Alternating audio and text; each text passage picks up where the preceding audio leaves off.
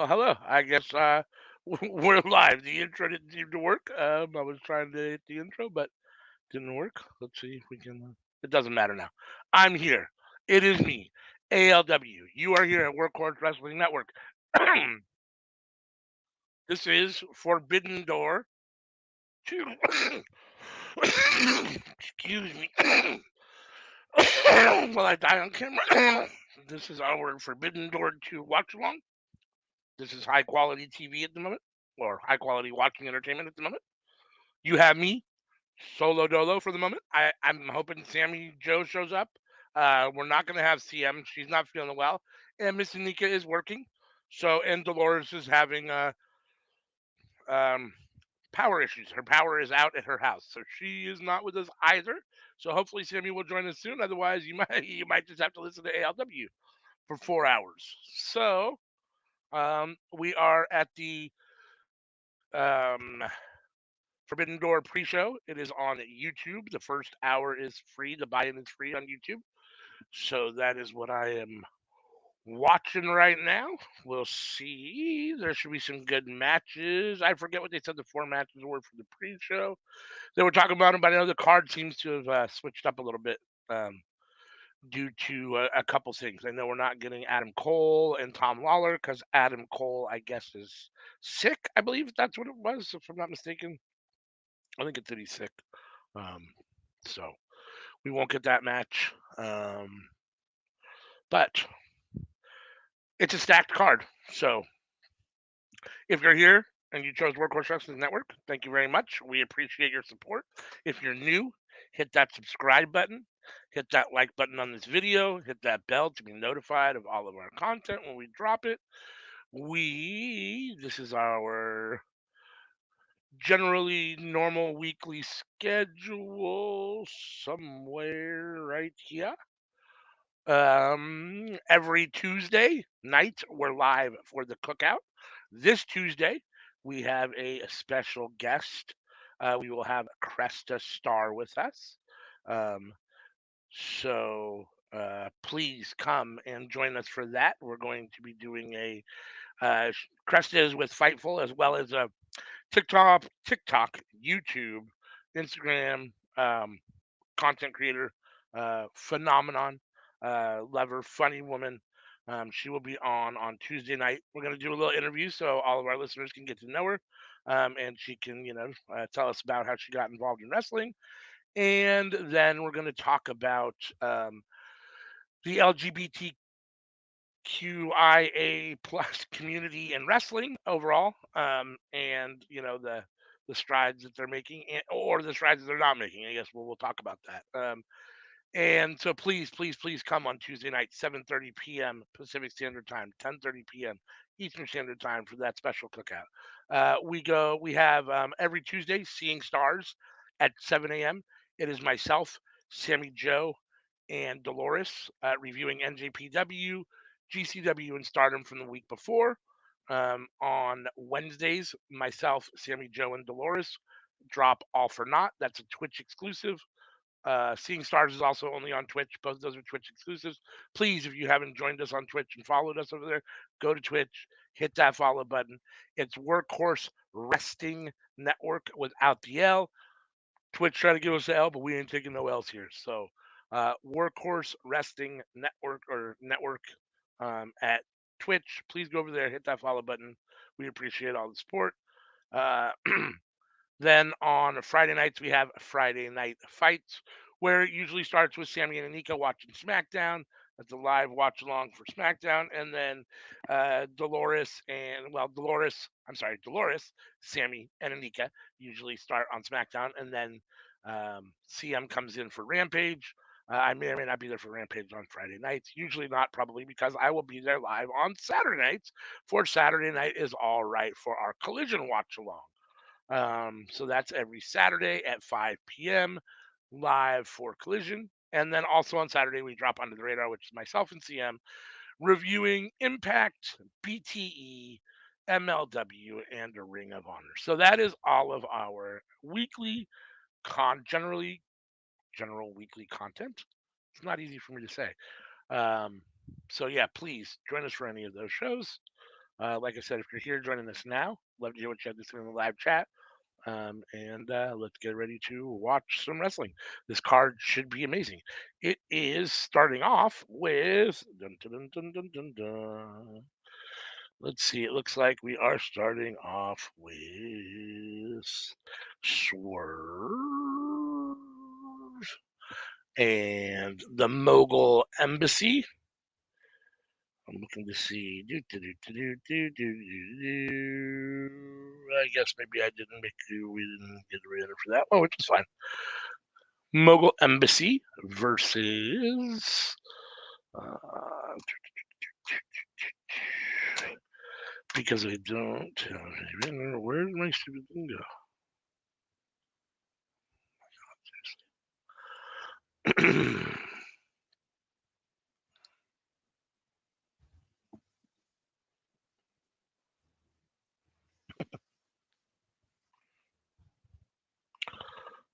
We understand. It's okay, Dolores. So it's Rocky Romero and Best Friends versus Mogul Embassy to kick off 0 hour. Or not 0 hour. I guess it's just a Forbidden Door buy-in. 0 hour might be exclusive to, I don't know, what is it? All in or double or nothing or whatever. I'm not sure. So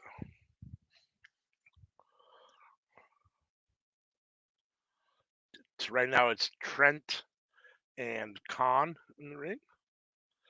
Trent with the tag to Chuck T. Best Friends putting on a double team on Khan of Mogul Embassy.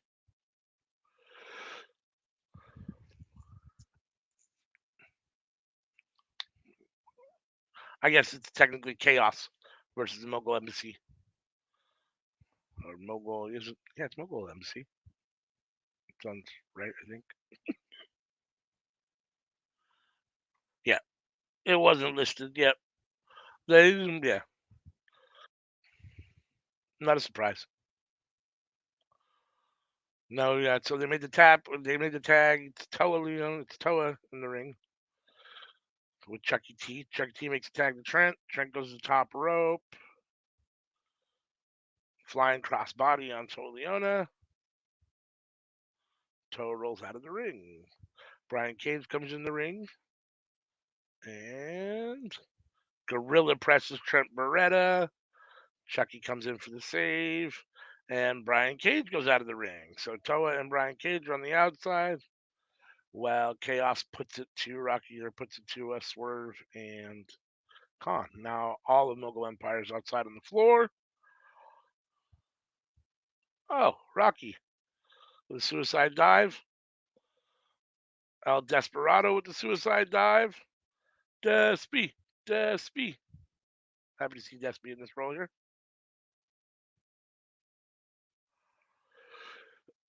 Or in this match here. Oh, Trent with the backwards moonsault. Well, I guess a moonsault's always backwards.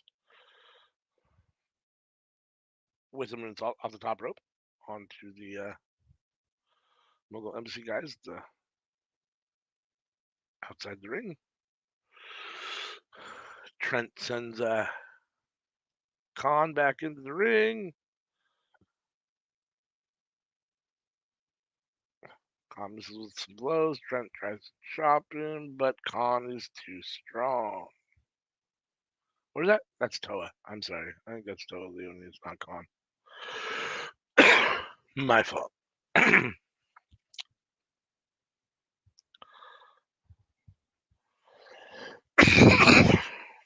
Excuse me. I have been forever fighting this cough.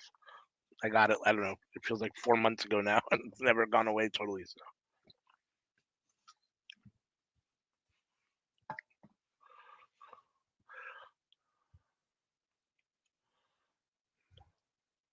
Swerve and Trent are going at it outside. Khan just laid out Trent on the outside.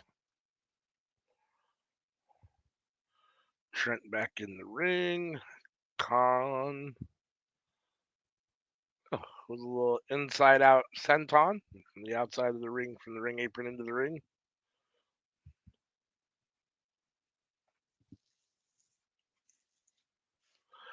Got about they got the timer in the corner for when the pay-per-view starts. Looks like about 50 minutes until the main card starts. Remember, this buy-in is free on YouTube, so check it out.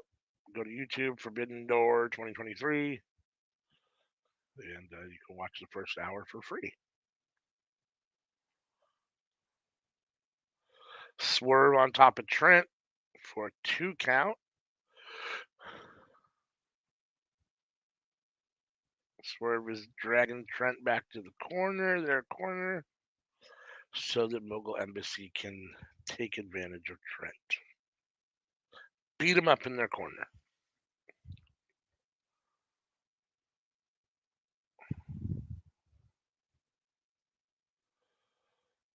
Trent trying to find his way to the corner, but Khan is not allowing it.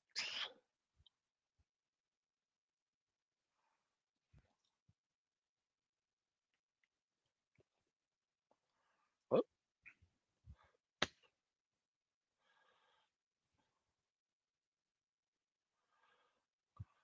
Oh, Trent's on the top rope, looking in a bad way.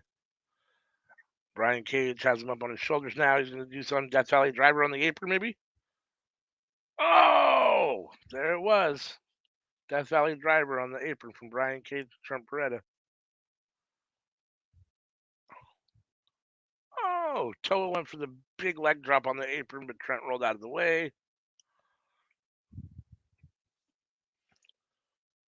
Trent's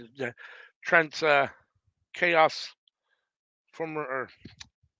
Chaos partners are all trying to will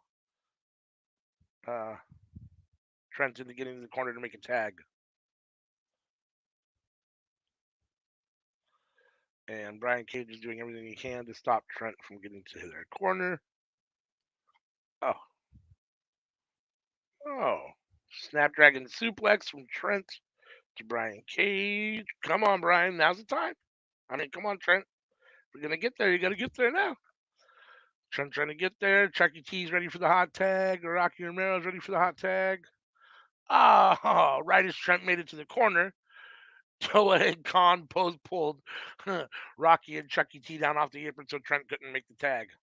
So Trent got dragged back out to the middle of the ring, and Swerve just hit him with an elbow in the back of the head off the second rope. Trent is all alone in the middle of the ring with Brian Cage and Swerve Scott. Doesn't look good for Trent at the moment. Oh, Swerve Scott with the running forearm into the corner. Brian Cage follows it up. Now Khan. Now Toa. Oh, Trent gets out of the way. Toa goes over the top rope and outside of the ring. But Trent is laying face down in the middle of the ring. Trent has been taking quite a whipping. Oh, he gets free, makes a hot tag to Despy. It's Despy and Swerve. Despy with the back elbow. Oh, Swerve counters with a kick to the midsection. Swerve off the rope. Despy picks him up. Huge Les press. 2. Swerve kicks out. Despy goes over, takes a cheap shot on Brian Cage. He's on the apron. Brian doesn't like it. He gets kicked for his troubles. The Gates of Agony are back in the ring. And trying to beat up on Despy.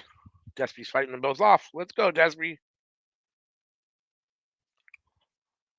Despy. Oh, now his attention's back to Swerve. Back suplex. Despy's on Swerve. Oh, got to give the people what they want. It's hug time. All right, they're all going to come together and hug Despy in the middle of the ring.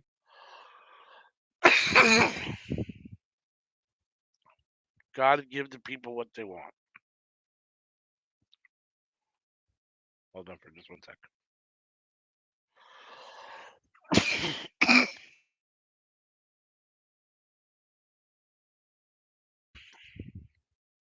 Sorry, y'all. I don't mean to go black on you and silent. Just coughing and choking here. Don't want to die on screen. So, oh, Swerve with the drive-by. 1, 2. Rocky Romero saves the pin. on Despy. Looked like Swerve had the pin there. It's Rocky and Swerve.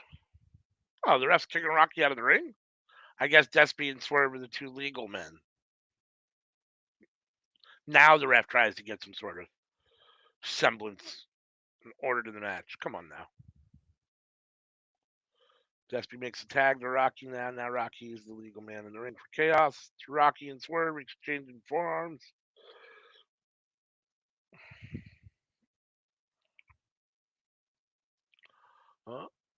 Oh, Rocky with the nice move. But then Khan came in and countered with the, I don't know what you call it, some sort of modified lung buster almost. Oh, Chuck E. T with the pile driver to Khan. Toa with the huge pounce on Chuck E. T. Now Trent and Toa. Trent tried to crossbody Toa, but it didn't work. Trent countered. And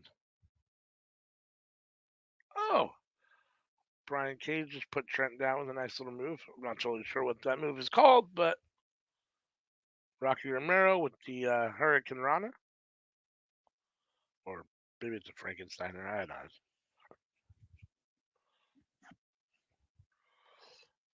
Oh, Swerve tried to double stomp and missed.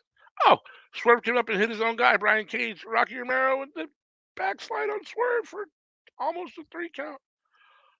Oh, Rocky ducked and Brian Cage hit Swerve. Mogul Embassy's in trouble. They're hitting each other. Rocky gets a tag to Trent. Chuck E. T goes up to the top rope. Trent gets Swerve up in the finishing position, and we get best friends finishing move. 1, 2. Oh, and the pin was broken up by Khan. I thought for sure that was the end of this match. This has been a fun, exciting match. Lots of chaos, lots of good spots. 8 men that can really wrestle. Rocky Romero is up on Brian Cage's shoulder. Oh, double team move from Cage and Swerve. Rocky is in trouble. Swerve is going up. The second rope. He's now on the top rope. It's going to be stomp time. Here comes Swerve with a huge double stomp on Rocky Romero. And then the pin. 1, 2, 3. And your winner is Mogul Embassy. Swerve gets the pin on poor Rocky Romero. I love Rocky, but he has just been given um,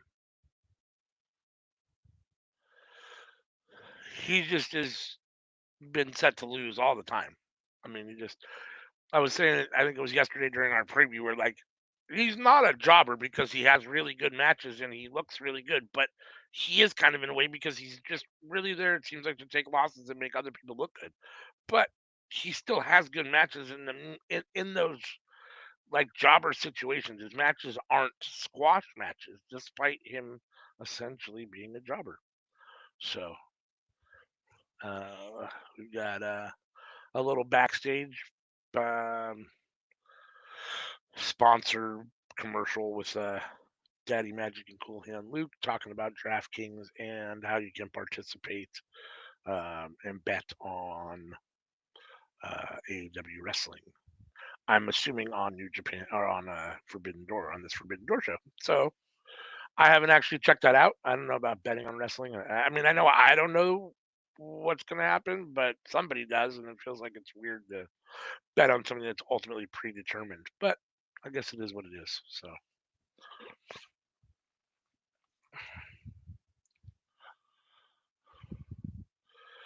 they're talking about Will Ospreay versus Omega, which I'm sure will be the main event on the main card. At least that would be my guess. I mean, I can't imagine it's going to be MJF and Tanahashi. So I mean, Omega Ospreay at Wrestle Kingdom 17 is still the best match of the year to date. And I'm assuming that this one will live up to the hype. At least I'm hoping. I'm expecting. Hopefully, we'll get a second match of the year candidate. I mean, there's more than just Osprey versus Omega from Wrestle Kingdom 17. But in my opinion, it's still the best match of the year.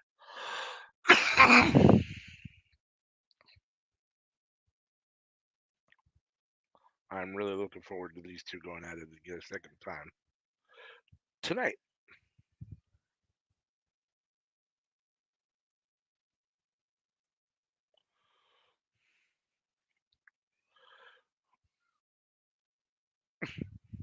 They are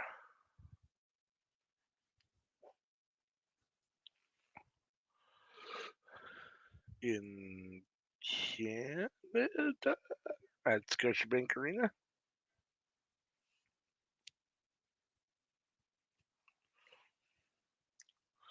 Oh, we're about to get Billy Starks.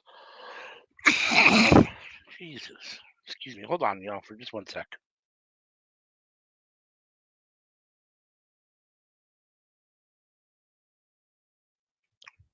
I'm so sorry that I keep coughing here.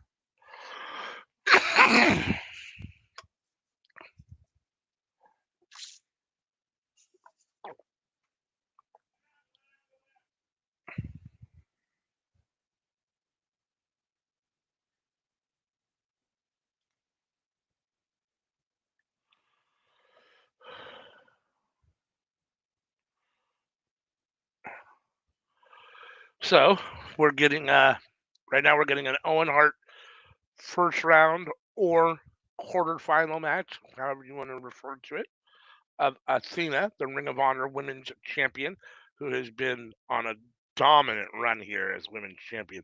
By far the greatest ROH Women's Champion in history at this point. 26, I believe, or 27 consecutive uh,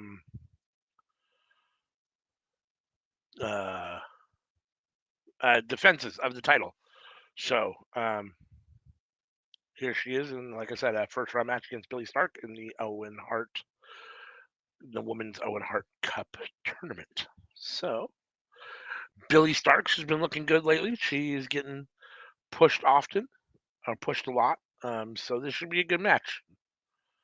I I think I picked Athena just because she's been on such a run, and I don't see anybody really beating her. But Billy Starks has been getting pushed too, and she looks really good. Billy Stark needs to win here. Billy Starks needs to win here more. She needs the Owen Hart Cup. Uh,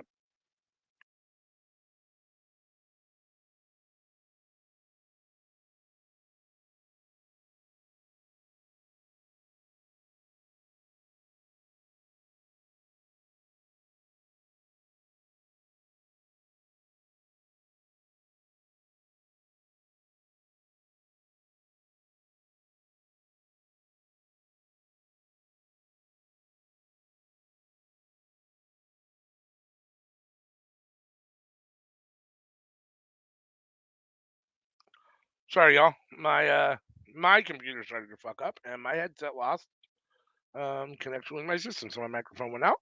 Sorry. This has been a high quality stream today.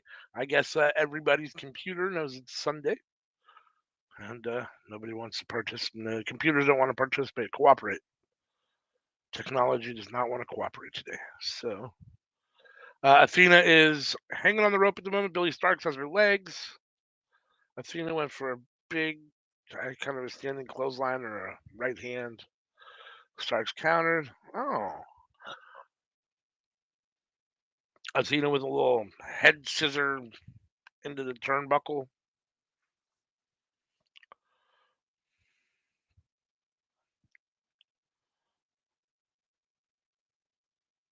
Big kick to Billy Starks' face by Athena.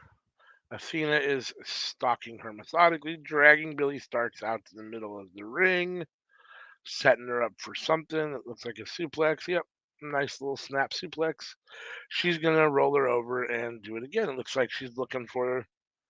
Oh, I thought it was gonna be a Three Amigos, but on the second one, instead of a standard suplex, she face planted her. So Now she is in the ring, gloating and taunting Billy Starks, posing for the crowd.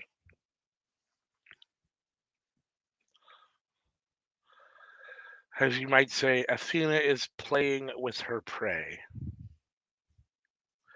Doesn't look very good for Billy Starks at the moment.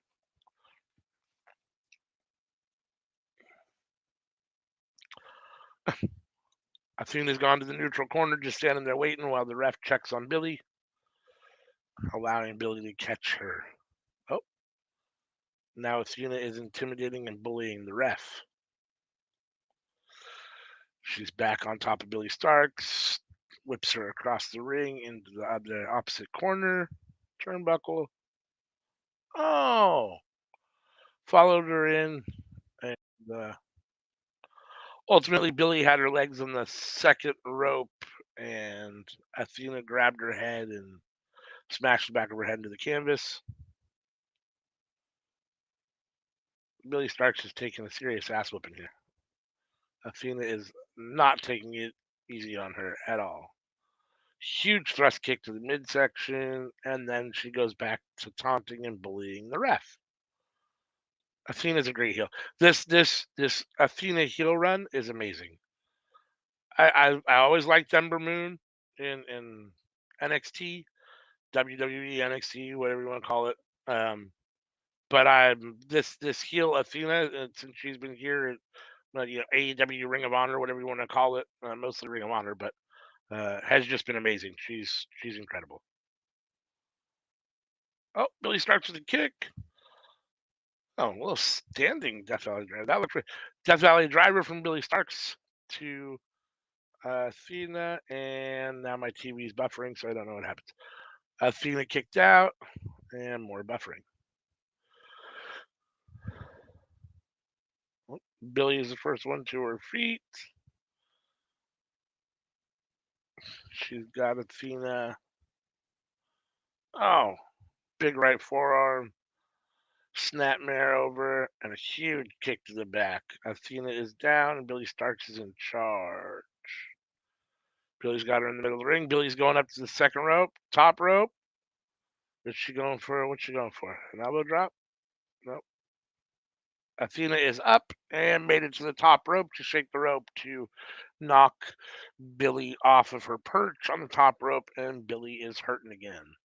Athena is got her set up on the top rope, going to do something here. Athena, they're facing each other. They're both in the second rope.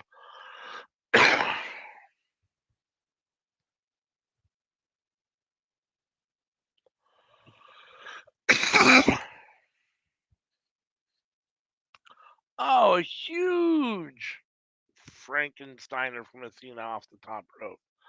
Sets her up. Oh, pop up power bomb from Athena, rolls her over. Super kick. Billy Starks is in a bad way. One, two. Oh, Billy Starks kicks out. Holy smokes. I did not see that coming. I thought that was over there for sure.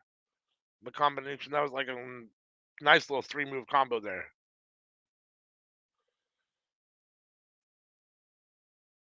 That's why I had Billy Starks down for the count. But Billy's resilient. That's why she's here. That's why AEW's giving her the opportunity. She's trying to make the most of that chance. If she can come up with a win here, even if it's not for the Ring of Honor Women's Championship or even a, you know, um, eliminator match or contenders match, just to beat the Ring of Honor champion at all would be a huge victory for Billy Starks. And to proceed on in this tournament and put Athena out, yeah, that'd be a feat. And probably at some point, even though this isn't an eliminator or a contender match, would set up Billy Starks for a Ring of Honor title match. So there could be some major implications if Billy Starks could win this match. Oh, basement dropkick. They had a nice little set there where they exchanged drop kicks off the ropes. One would go into the ropes and come back and kick the other, and then the other would go into the ropes and come back and kick the other. It was a nice little back and forth, and then Billy Starks in charge on the top rope right now. Athena's trying to roll out of the ring. Athena is laying on the apron under the rope while her head and upper chest is on the apron. Oh! Billy Starks went for a swanton off the top rope onto Athena's head and chest that was on the ring apron, and Athena moved, so Billy Starks swantoned onto the ring apron. Athena out to take advantage of a huge knee to the face of Billy Starks, who was leaning up against the announce table. Her head had nowhere to go. Athena hit that knee, and her head hit that announce table. Athena's in charge, got her up. There's the finisher. I forget what she calls it. 1, 2, 3. And as we assumed, Athena gets the victory here on the pre-show. So she advances on in the Owen Hart women's women's Owen Hart tournament, Owen Hart Cup tournament. She is now licking, biting, I'm not sure, her Ring of Honor championship as she celebrates in the middle of the ring. Two solid matches. That was a very solid match. I thought Billy Starks looked really good. I give that probably oh geez.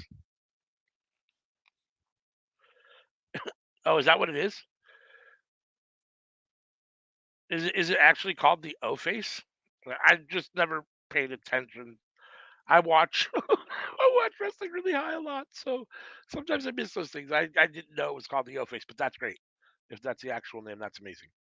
Um, so that match, I would say that was if I had to rate that out of what 5 horses or so, I would say that was like 3.5, 3.5 horses. Cutting up that horse, you only get half of the fourth horse. So I'd say 3.5 horses. That was a good match. I enjoyed that one. Now we're getting Brian Danielson Kazuchika Okada video package. So while they show us some of the history here of these two guys, obviously not against each other since they've never wrestled each other, but various opponents. Um, if you're new, first of all, if you're here with us, joining us, thank you for choosing Workhorse Wrestling Network. We know you have a lot of options for your watch-alongs. I'm sorry that it's just me here joining on in your ear, but I appreciate you coming nonetheless.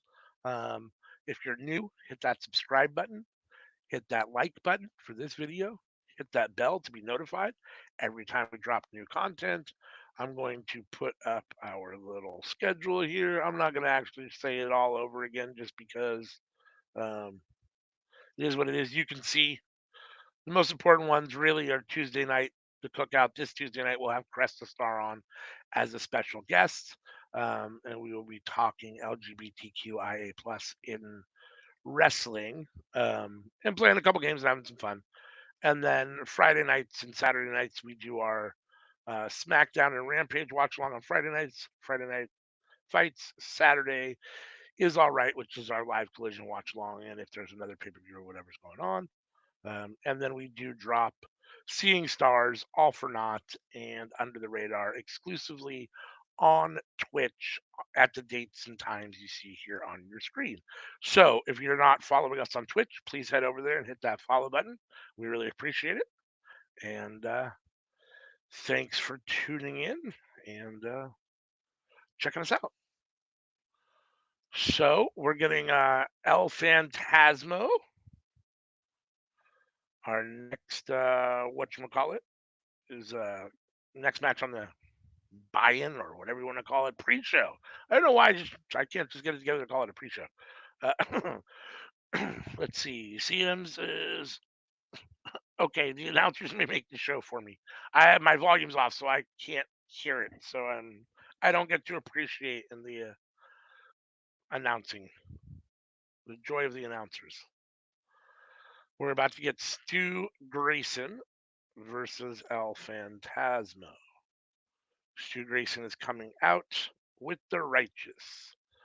Vincent, and I forget what the other dude's name is.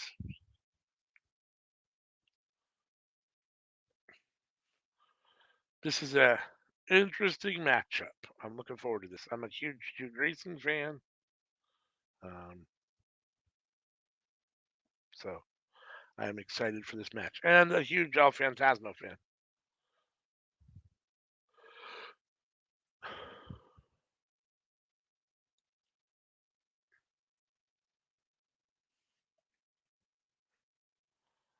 Yes, Stu. CM is excited for Stu.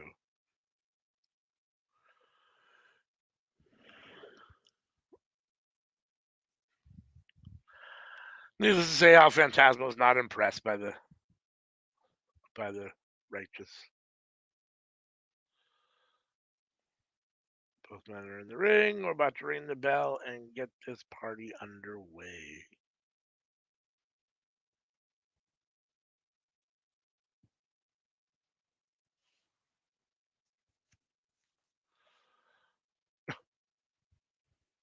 Oh, Stu with the big kick to the face of Al Phantasmo to get it underway.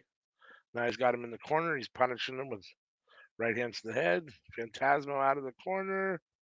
Stu catches him and puts him in the other corner into the buckles. Now he's stomping a mud hole in Phantasmo.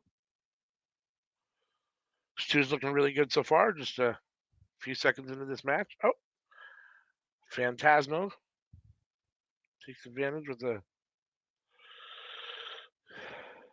down and round and pound. Big drop kick from Phantasmo and a kip up. Oh, a nice kip up from Phantasmo. Kicks Stu in the head. Now we're going to get a test of strength. Oh, no, we're not. Phantasmo chopped him in the chest. Oh, Phantasmo to the top rope, doing some funky rope stuff. Back and forth between the top rope and the second rope, the top rope and the second rope, until Stu broke it up. Oh, Phantasmo back into the ring with a flying crossbody that Stu caught, and then basically spun him around for, I don't know, kind of a pseudo deep six. I'm not really sure what you call that move, but a little like swinging suplex.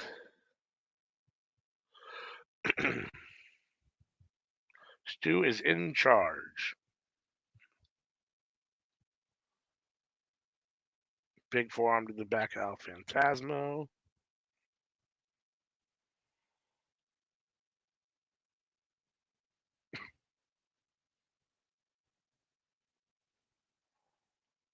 Oh, Phantasmo is back up, showing his strong style wrestling. Huge chop from Stu. Phantasmo comes back with a chop of his own. Stu basically absorbs it and laughs. Stu comes back with a chop of his own, and Phantasmo is definitely feeling it. Now they're faced brow to brow in the middle of the ring. Stu's telling Phantasmo to chop him again. Phantasmo slaps him. It's not really a chop, it's an open hand slap. Stu definitely felt. Now they're slapping each other in the face. And now it's devolved into exchanging rights and lefts. Oh! El Phantasmo is giving Stu the purple nurple. The double purple nurple. Stu's poor nipples. Oh, Phantasmo fell out of the ring. Stu is on the offensive.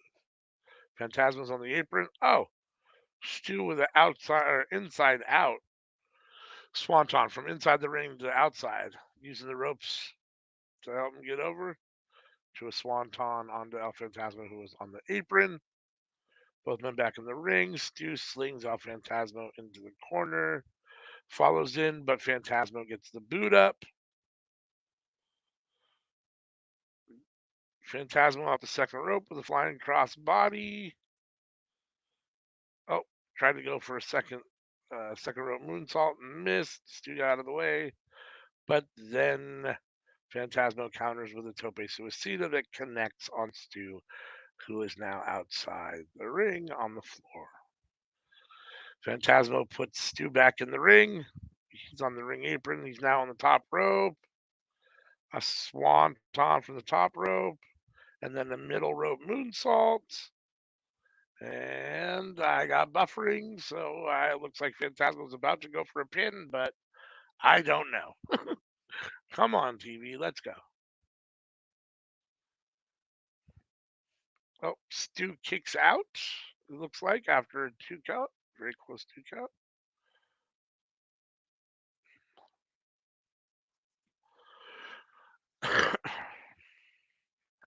Phantasmo's trying to rally here. He's up to his feet first. He's on one knee. And more buffering. Ah, and it just went all white and buffered. Sweet. So now my YouTube isn't working either. Awesome. Well, it's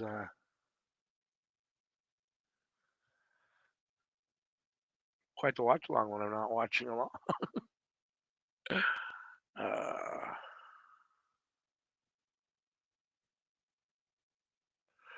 so this is not what I want. Now I'm trying to find. Here it is. No, that's not it. That's not what I'm looking for either.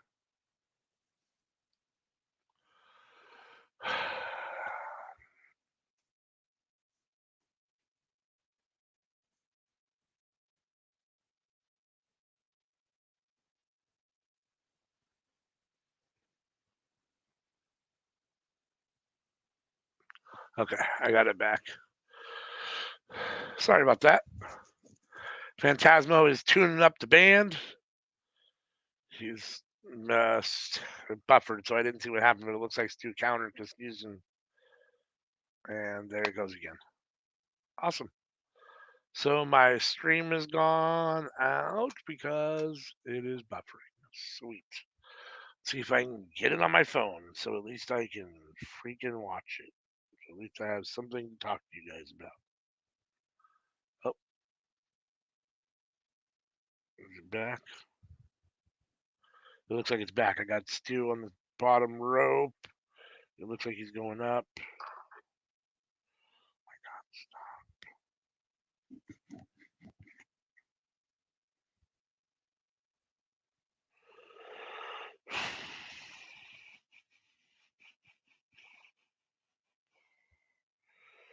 Why can't I just find?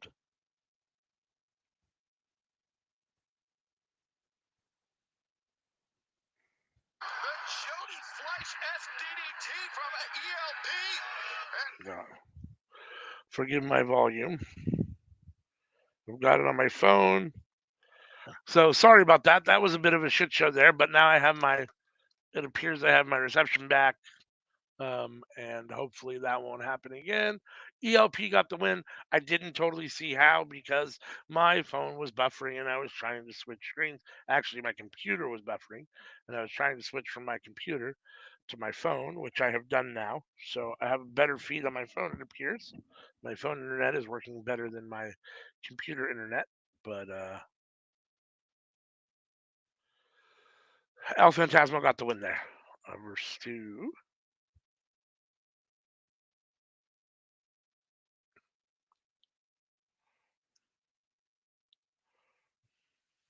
Now we're getting a MJF Tanahashi video package.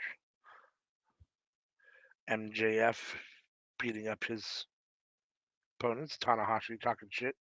He says, "I finally remembered your name."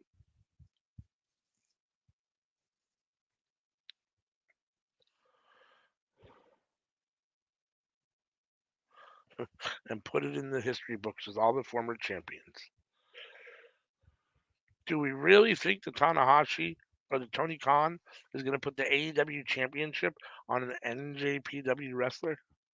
I just don't see that. I mean, not to mention that Max basically just got the title. He's only had what, three defenses, three defenses. So I don't think he's losing it yet, and I don't think Tanahashi's the guy that ultimately Tony Khan sees beating MJF for the title. So this one for me wasn't overly hard to predict. The only thing that makes it hard is that it's Tanahashi, who's the ace, and he doesn't, he takes L's and he loses, but at the same time, he's one of the faces of their company, so he does win a lot. But I just can't imagine there's any way he's beating MJF tonight. So now we are getting the United Empire. We've got Jeff Cobb TJP and Kyle Fletcher.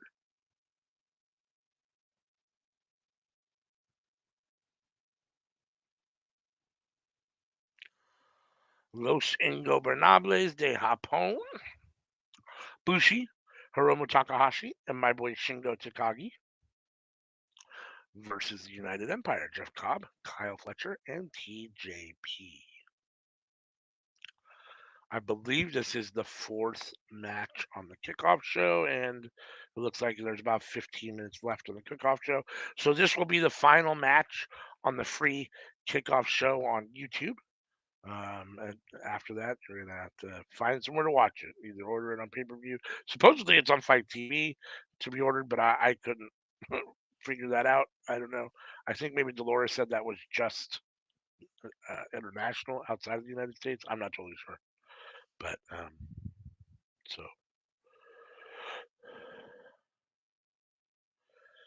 this should be a good match. Again, 6 really good wrestlers, 2 solid teams. I like both teams. I like both factions. This one's kind of hard to pick just because I like both factions. But I would say my favorite wrestler out of these 6 guys is Shingo. So I got to go with LIJ here and my boy Shingo. Although I'm becoming a huge Kyle Fletcher fan. I feel bad for Mark Davis and ultimately for Aussie Open as a tag team that Mark Davis is out. But Kyle Fletcher has looked amazing on his own. He's had a great singles run. I think he's won 4 or 5 matches in a row and just looked great doing it. Had some really high quality matches. So becoming a huge Kyle Fletcher fan.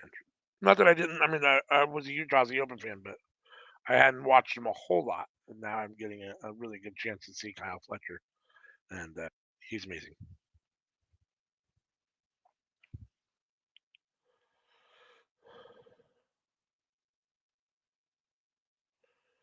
Jeff Cobb yanks Bushi out of the ring and then hits him with a huge headbutt. And then we've got TJP and Hiromu going at it on the other side. Bushi back in the ring. TJP and Bushi are the 2 legal men. TJP from the outside in with the senton onto Bushi. TJP makes a tag to Kyle Fletcher. So it's Fletcher and TJP in the ring about to do. Oh, I thought we were going to get a double team move on Bushi, but TJP just went ahead and left the ring. Now it's Fletcher and Bushi.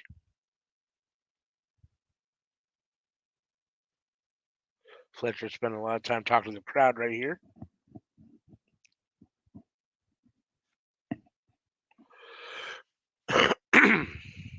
Excuse me.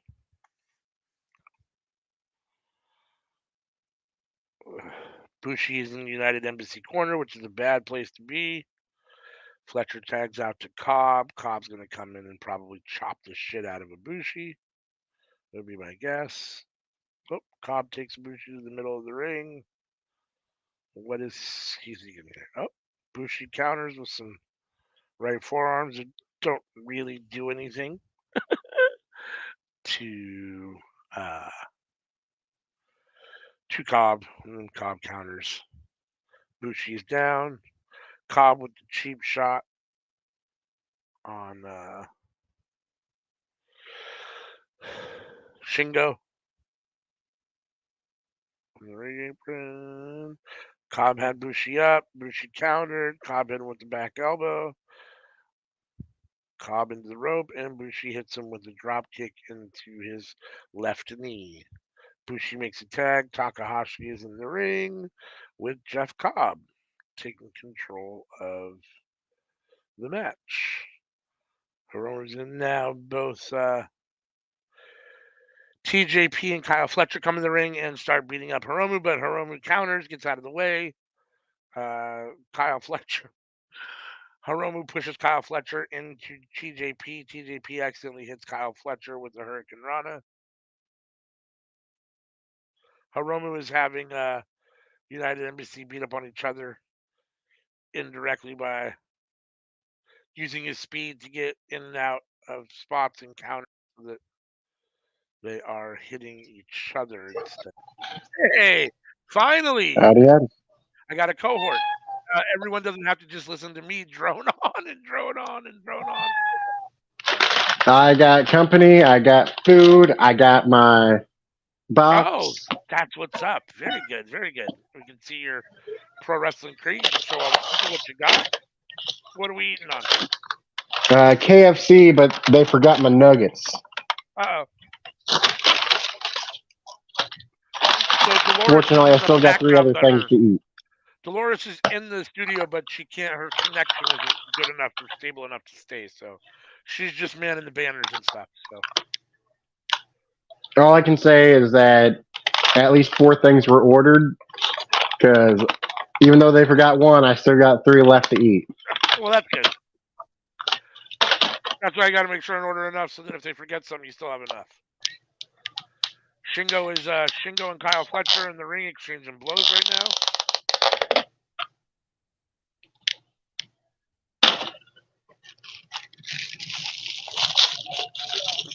CM says I too want nuggets. Actually, chicken nuggets do sound good. Well, on the plus side, I got a famous bowl, Uh huh. so I do have. Plenty of food. Well, these Well, are nuggets in the you have bowl, chicken in right. You have chicken in the bowl, right? Yeah,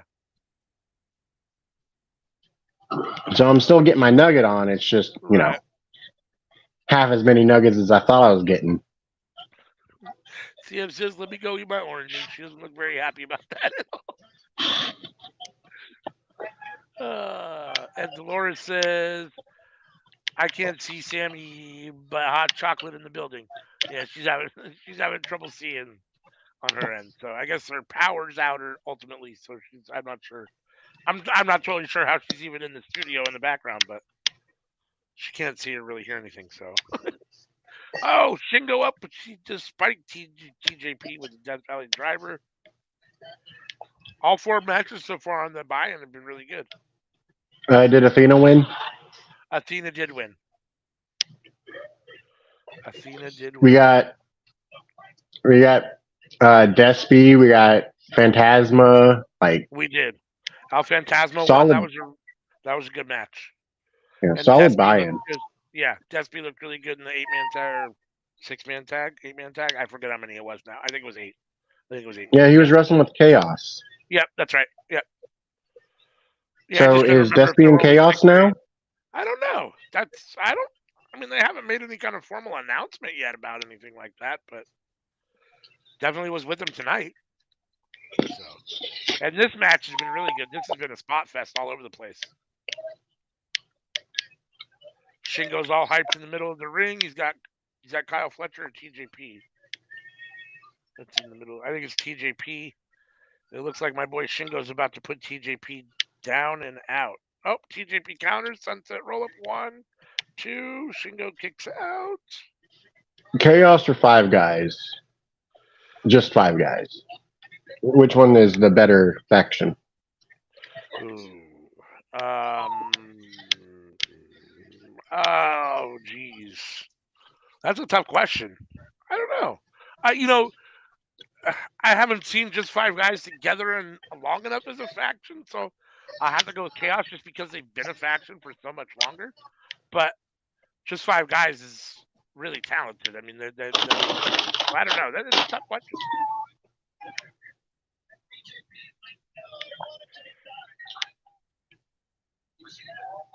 I mean, the number one faction in New Japan is So, Lij. yeah. Uh, what are we doing here? All right. CM Dolores has my picks. I think Dolores is also keeping track of the picks and the scores of the picks because I made my picks on Saturday morning when we did our NJPW Forbidden Door or AEW NJPW Forbidden Door preview. So I know Dolores has them. Yeah. I don't even remember who I honestly picked. Totally now. Did you all do that at like noon? Yeah. Yep. Well, yeah, it was 11 o'clock your time. It was noon her time. Yeah. So Lij stands tall in the middle of the ring. Make sure you join us for Sing Stars, where we will be discussing Forbidden Door and our favorite matches of the night. Yes, sir.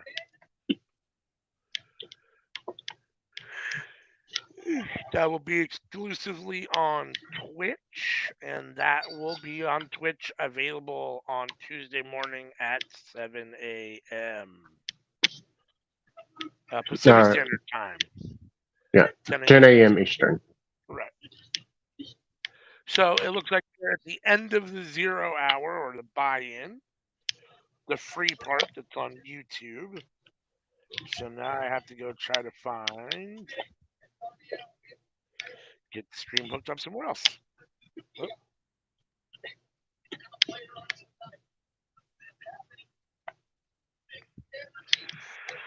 It says you can watch it on Fight TV, but I have not been able to actually get it on my Fight TV. I don't know why. Are you watching it on Fight?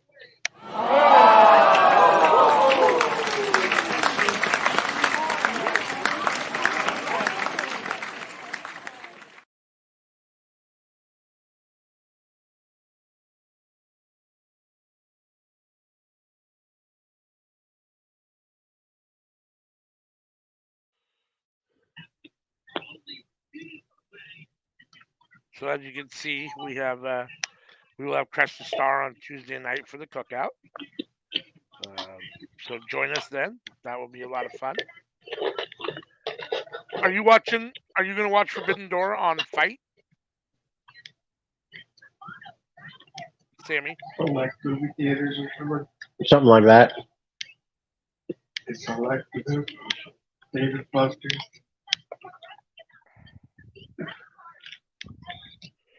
Because I cannot get it.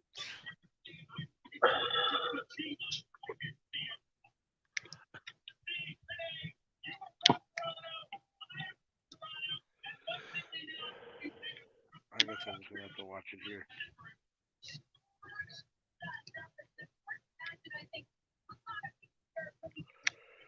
I'm so confused. Why are there two?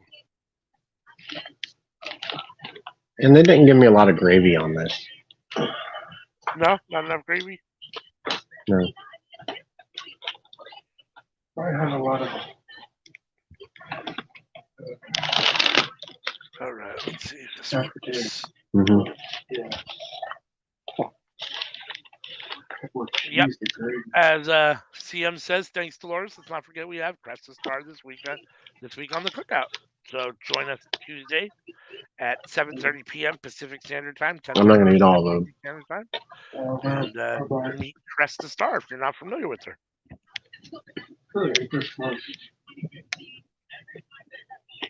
We'll be talking some AEW wrestling. We'll be talking LGBTQIA plus in wrestling and play a couple games. So we'll have some fun on Tuesday night. Right now that's RJ City, is that right? And Renee back that are talking, yeah. As we wind down the final 0 hour buy-in. Solid first hour, solid buy-in.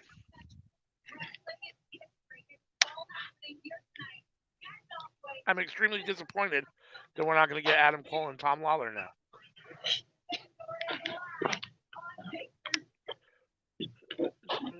What happened? I'm not totally sure. Dolores, I think, might have accidentally put it up. I'm not totally sure.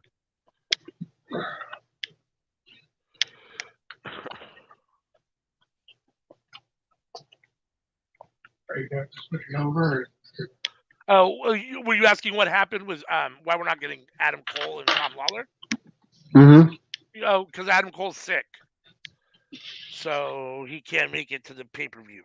Or he can't make it to the show. So no Adam Cole and Tom Lawler, which is unfortunate because that was one of the matches I was actually really looking forward to. Well, I'm sure MJF's going to mention that in a promo. Oh, I'm sure. I'm sure. Nice low-hanging fruit for him.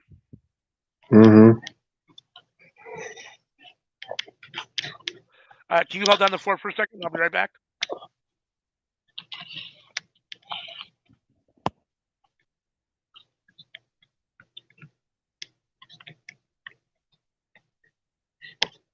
What up, party people? It's Forbidden Door, baby. In for a night of great matches with great wrestlers, and hopefully no one gets hurt. Well, badly. You know what I mean.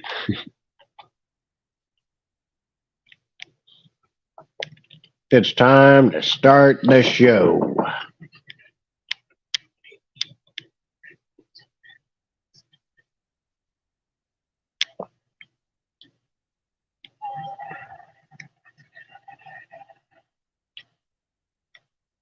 Pyro.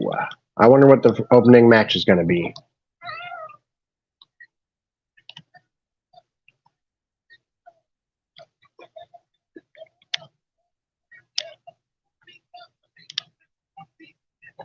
Packed crowd.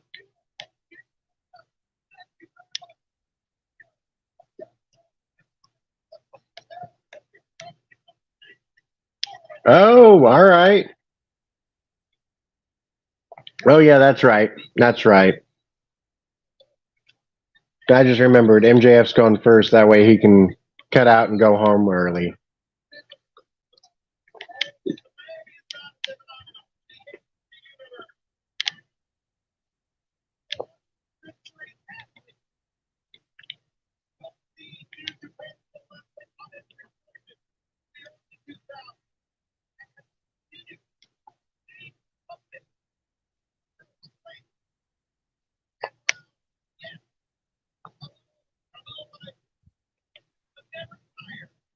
All right. Thank you, sir. Wow, MJF is opening the main card, huh? All right. Yeah, he wants to go home early. I was saying, yeah, he's pulling a Brock Lesnar, get in and get out.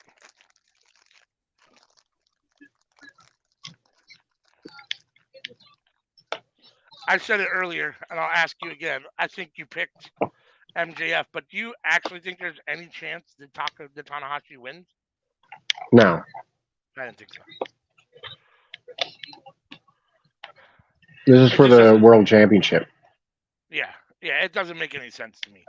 Like I said before, or like I said in our preview, if it was an IWGP championship match, and Tanahashi was the champ and MJF was the challenger, I could see MJF winning because New Japan has a habit, not a habit, but they have a history of allowing non New Japan guys to have the title.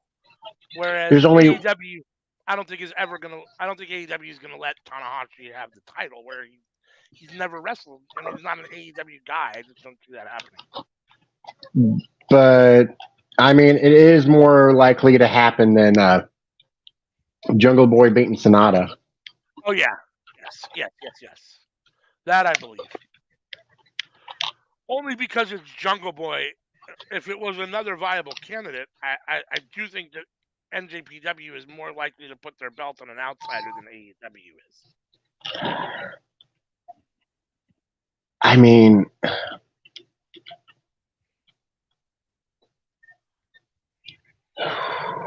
maybe Omega, Yeah, Hangman, yeah, Mox, yeah. but probably not even Mox.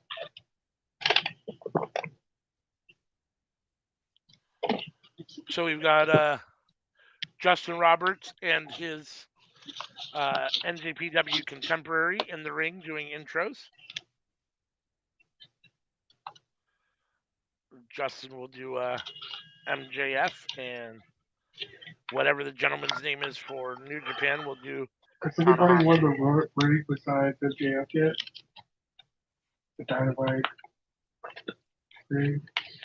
Mm, no, I don't believe Nope. anybody has won the Dynamite Diamond ring No, he besides still has MJF. it. He still has it in his possession. He still uses it as a for an Yeah, he object still to win uses it matches. as a weapon.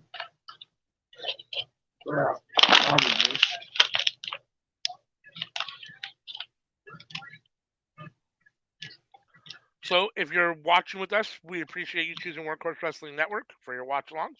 Joining myself and Sammy Joe right now.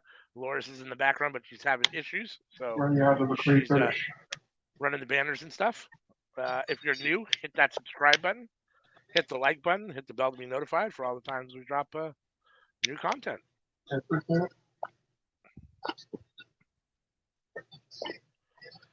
I'm kind of surprised that even though I understand that MJF wants to get in and get out, probably Tanahashi wants to get in and get out too.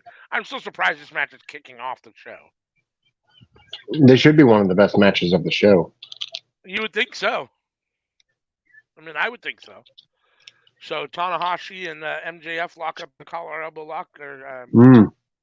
and Tanahashi pushes MJF down. MJF doesn't like that. We're about to lock up again. MJF taunting Tanahashi, doing Tanahashi's air guitar.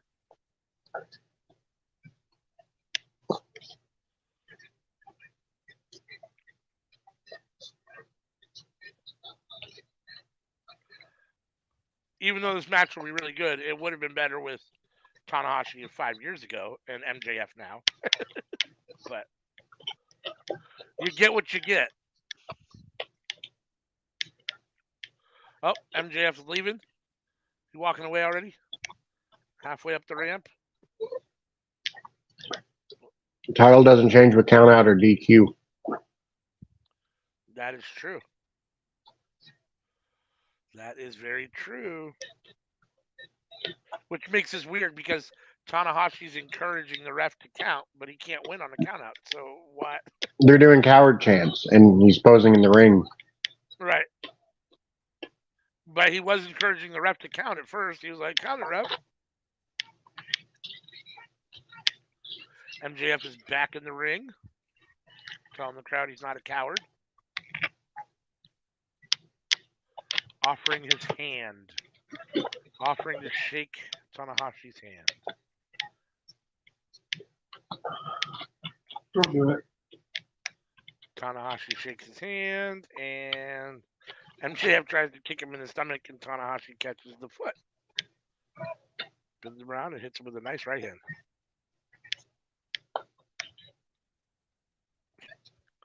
I love MJF, just cowers in the corner.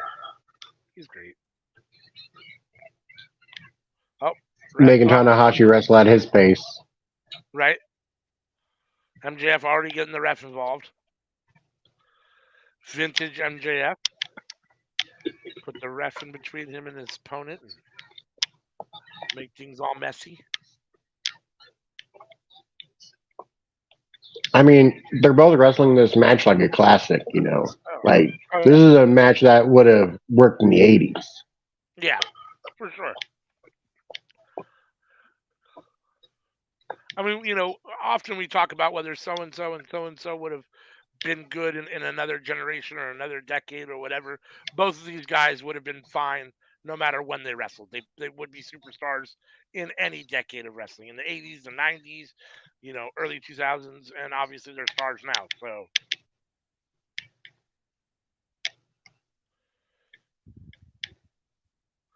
I mean, MJF would have fit perfect in the Attitude Era in WWE. Other than the fact he's a little undersized, I mean, he has all the other tools. But he'd be perfect as being, a chicken shit heel. Yeah. Who fights sturdy. 100%. Do you think we'll ever get a babyface MJF? Do you think MJF can be a babyface? We get that twice a year when he goes to Long Island. Well, there is that. I guess that's true.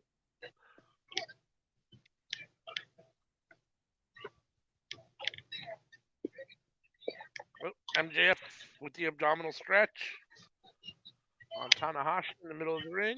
Well, not the middle of the ring, actually. They're afraid of the ropes. But MJF reaching for the rope for more leverage. The ref can't see it. Oh, now the ref sees it. Telling him to not do that. Ref goes back to asking Tanahashi if he's going to tap out, and MJF is going to reach for the rope again to get extra leverage. Like, I can't really think of a wrestler that does that better. Like, not Does even what? Bret Hart, I don't think. Yeah, The world hates me everywhere I go, aside from my home. yeah.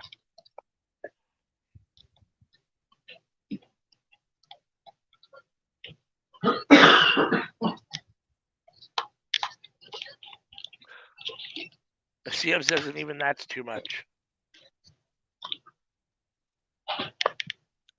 Even that's too much.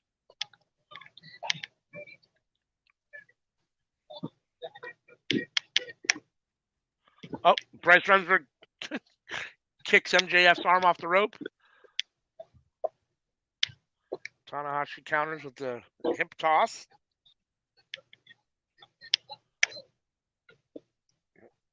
Tanahashi serving MJF with a 2-piece in the biscuit right now. Do you think MJF went too far in the post-media scrum?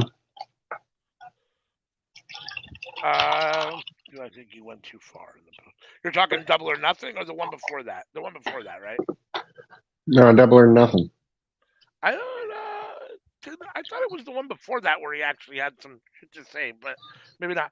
I honestly didn't see the Double or Nothing scrum, and I'm not totally sure what he said, so I don't know. If you tell me what he said, I'll tell you if he went too far. About he can take his ball and go home, and when he says that, he doesn't mean going to the other company, even though Nick Khan and all of them want him, that he can just retire because, like, he's had the best four-way match, he's had the best dog collar match, he's done the best this, best that. He's made a career for himself, and he can retire now and still be a GOAT. What's up, Cyber Adam? Thanks for joining us. Yes, to a certain extent, I kind of agree with that. I mean, it's debatable right now. If this was MJF's last match, I think you could have a debate that he may very well already be a potential Hall of Famer. I mean, I don't know. I mean, he still needs a lot more wrestling, but I mean, he's done a lot already. The best 4-way match in history, that I don't buy. I don't think that Four Pillars match was that good. I thought it was okay. I didn't think it was great. The dog collar match, now that's up for debate because that was really, really good. That may be one of the best dog collar matches of all time. So that's a viable statement. But no, I mean, right now, if there was a AEW Hall of Fame, or if we're talking about WWE talking about putting MJF in the WWE Hall of Fame right now, or just a Wrestling Hall of Fame right now, and I had a vote, I wouldn't vote for him yet, just because I don't think he's accomplished enough. But I suppose it's debatable. I mean, I don't know.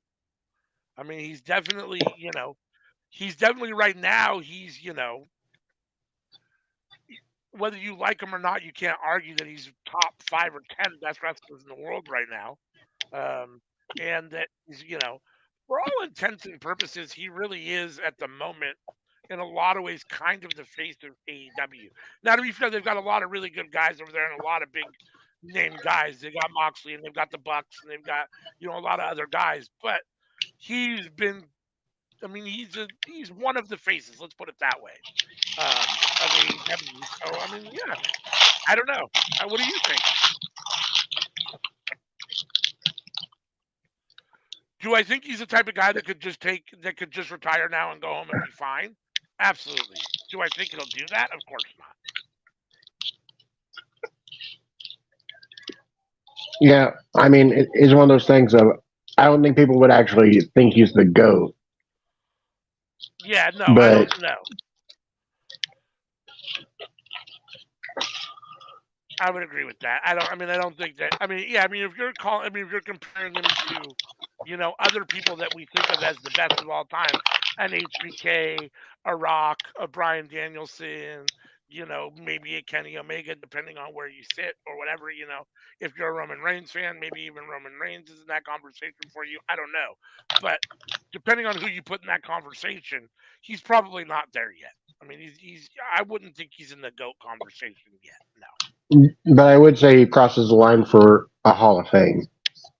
Yeah, yeah, I would agree that he's right there.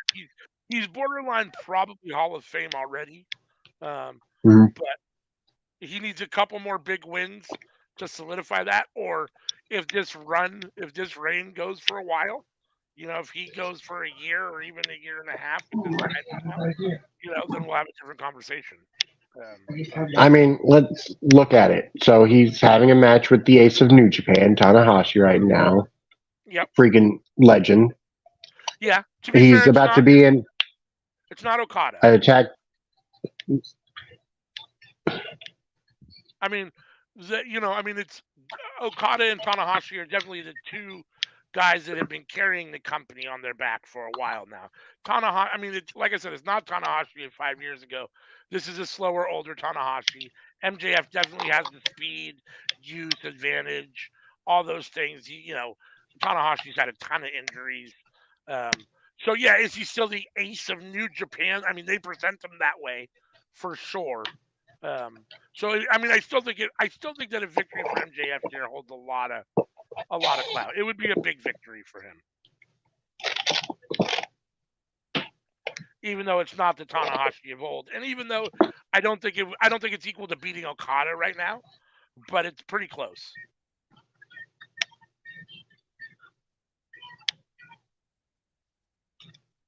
Which is which is interesting because Okada's not even a champion at the moment, and he's still by far the bar for New Japan, right? Like, Well, he's their John Cena. He's their Roman Reigns. Like right? he's the guy. Yeah. He's the one that has been chosen for over a decade now. He's been the chosen golden child. Yep. I mean, the fans haven't always agreed. Like, don't get me wrong, the fans love him, but like when Shinsuke was the Intercontinental Champion, Shinsuke was the number one champion. Right. Like, even though Okada was the world champion, Shinsuke as the Intercontinental Champion was the number one champion in the company. Right. The only person who's really kind of stepped on Okada's toes since Shinsuke has been Naito.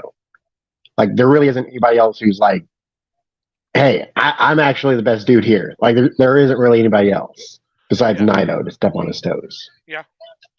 I can see that.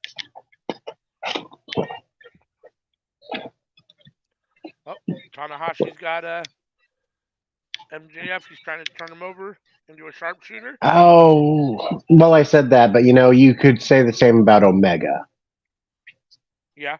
and AJ Styles too, but AJ Styles wasn't really there that long. Like when you Yeah. look into the grand scheme of it.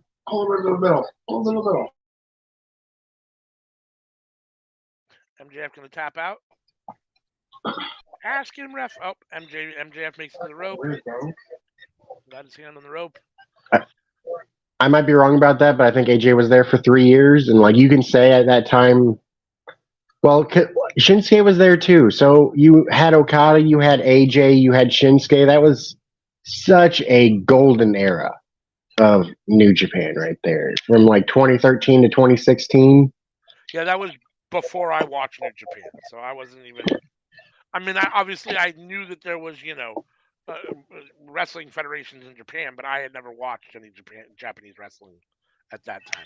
I don't think I watched a New Japan match. I think my very first New Japan match, and I don't remember what it was, but I wasn't until like 2018 or 19. I've only been watching New Japan for about 3 or 4 years.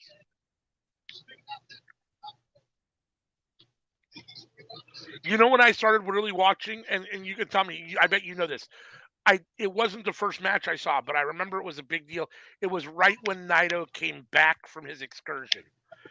He had just come back from Mexico. He started Lij, and he was doing his Tranquilo thing, and that's when I really started to watch New Japan. So whenever that was, 2, 3 years ago now, maybe as early as And 4. they are the number one faction. Yeah. for sure. And they're my favorite Like faction. Chaos used to be the number one faction. Then Bullet Club became the number one faction. And then I think for like a brief moment, Suzuki Goon was like, "Hey, hey, yeah, we're the Hey, best." And then like immediately after was, "No, it's Lij. Sorry, Suzuki Goon, it's Lij."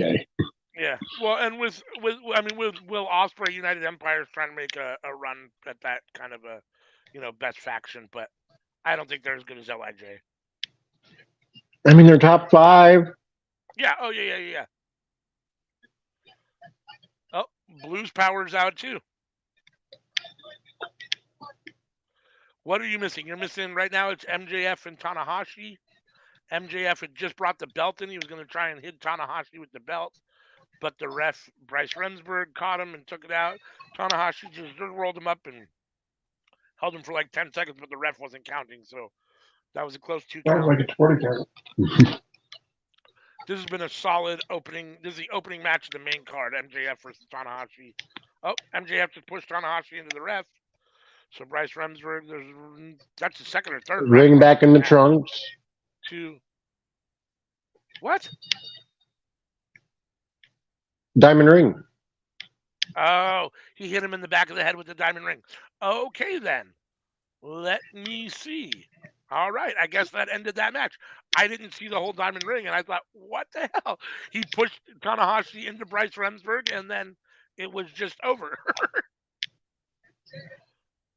So MJF, as usual, cheats and uses his one of his many weapons, the Yeah. diamond ring, to. MJF's gotten pretty damn smooth with that, huh? You didn't even notice it. I didn't notice it. He pushed him there. Oh yeah, see, I missed the second shot. I saw him push Tanahashi into the thing, and then I guess I must have looked away because I missed the second punch. I just saw it on the replay there, so now I saw the second punch there. So MJF uses a diamond ring to get the win over Tanahashi. Again, it's a solid win for MJF. We obviously knew MJF wasn't losing here. Um, does I think it takes away a little bit from the prestige of your title, your main title, when your title holder, I don't want to say has to, but chooses to win by cheating 95% of the time. I'm not sure it always makes him look great. You know what I'm saying? I think sometimes, and I know he's supposed to be kind of a cowardly heel, and at the same time, he's also supposed to be this amazing wrestler.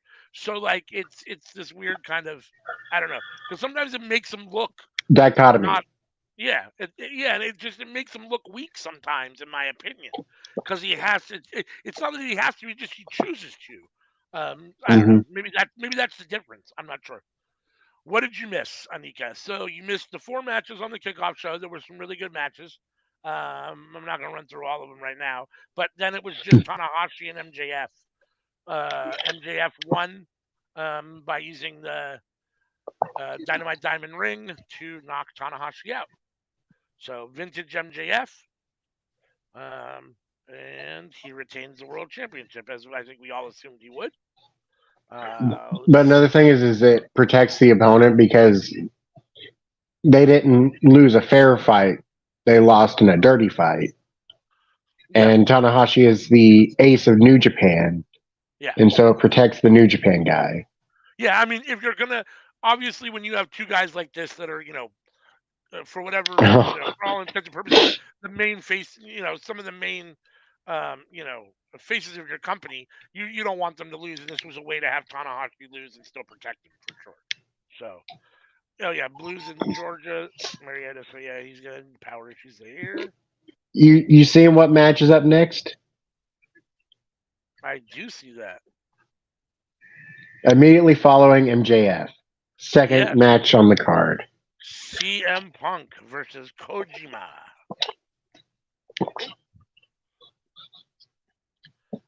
Let's see. Yep, that's another one that you guys got right. You guys picked MJF. I picked MJF as well. Anika says yes, it was good. It was a really good match. Um, Yeah, uh, that kicked off the show. That was the opening match of the buy-in. So they started off the buy-in with a really solid match. I enjoyed that match a lot. So now we're about to get CM Punk versus Kojima.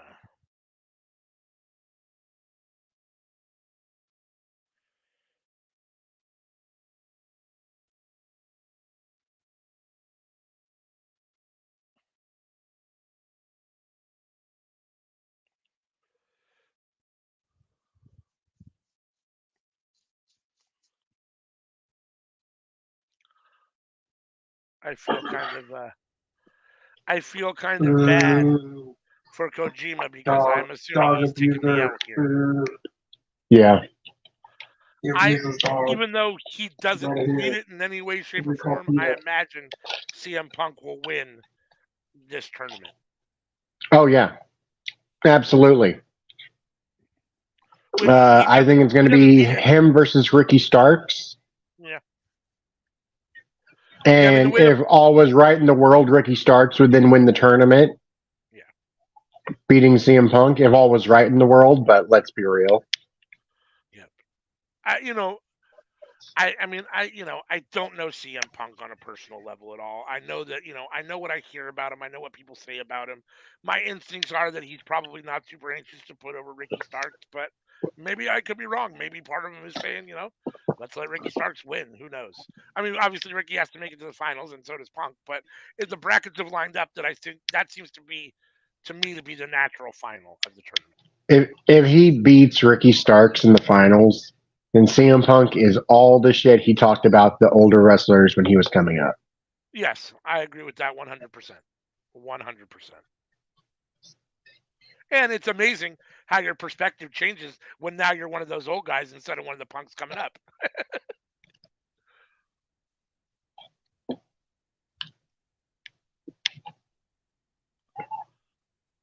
Personally, I would love it. I would love it if he took the L here and Kojima advanced. That would be amazing. Oh no! I would not. I would not. No. No, because I want that Punk Samoa Joe match that's in the semifinals. Yeah, that'll be a good match. But I don't know. I want to see Kojima kick the shit out of CM Punk. There was only a handful of matches I was dying to see CM Punk do. That's one of them. Give it to me. Samoa Joe. Mm-hmm. Yeah.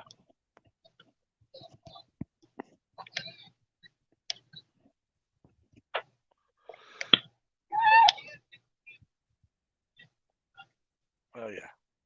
Kojima showing his power. They had a shoulder block, and Punk stumbled and definitely took the worst of that. I mean, there is a Samoa Joe match I'd rather see though. Which is Braun Breaker. Really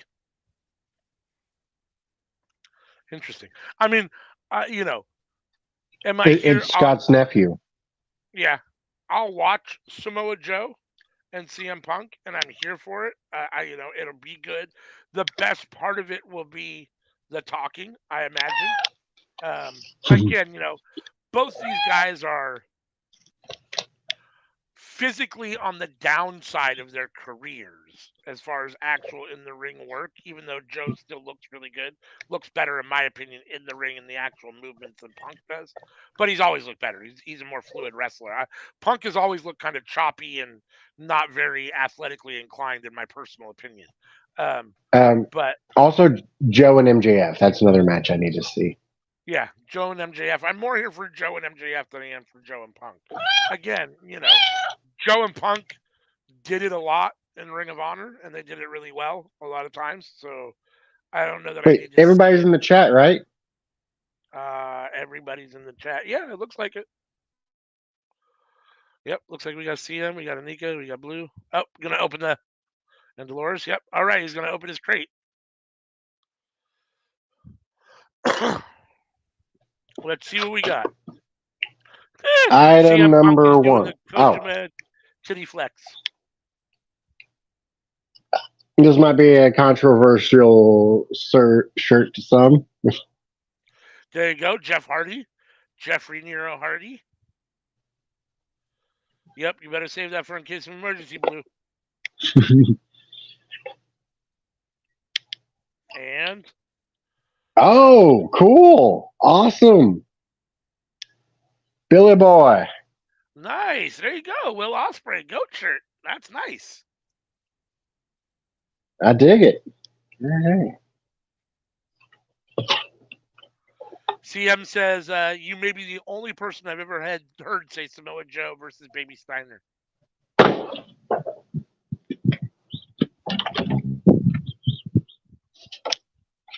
I mean, am I the only one who wants that? Like, am I Well, the no, I only one mean, who's thought of it? now that you said it, I mean, I'm not the biggest Braun Breaker fan, so it is what it is. But I mean, it'd be a good match. I mean, I'm sure it'd be a good match. CM says, "Let me hold that Jeff Hardy shirt for you." She says, "You don't really need it." uh, I mean, she needs it more, but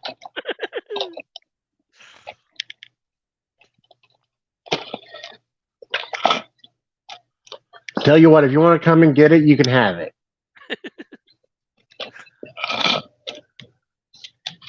Kojima is putting the boots to Punk right now.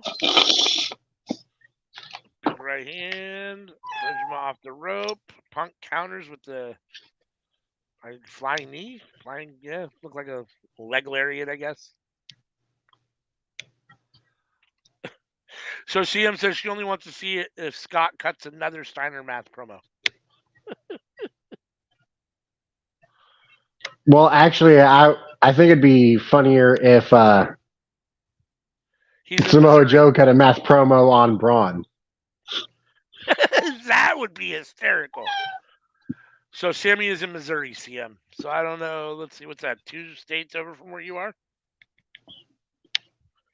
Well, it depends on what states you're going through. Because, like, Yeah. if you're going through Ohio, then Ohio, Indiana, Illinois. But if you go through Kentucky, like, Kentucky will take you nearly all the way across. Right. Well, she's coming from North Carolina, so my guess is probably from Kentucky, but if she was actually coming that way, Uh, maybe not. Kojima's in the corner. I, CM Punk is on the second rope, serving him with right hands. Two. I mean, my family will usually go through Tennessee, but, like, Tennessee is mountains, and, like, not everybody's equipped to drive through mountains. Yeah, for sure. I mean, I'm not a huge mountain fan when it comes to riding or driving. I really, if I do, I have to drive. Otherwise, I will get sick. I'll get car sick, especially if it's super windy. I like it. Yep. North Carolina, Virginia, West Virginia, Kentucky, and then to you in Missouri. There you go.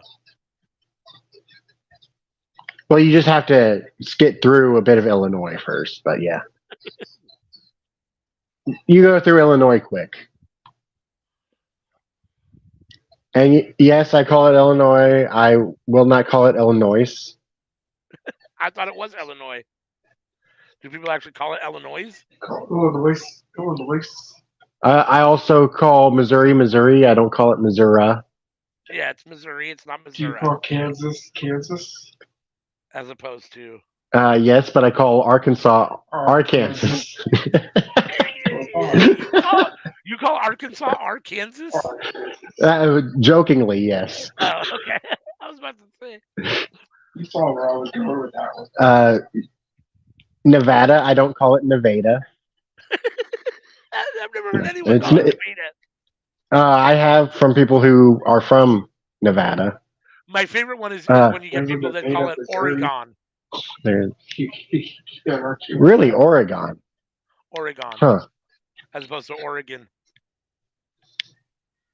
I call it Wisconsin. I don't call it Wisconsin. It's not Wisconsin. It's Wisconsin. Well, Minnesota. From Minnesota? Minnesota. Minnesota. All right. Punk's got Kojima in the corner, kicking him in the stomach. They're together right now, aren't they? I call it Carolina. I don't call it Cadillac. Van Tucky, North Crackalacky.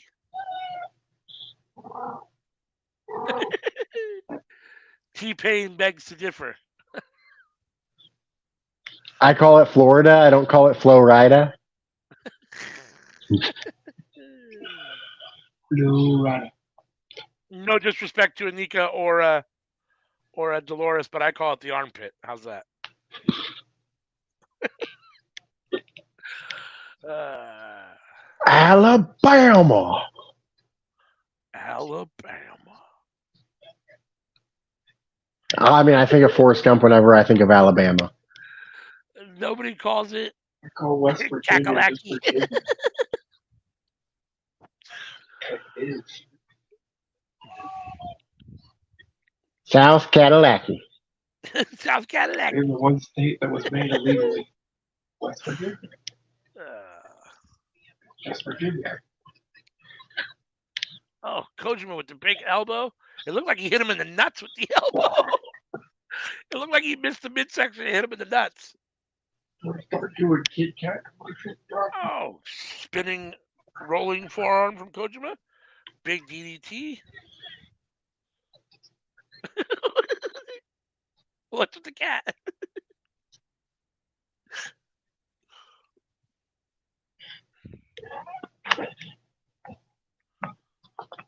Let's go, Kojima. Let's send Punk home without a tournament win.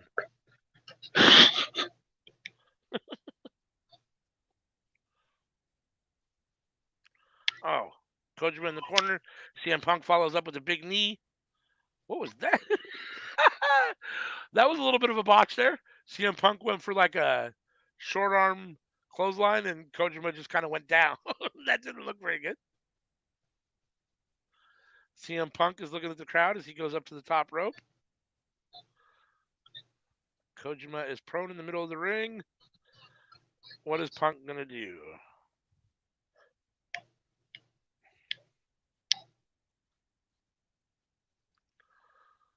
Here we go. Punk comes with the elbow. Hit him with the elbow. 1, 2. Oh, Kojima kicks out. Oh, Punk put him in Dar's hold, or not a Dar's hold, but some sort of a submission. It almost looked like a Dar's hold at first, but it's got the elbow cranked in. Kojima is not tapping. He's punching CM Punk in the head right now. Get him! There you go. Punk has let go of the hold.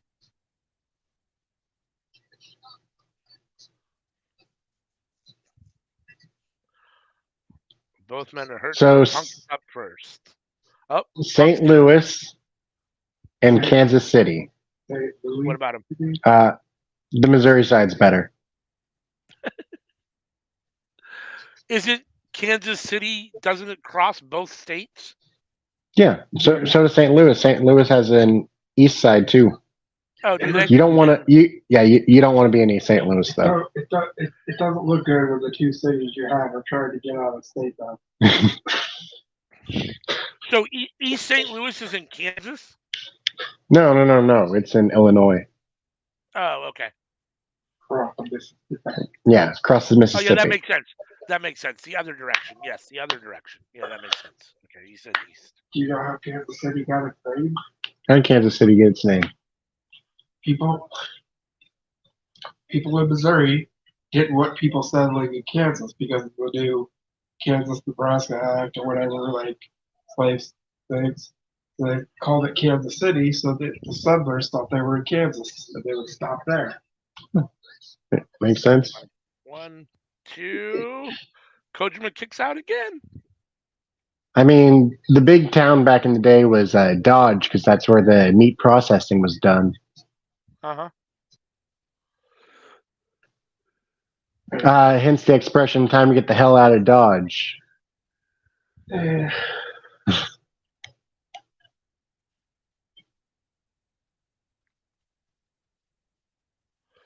CM Punk is up on his feet. Kojima is down. CM Punk wants to put Kojima out. Chopping him. Elbows. Here he goes up in the shoulders. He's going to put him to sleep. And CM Punk's trying to hit him with the GTS. That's one wild thing about history, though, is like how these cities would pop up and be huge, be like one of the most important cities in the country, and then nowadays that city doesn't even exist anymore, pretty much. Yeah. It's even more bizarre when it's countries that like change leaders and then change names and become all new. Oh, Kojima's on top. Kojima's up on his feet. Punk is down. Economy, like the railroad or gold Kojima off the mine. rope. That Miss. Punk counters. Kicks Kojima. Yeah, then you get a ghost town. Kojima's up on the shoulders. He hit to go to sleep. Damn it. 1, 2, 3. There it is. Punk with the win. Off to go to sleep. Mm-hmm. So it's just going to be New Japan, like. Match was more competitive than I thought it was going to be. Put over for AEW. Like, I agree. In the beginning. Yeah, I mean, so far, AEW is definitely dominating this pay-per-view. Now Punk's doing what? Push-ups in the middle of the ring, showing that Kojima didn't really have any effect on him? He did 5. He's such an arrogant prick. Well, I mean, he always has been. Oh, yeah, for sure. Annika says, boo. Let's I start agree. with the two guys that didn't Boo! want to be in AEW. Fuck Phil Brooks. MJF. Always is, always was, always will be an arrogant prick. 100%. Quick, somebody get him a dog so we can slap it.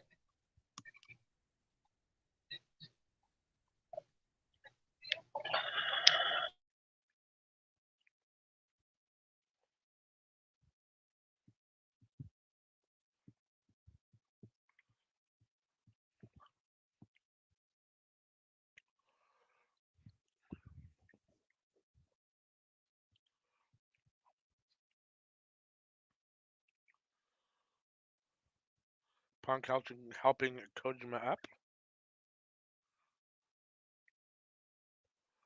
Showing some respect. And it's crazy to me that Kojima can still go as well as he does. Yeah. Dude's been wrestling forever. Yeah. Hell, he might have been wrestling before you were alive. That might be true. He's on that Dustin Rhodes 5 decades. 5 decades? Oh shit! Yeah. Okay. Yeah. I don't know for sure, but I'm saying I know Dustin's been wrestling for 5 decades supposedly. So Kojima's got to be pretty close to that 4 or 5 decades. 5 decades only goes back to the 70s now. Yeah. That's still a long time though.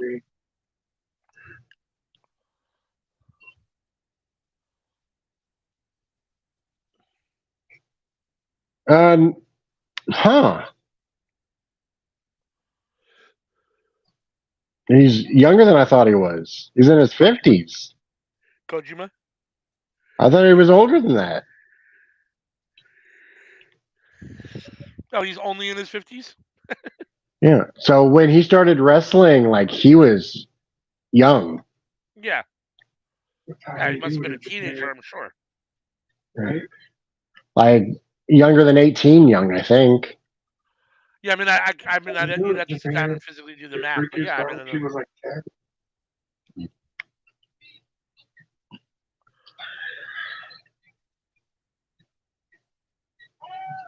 So the end of August, AEW is taking over Chicago with Dynamite, Collision, and then what was that? Oh, you idiot, Alan. Orange Cassidy? Yeah. Oh, we're getting the 4-way here. Are you guys ahead of me? Is it the Cassidy match? Well, I'm going to take a short break. The entrances are going to take a while, so. Okay.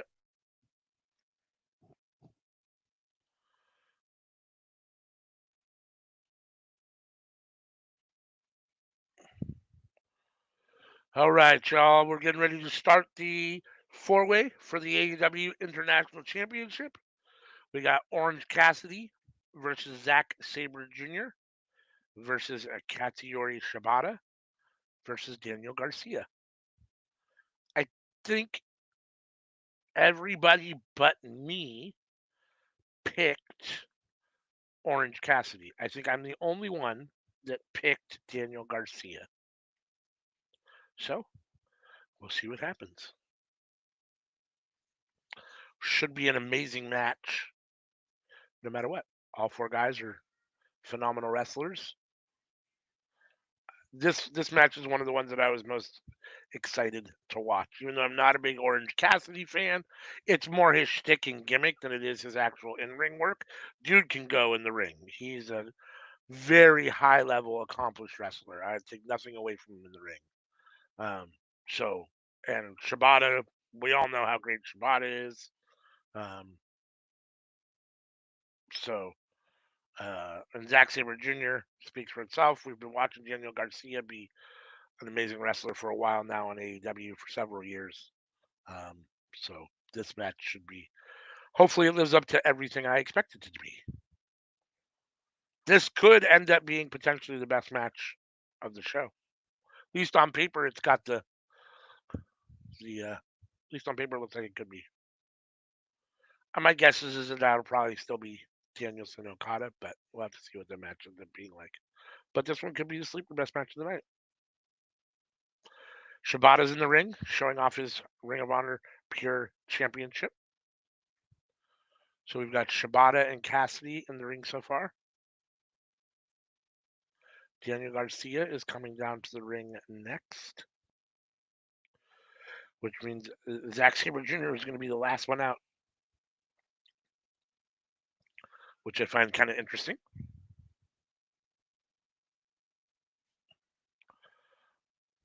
Yes, ma'am. I am watching on Pigeon. Oh, and maybe somebody else did.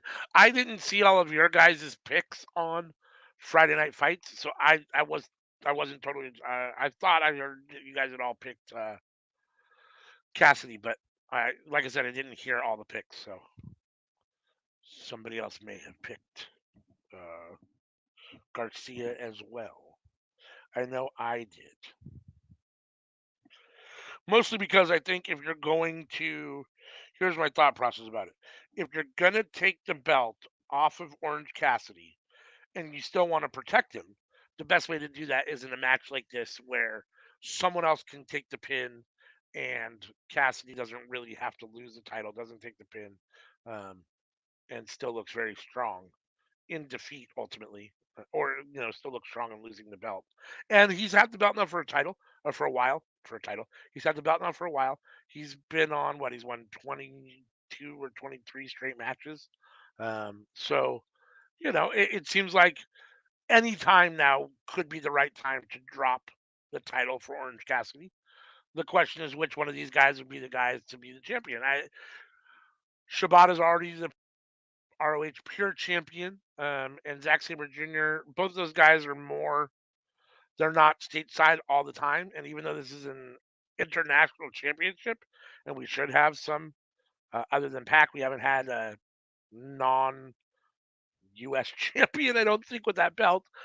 So it would be nice to have someone besides, a U.S. stateside wrestler with the belt. But I can't imagine that Tony Khan's going to do that. So if Orange Cassidy's going to lose, the only viable loss I see, or the only person I see winning here, would be Daniel Garcia. So that's why I went with Garcia. Don't get me wrong. I could see any of these men winning this match because they're all highly talented. I'm just trying to put on my booking hat, which is terrible. I do terrible in all of our prediction contests here, and I'm terrible on the True Hill Heat prediction contest. So take everything I say with a grain of salt. Probably ignore it. Never take my advice when it comes to making your own picks for anything, because I am always wrong. So, um, but that's just how I see it when I put on my booking hat. So Cassidy with the roll up on Garcia. Garcia kicks out. Oh, Cassidy Garcia kicked out, and Cassidy ended up flying out to a tope onto Shibata and Sabre Jr. Daniel Garcia has a Boston Crab on Orange Cassidy. Shibata broke it up through the end of the ring. Now Shibata has a figure 4 on Orange Cassidy. Zack Sabre Jr. is in the ring. Oh, just twisted Shibata's head. Now Zack Sabre Jr.'s got Orange Cassidy in a submission hold. Oh, it's a nasty little submission hold, too. Daniel Garcia is back in the ring, and he breaks it up.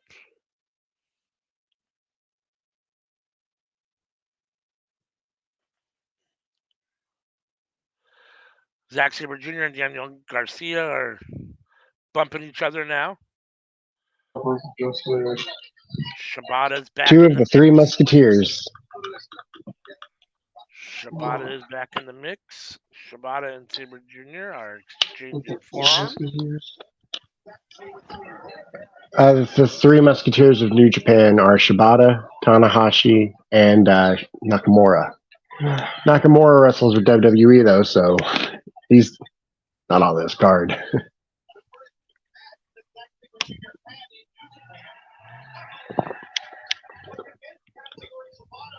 I think your TV's allowed. I can hear it.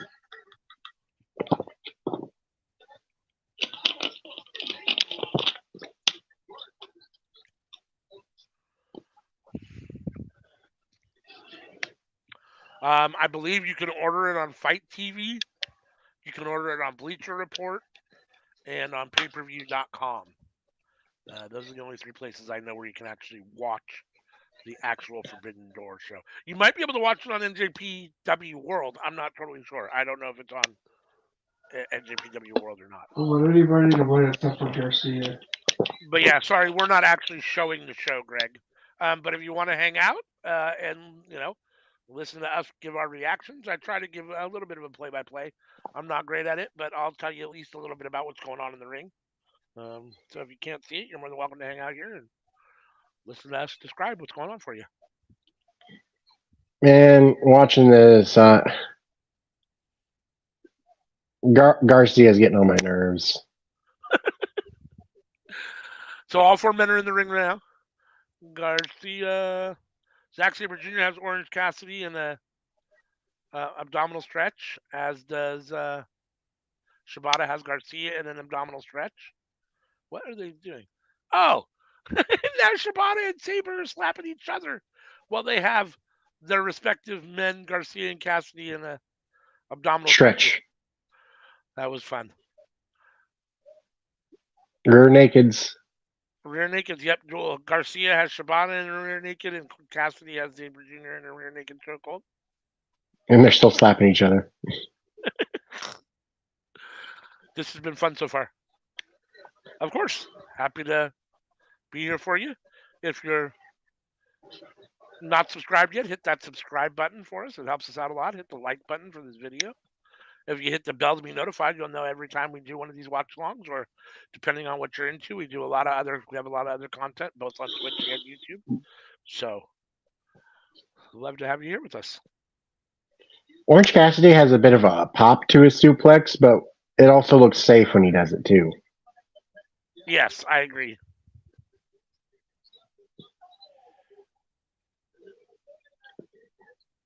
Slumdog Millionaire from Orange Cassidy on Daniel Garcia. Now the spinning DDT. I'm not totally sure what you call that thing, but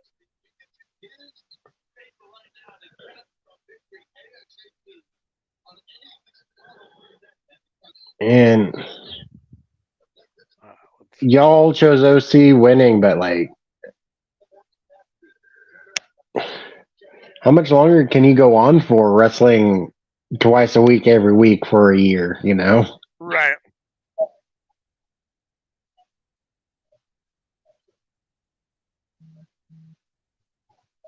Yeah, I agree. And like I said, unless you're planning on really keeping the belt on him for a really long time, he's already had it for a while now. And if he's going to lose it, this is the perfect kind of situation for him to lose it in, because they can keep him protected. And it'd be the only title change on this entire card.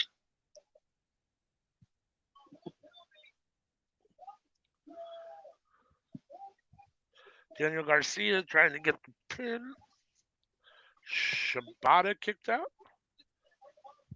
Because, I mean, let's face it, It's there Jungle in the Boy's end. not beating Sonata. Why didn't you throw the No. belt all the way out of the ring, Rap?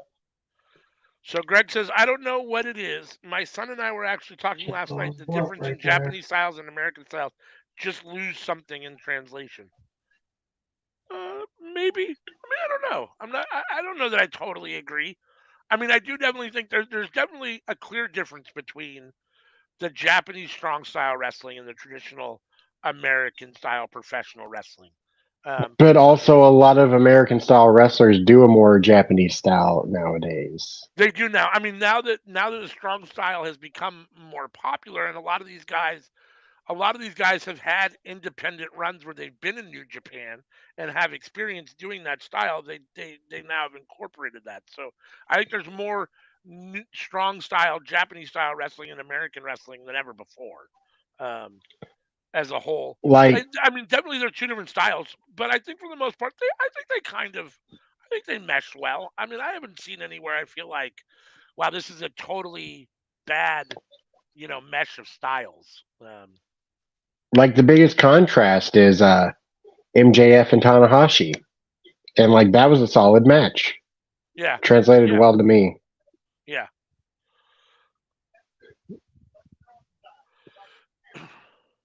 Shibata and Orange Cassidy are sitting both Indian or Lotus position, I guess. I don't want to say Indian style because that's what we used to say, but I think that's probably wrong now. And slapping each other. Now they're up to their feet, smacking each other. Uh, Garcia and Sabre Jr. must be outside the ring. Cross-legged. Cross-legged. There you go. That's the way to put it, I guess. Okay. Cross-legged. That would probably be Like the when you best. say Lotus style, it makes me think sex position. Uh, I don't. It's not truly Lotus style in here. I think Lotus style in yoga is when your feet are actually together, like the bottom of your feet are actually together, but as opposed to cross-legged. I could be wrong, but I think that's it. Oh, beach break. OC hit Shibata with beach break. 1, 2. Shibata kicks out. Wow, that was a close 3 count. Shibata just barely got his shoulder up. Hold on for just 1 second.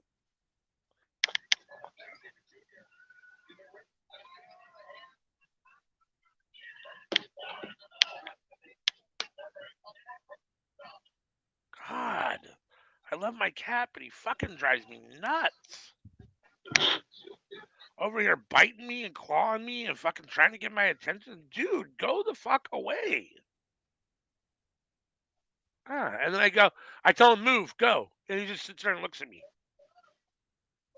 And keeps doing it. Such an asshole. So now we got Zach and Orange Cassidy in the ring right now. Orange Cassidy tried to roll Zach up, but Zach countered, and now he's got Orange Cassidy in a submission hold. Daniel Garcia in the ring to rip Zack Sabre Jr. off of the back of Orange Cassidy. Tried to get him up in pile drivers. Zach countered. Would you be interested in watching one? Hold on for just 1 sec.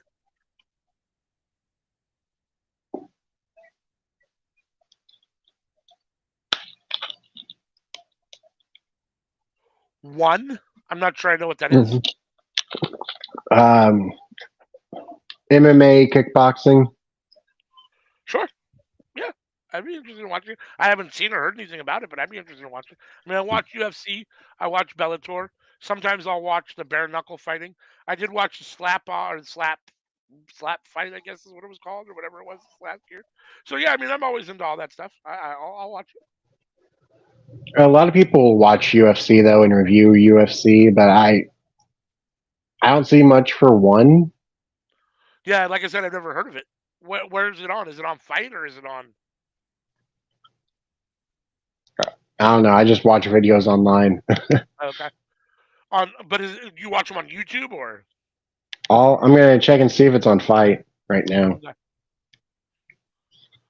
Daniel Garcia slapping the shit out of Zack Sabre Jr.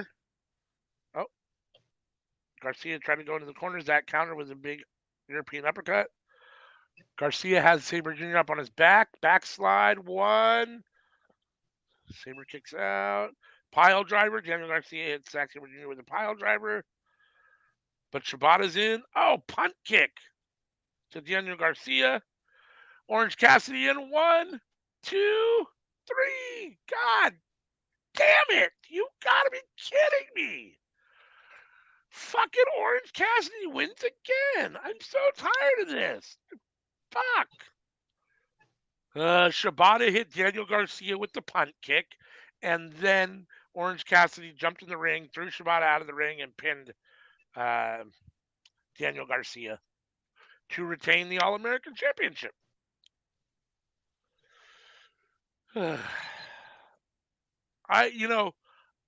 I'm not for hot potatoing titles, but Orange Cassidy's had this belt long enough now. And if you're not going to have him lose in this way, in an environment like this where he can be protected, where are you going to have him lose? I mean, who's actually going to beat him? I mean, to be fair, there's a lot of guys out there that fit the bill that are probably good enough to win, but I don't know. They haven't really built anybody up per se. I mean, I don't know. I thought this was From great. the looks of it, you can just watch one on the webpage. Oh, okay. One championship, and well, it's replays. Like, I don't know about like live pay per view. Sammy, do you know? I don't know. I think he was injured, and then I don't know if he's had travel issues. Do you know what's happened to Pac? Why he hasn't been around lately? Yeah, SMD was injured.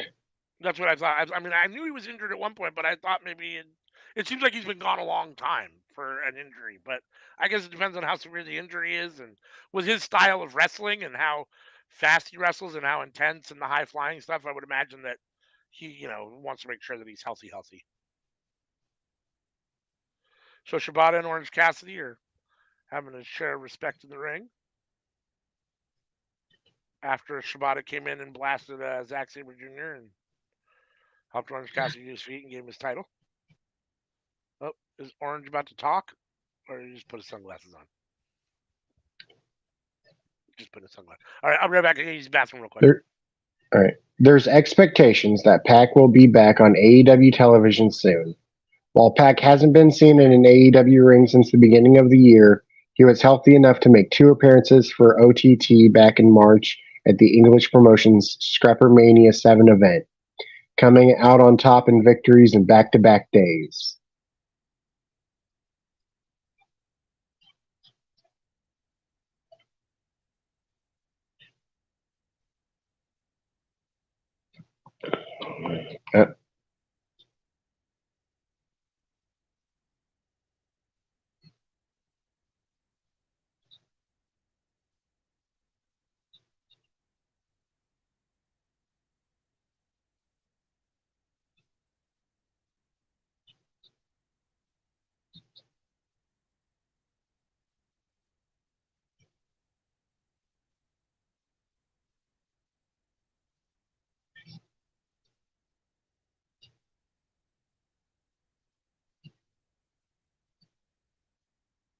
I mean, June 2nd, they reported he should be back soon. It's June 25th now. Like, I don't know what to say.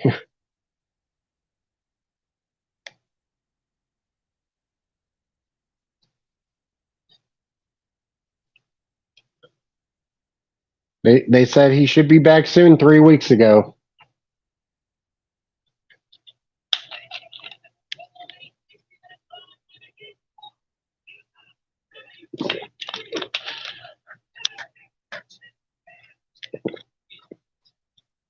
We're gonna see somebody from your family finally. All right.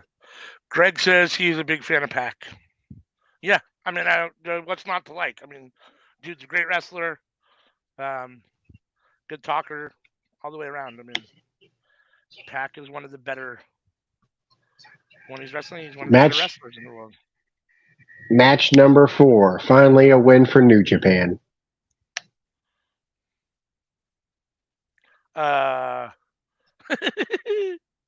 Finally a win for New Japan. Yeah, I can't imagine the Jungle Boys beating Sonata here. There's no way that's happening.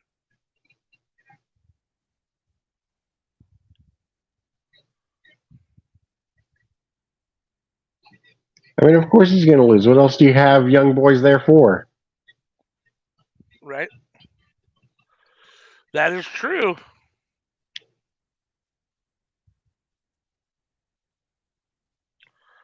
Greg says he thinks Punk's looking better in this second run so far on the 2 episodes of Collision and tonight than he did in his first little run in AEW. I think he looks about the same. Yeah. I mean, he did 2 tag team matches, which, being in tag match can hide your deficits. That's And true. then tonight he was with Kojima, and I mean, it was more competitive match than I thought. It was. I thought. I'd say it was the worst match on the card so far. Which is saying a lot because it was a good match. I mean, so far it was definitely probably the worst match on the card, the least exciting. But I would imagine this match here is going to be better too. Yeah, like I said, if we get the Jungle Boy that wrestled Doki on Rampage, then this will be a really, really good match. If we get the Jungle Boy that showed up at Double or Nothing, which didn't impress me very much, this could be, I don't know, this could be a showcase for Sonata. Man, everybody did all that talking about Black Boot Dolph. Man, black hair Sonata, another level. Right?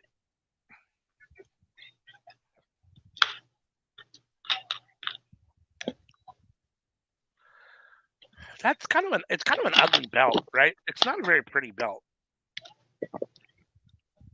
I don't really like the look of it. You know what it reminds me of? It kind of almost reminds me of the Divas butterfly belt a little bit.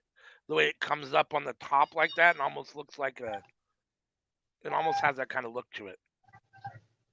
I like it, but I will also say it doesn't work for every wrestler. Yeah. Like Shingo. It looked good on Shingo. Yeah. Well, everything looks good on Shingo because Shingo. But yeah. I wanted to see how he did. He just looked smoother to me, more crisp. Yeah. Maybe, I mean, the time off, maybe he was able to, get in the gym and, I mean, he was recovering from injury, but maybe he was able to, get some of that rest off. Let's see. Dolores says New Japan has great hard hitting matches and storylines. I love Kevin Kelly as English announcer on their program, on their shows. Yeah. I'm a big Kevin Kelly fan, so I'm happy he's on Collision. I love watching him on or listening to him on New Japan. I don't care what Jimmy Rackham says. He doesn't like Kevin Kelly. He thinks Kevin Kelly sucks. I like Kevin Kelly a lot.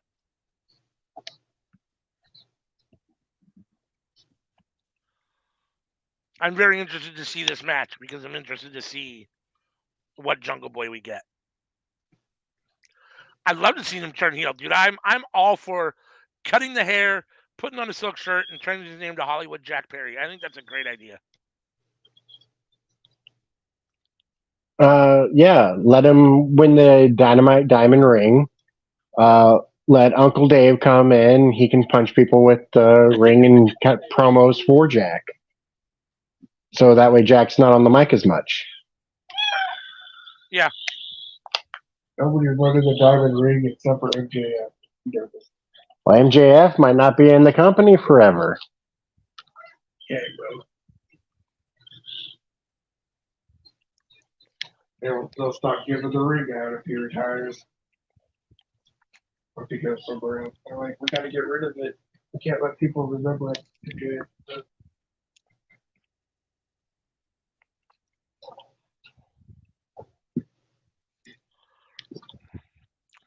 I think so too. I think it's a natural progression. We've seen him as a babyface for a while. He was really over with Luchasaurus and Jurassic Express. I don't think he's been quite as over on his own, and I think he needs a change. So I'm all for him going heel. He's gonna win the TNT Championship at All Out. Yeah, I could see that. Hey, maybe All In. Probably not, though. Probably not. But I could see that. I think I think that the TNT title might not be on All In. I think it'll be on All Out the following week. Yeah, I could see that. Greg says MJF to WWE will kill his career. Yeah, I mean, I don't know. I mean, I tend to agree to a certain extent just because I think that WWE does so much to limit their wrestlers as far as both like giving them Micromanage. micromanaging with scripted promos and the actual in-ring action, the physical moves in the ring. So it might not be the best situation for him. However, I do think that MJF is a great would be a great WWE heel at the same time. Like he could do it and he could be really good at it. So I don't know. I mean, he doesn't necessarily fit Vince's, view of Mold. WWE wrestlers and mold because he's a smaller kind of, you know, sized guy. But we've had some smaller sized guys that have been champions, and we've had the Shawn Michaels and the Chris Benoits and those guys that have been champion, the Chris Jerichos, even though they're not the Rocks or the Roman Reigns or the Undertakers. So I don't know. I mean, I don't know if it would kill his career. I do think that MJF is better off in AEW, um, or I think he's better off staying away from WWE. But if Vince backs up the truck, I don't blame him for taking a big paycheck either.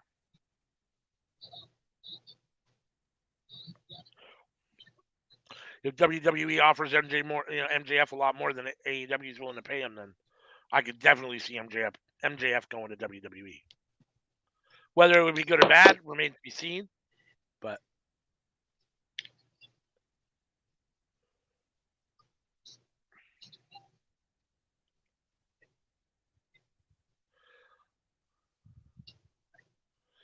Jungle Boy trying to chop Sonata. That was a decent chop. Sonata sold it a little bit. I mean, he's Oh, about the Sonata. same size as Braun Breaker, Who? MJF. Is he really? Yeah, they're about the same size. Wow, Braun Breaker seems bigger. Maybe it's just the way WWE shows him or portrays him, but Braun looks taller and bigger. Just to me, Braun looks like yeah, I don't know. But maybe not. I mean, I'd have to Google it to see, but let's see. Greg says sorry. Greg says he'll get lost because of the way they make them tell their lame storylines. They don't let them have the freedom with their character development, at least not often. I agree. I mean, that would be the biggest issue with MJF going to WWF, would be them micromanaging him and limiting him. And if they did that, then it could definitely hinder his career. That's why I think he should stay in AEW or wherever. I wouldn't mind seeing him in a New Japan run at some point or whatever. If indeed his contract is up at some point with New Japan or with AEW, but I think he's better off staying away from the Fed.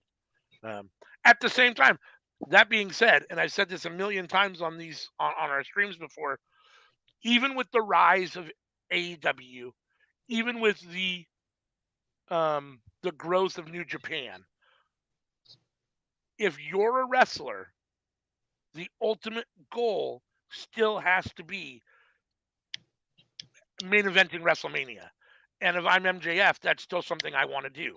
I mean, if that's something that's offered to you, I don't see how you pass that up still. So,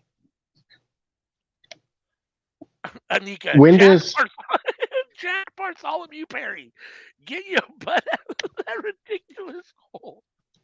His middle name isn't really Bartholomew, is it? If it is, that's hysterical. let's talk about WWE storyline booking. Okay. When do they let you have creative input on your character? Very rarely. Because I'm thinking of it because when you're starting out, they're like, you're new here, you don't know shit, keep your mouth shut and do what we tell you. Yeah. If they give you a gimmick and it starts working, you want to give them ideas, they're like, well, what we're already giving you is working, so why would we change it? Yeah.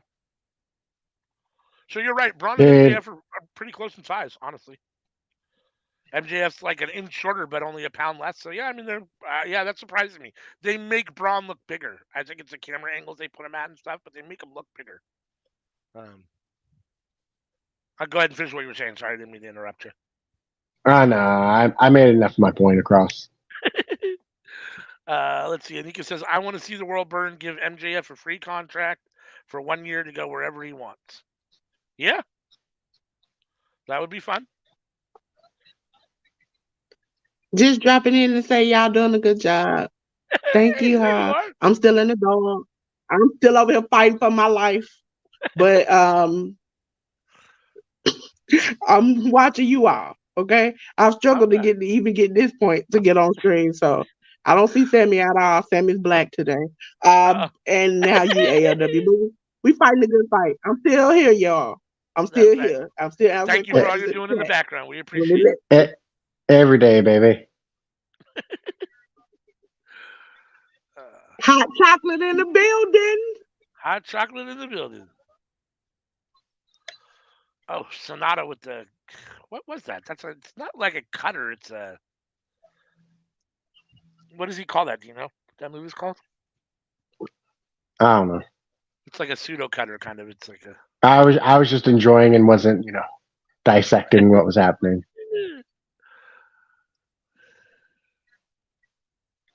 Sonata is good. Sonata's really good. Sonata's a very good wrestler. Oh, it's time for Skull End. Oh, this might be my favorite Jungle Boy match. Oh, nice Spike Rana there. Poison Rana. Yeah. I mean, my favorite before this was the last one was his one on Friday with Doki. So I thought that was his best match, honestly, to date in his career. Oh shit. Sonata with the spin, the reverse spin. Or the inverted spin. Ooh. Jungle Boy. Oh, Jungle Boy. So close. Oh, even though boy. I know there's no chance he's going to win, it's still cool when it's a close 2 count like that. It makes you actually feel like it. That's how it should be. Like, it should make close 2 count out of nowhere. It's like, oh. Yeah, for sure.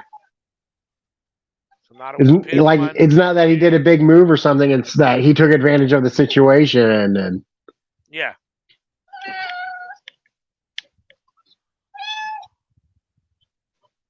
Are you begging me for French fries?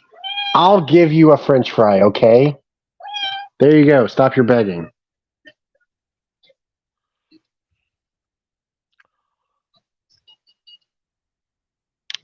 Is that it? Is that it already? I guess that was the end of the match, huh? Hold on for just a sec, Greg. Is it? It's actually over. I guess Sonata just won. Yeah. I was solid match. I was looking at Greg's comment and I missed Sonata win. What? Let's see. They'll show a replay. I'm sure here in a minute. Greg says Stone Cold, The Rock, those guys made their own way. Look how long it took to get Roman Reigns over when they forced him down our throat, or when they tried to force it. It didn't work. They hated him so badly they booed him. They booed The Rock for supporting him. Yeah, I agree. I mean, you can't just force. You can force somebody that's good down somebody's throat. It's tough to force somebody that's bad or, borderline, whatever, decent down somebody's throat. And I'm not a Roman Reigns fan. I've been very outspoken about that. I don't think he's very good. I think he's limited in the ring. I don't really like him on the mic. For me personally, out of the bloodline, if you're talking about Solo, Jimmy, Jay, and Roman, I think Roman, for me personally, has the least amount of talent out of the 4 of them. But and yeah, they've been forcing them down our throats, and either you love them or you hate them. I don't know. I mean, that was a solid match. After they broke up the Shield, they booked him just so stupidly. Yeah. I said it the other day that for the 2 years after the Shield breakup, if you switch the story that they gave Mox and the story that they gave Roman, it would have improved both of their careers for that first 2 years. Right. Like, because you had Mox, who had previously was looking, iffy on whether he was going to stick with the Shield. It was looking like he was the one who was going to break him up, but then Seth did. But then he feuded with Seth. Oh! Nah, it should have been Roman. Oh, shit. There we go. Here it is. It's happening. I wasn't expecting this. Heel turn.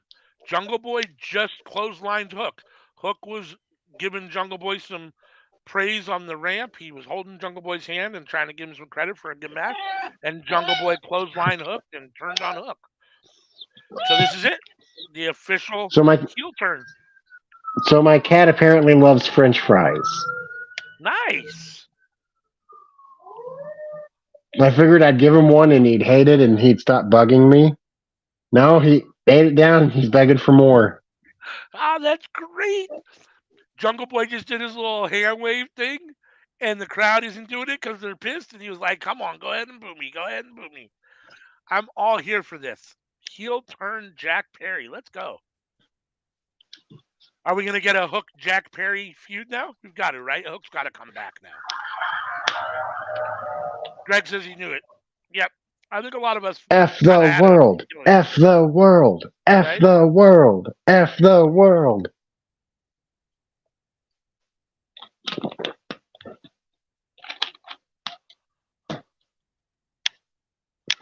So while these guys, well, Jack Perry goes back behind the Titantron here, and we have a little bit of a break.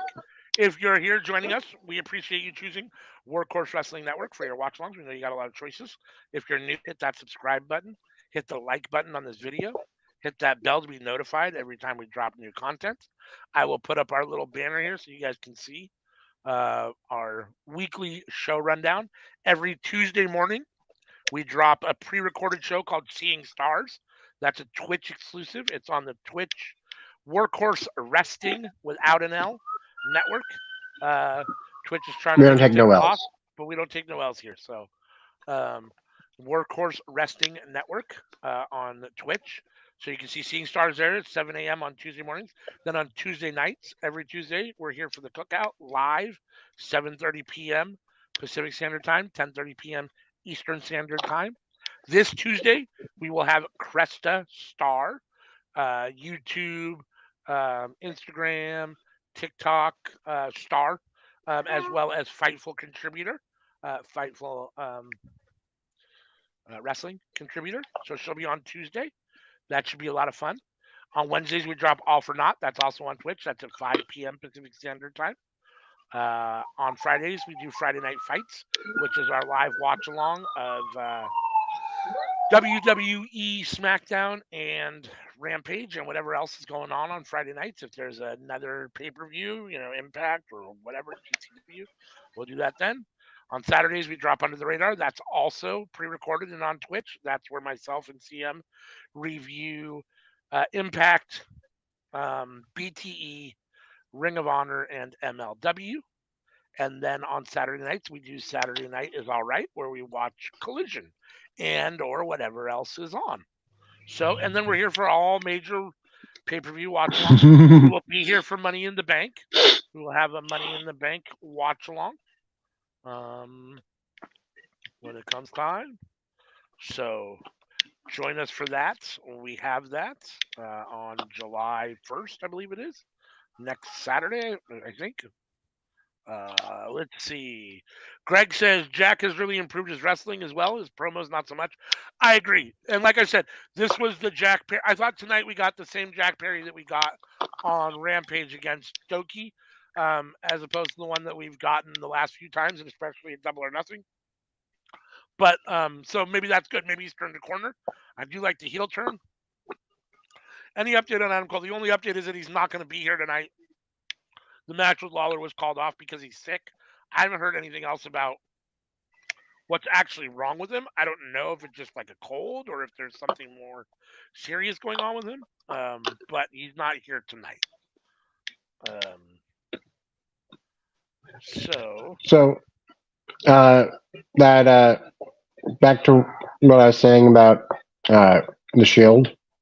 Yes. So like Roman kept the entrance, he kept the music, he kept the gear, he held on to all that Shield stuff and wouldn't let it go. Right. It would make more sense that he would be the one who's like, you broke up the group, you destroyed the good thing we had, I'm coming after you now. Instead of having Mox do it like they did. Sure. Because it made sense to me that Mox would be like, nah, I'll just do my own thing. I was wanting to do my own thing anyways. You guys were driving me nuts. I was about to break up the group myself. Yeah. Oh, the Elite are And coming out. then you would have Mox winning the Royal Rumble, facing Brock Lesnar at Mania, and then having Seth cash in at that Mania, just like it was. And then from that point on, you can do everything like you did before. Because like after that point, like everything was fine. It was up to that point where it's like, no, their storylines were flopped. Right. Yeah, no, I agree. I'm talking about 2015.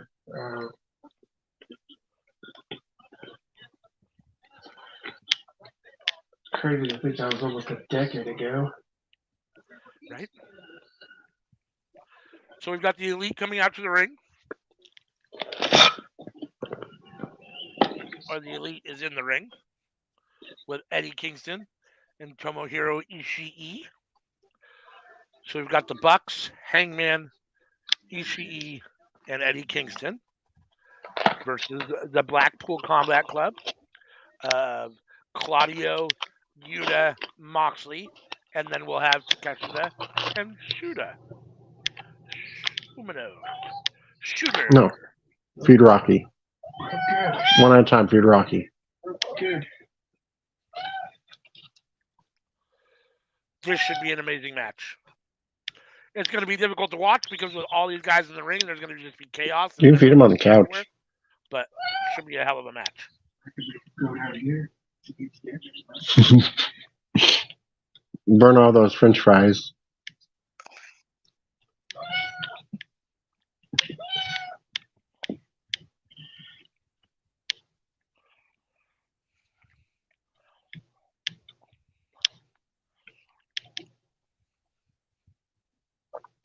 For me, this is the hardest match to predict.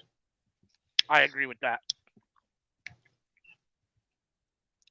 I agree with that 100%. Who did you actually pick?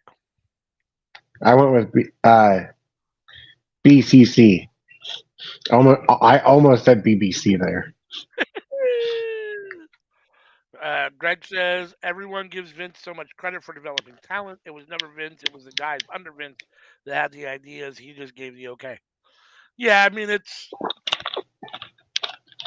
that's one of those tough ones, right? Like I mean, yes, I mean. I mean, the greatest era of. Go ahead. The greatest era of WWF was when Vince was doing the least amount of work. Yeah, I mean, again, I've never been backstage behind the scenes, so I don't really know. And I know that there's been a lot of talk about how it's been back there and so on and so forth. But the reality is Vince has always made the ultimate decisions. I would say 99.9% of the time, at least in my opinion, if you're asking me. So even if guys underneath them are coming up with it, Vince still ultimately has to give the sign off.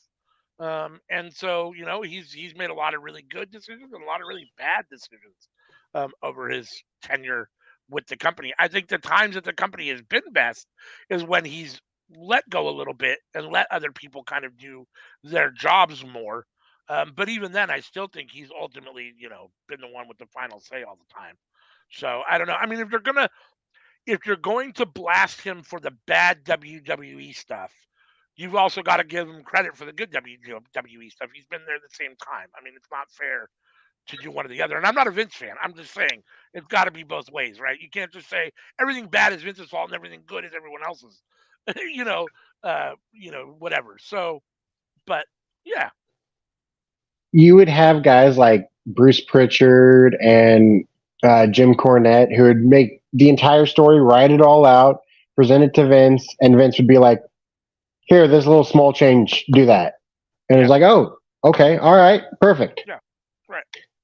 It wasn't him tearing up scripts and rewriting them all and doing something completely different to what the original idea was. Well, and I think some of that. First of all, Ken says it's not for you to tease everyone with KFC. So if you're not bringing enough for everybody, you can't eat it on the screen. There's enough for everybody here. But that's why so much has gone wrong, I think. Yeah, no, I mean, you're probably right. I mean, Oh, It's one of those KFC. things. oh, It's one of those things where he's done a lot of good and a lot of bad. Um, I think the difference now, even though I think he's got his relationship with AAA. I mean, with AAA, with Triple H. Um, I bet if you asked Vince straight up, he probably doesn't trust Triple H as a booker as much as he does a Jim Cornette or whatchamacallit, Bruce Pitchford, because they've been doing it longer and in Vince's mind have proven that they can do it. Where Triple H is still kind of new to doing it. And I don't think he's got, all I think that's why Vince has been tearing up scripts more and doing that stuff more recently the last few years. I think he in Paul his has own a way. great understanding of the business, and he showed us that with Black and Gold. Yeah, absolutely. No, I agree. Just because Vince didn't watch it, he shouldn't blame everybody else for it. No, I agree. I'm not saying that it's right or wrong. I'm not saying that it is what it is. I'm just saying I'm trying to think of how Vince sees it. I think Vince respects Cornette and Pritchard as, creative guys more than he probably does Triple H. I could be wrong, but that's just my opinion. Just because they've been doing it a lot longer and because he watched them do it when he was younger. So some of those, especially Cornette, I have a feeling that Vince, for what it's worth, he likes Cornette and thinks he's, got a lot of good wrestling knowledge, probably more than He does. he's Like, the proof forgotten is in more the than. pudding with Cornette. Like, when you look at his track record, like when he was in charge of ROH, when he was in charge of Mid South, like, yeah, Cornette is one of the greatest bookers wrestling has had, in my opinion. I don't agree with all of his takes, all of his opinions, but when it Yeah, I mean, comes to booking, he's done a great job in the past. I'm not on his side on his opinions in any way, shape, or form. But as a booker, he's amazing. He understands the wrestling business and he knows how to put matches together and storylines together. There's no doubt about that. Which I think is why Vince gave him a lot more. I think he had probably a lot more leash than Triple H does. That's just my personal opinion. I could totally be wrong. I've never been behind the scenes. I don't know anything about what I'm actually talking about. I'm just making, what I think of are, fairly educated guesses just from watching what I've seen. But It was so funny to me watching the Dark Side of the Ring of the Montreal screw job, and you had Russo and Cornette both on it, both of them taking credit for it, and right, Cornette was like, "I don't know why Russo's trying to take credit for this. Like, I feel bad about it. I wish I hadn't done it." right, yeah. And Vince Russo loves it. Yeah, no, I mean it's yes. Greg says Heyman is the goat. I agree with that. Heyman is one of the best bookers and wrestling minds out there for sure. And WWE would be much better off if Vince just let Heyman and Triple H do their thing. Only one person pulled out of that parking lot faster than Cornette did. The ref. That is true. That ref was lucky he didn't get killed. All right, here we go. Kingston and Mox. What are we going to get here? Eddie's looking at him all. Oh, Eddie's got his head all like cocked sideways looking at him all. I fully believe that Brett would not have had any issue losing the belt the following night on Raw. Yep, I know. I mean, yeah, you definitely said that before, and I mean, again, I don't know, but I mean, I don't think that Brett. I don't think that Brett was opposed to losing the belt to Shawn Michaels. I think Brett was opposed to losing the belt to Shawn Michaels in Montreal, in his home state. I mean, his home Yeah. country, in his hometown, basically, essentially. So yeah, I mean, probably would have dropped it the following night. Yeah, he was. I think he was fine with losing his belt. He was fine with losing his belt to Shawn. He was fine with losing his belt in his hometown, but he was not fine losing his belt to Shawn in his hometown. Right. Yeah. No, I assume you're probably correct. At the same time, like, it's totally shady business practices. But like, if you're Vince and the most important thing in your mind is making sure that Bret Hart doesn't take your title to WCW, you have to do what you got to do. I mean, if you're Vince, you probably believe in your heart of hearts that Brett's gonna fucking do that. He's gonna take that belt and go to WCW, and you're gonna have to fucking try to do damage control. So you got to do what you got to do, I guess. I mean, I don't. Yeah, But also, he still had like 2 months left to his contract. There was still time to take the belt off. sure, sure. No, I agree. I agree. Like it's not like he left that night and never came back. He still had to finish up his contract with WWE. He was on Raw Right. multiple times following it. That is true. That is true as well. No, I mean that's one of those things. What a man, though. He gets screwed like that, and he still shows up to work and finishes out his job Oh, and everything. Like oh yeah. I mean, it's Brett was a cut above the rest. Sean would not have done that. no, probably If that happened to Sean would not have showed up to work the next day. probably not. Probably not. It was a power move on Vince's part too. You're going to try to make me look bad. You're going to talk about, keeping the title, going to WCW. Not only am I going to take the belt off you, but I'm going to do it in a way that fucks you over and makes you look bad. It's a power move. Don't forget, I'm Vince McMahon. I'm the one in charge. I'm the one making the decisions. Well, he didn't want to go to WCW. No, but he got less money. Vince offered him less money, and right. Brett said, "I'll take less money if I can stay here and work with you." And then Vince turns around 6 months later and is like, that money I offered you, it's still too much for me. I can't have you. It's too much money. I got to let you go. Like, yeah. Ken says, I think Pat Patterson had a big influence on H's too. He wasn't just a yes man to Vince. Yeah, no, I think you're right. I think that Pat Patterson wasn't one of the few guys that would tell Vince, yes, or would tell Vince, no, that's stupid, or tell him the truth about things. So, Greg Pat says, didn't give a shit. When they tell Brett you're going over and then change it mid match without telling Brett, I'd have been irate too. 100%. 100%. Back before dirt sheets and social media, wrestlers were all about being professionals. Yeah. I think those are both fair statements. Yeah, I mean, if I was Brett, I'd be fucked. I'd be pissed too. I mean, they fucked him over for sure, no doubt about it.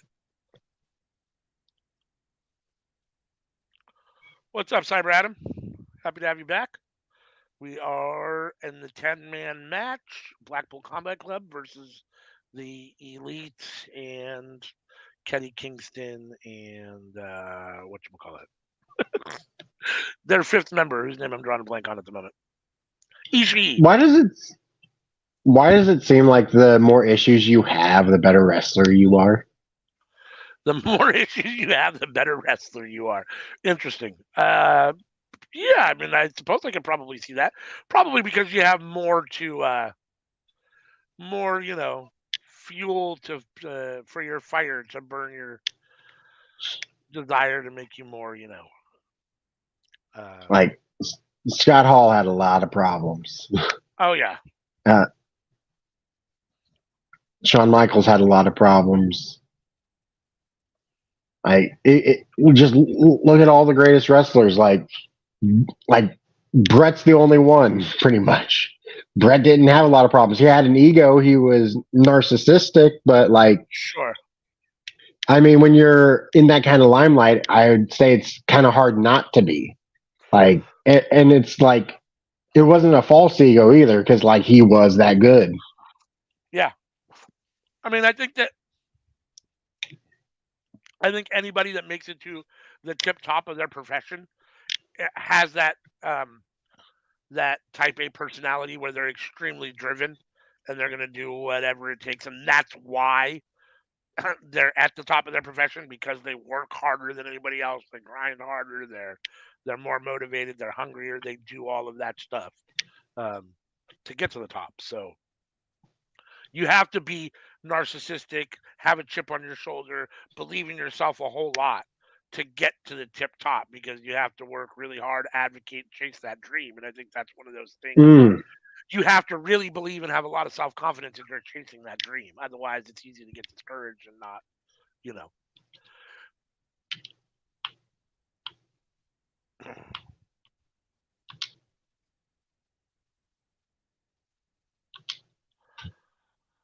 Mox and Eddie are still in the ring. Eddie took his straps down, which means you know he's ready for business. Mox is talking shit.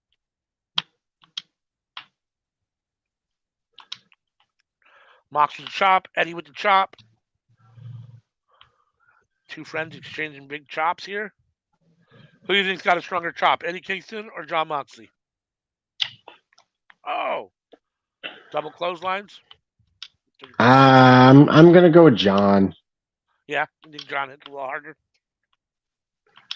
Well, John's a bigger dude. Yeah. Greg says Brett was a technician before technicians were cool. Back in Brett's heyday, it was all about the muscle heads. Yeah, absolutely. I agree with that. I mean, I think Bret Hart and Shawn Michaels were really that transition in a lot of ways from that traditional, really big WWE superstar to some smaller guys that started to lead the company for a lot of years. And if you look at that, that it goes kind of hand in hand with, the big WWE steroid scandal and stuff. They had all those really, really big guys. Then Vince and them got in big trouble. Vince, got accused of, giving forcing wrestlers to take steroids and all those kind of things, which he probably was doing. In fact, I had a Dark Side of the Ring episode about that. I think it was the last episode of season 3. I think it was about the steroid issue in WWE.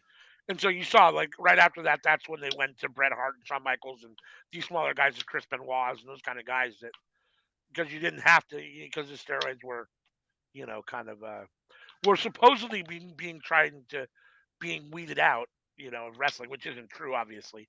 But they tried to prove that by having smaller guys come in and carry the flag for a while. So. Well, one thing that people don't typically realize is that Mox was the biggest member of the Shield.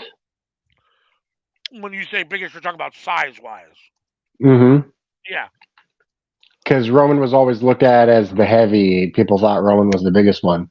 But the Right. thing is Mox is always slouching. Yeah. I don't know if they told him to always slouch. They might have. Yeah, that I don't know. He doesn't. He doesn't. WWE has a way. They've mastered the camera angle to make guys look bigger than they are. Roman Reigns looks taller and bigger than John Moxley does on camera.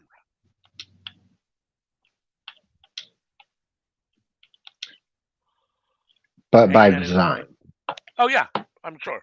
Hangman and Takeshita going at it. Big boot from Hangman. Takeshita off the ropes. Oh, Takeshita counters. Tries for the lariat, misses. Hangman misses the lariat. Oh, Takeshita went for the spear, and Hangman hit him with the rolling forearm right in the mid spear. That was nice there.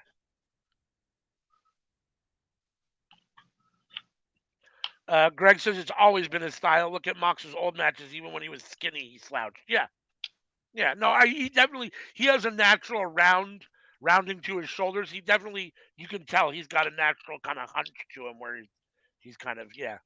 He's always looked that way. Maybe that's like a Midwest thing. I think it's just a body structure thing for him, just a posture thing. I mean, I suppose it could be a Midwest thing, but let's see. Anika says, I didn't know Jimmy and Jay were the same height as Roman until 2 weeks ago when they were face to face. Yeah. Until you see Roman face to face with somebody else, you don't realize how short or how tall he really is and how big he really isn't. Like, Solo's like 2 inches shorter, but like that still puts him at like 6'1". Greg says, I can't ever not call him take a shit. Take no shitta. Take no shit. I like Takeshita. I'm a big fan. Oh, Hangman calling for the for the end of the call for the finisher. Buckshot lariat. Oh no, he's gonna go for the dead eye. Takeshita counters, trying for a power bomb. Adam Page counters. Takeshita hits him with a huge right hand forearm. Oh, well, Takeshita in the wrong corner, in the elite corner. Oh, triple super kicks.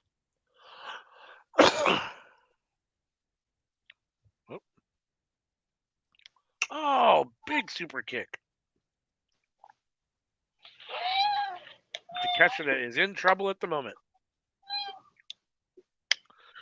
The Bucks are in charge. They're in the ring with Takeshita, 2-on-1 at the moment. It's about to be a super kick party. Oh, sorry. They went for dual V triggers and they missed. Takeshita got out of the way and they bashed each other's knees. Oh, Takeshita with the double German? He is German suplexed both Matt and Nick Jackson.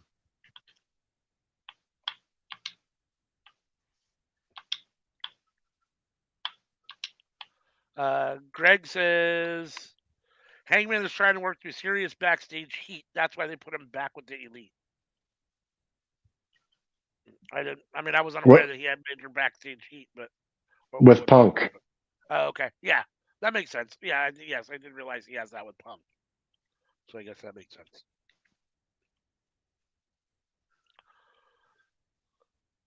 Oh, Blue Falcon bomb. Tell me what he said wrong. Tell me where the lies were. In CM Punk's newest pipe bomb or whatever you want to call it, newest promo, where is it? Tell me when I'm lying. Tell me when I'm lying. Yeah. How about every time you open your fucking mouth, you moron? How about that? How about that? I think everything that spews forth from that, whatever you call that thing in the middle of your face, is a goddamn lie. How about that?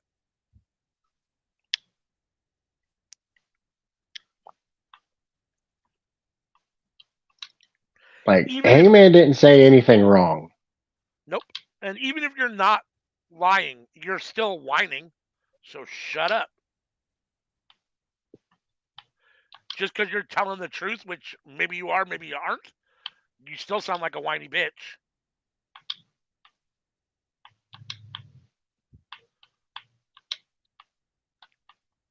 You forgot to put punk ass in the middle of that. Punk ass whiny bitch. How's that? No, whiny punk ass bitch. There you go. Whiny punk ass bitch. There you go. Moxley. Oh. Claudio with the swing. Is he swinging Matt or Nick? I think that's Nick. Oh, no, my stream went down. I'm getting it back up right now.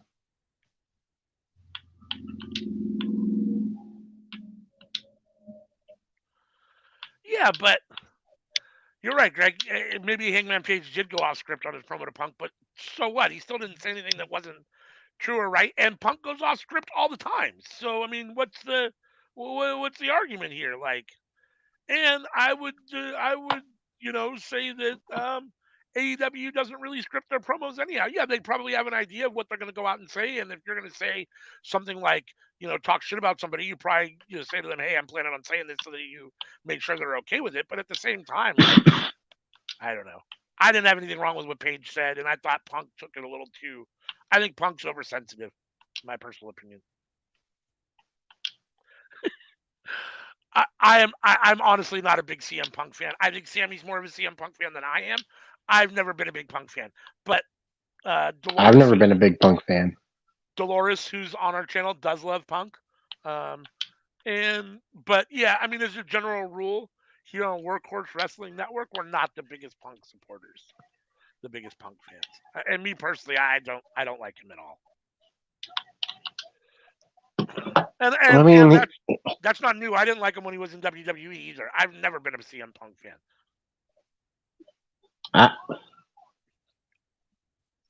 There's just so many other dudes that I liked better. I mean, I can respect, to a certain extent, kind of what he does, and that he's a draw, and that he gets over, and that a lot of people like him. But I don't think he's that I think he's athletically challenged in the ring. I think he always has been. He's definitely not the best athlete when it comes to wrestlers.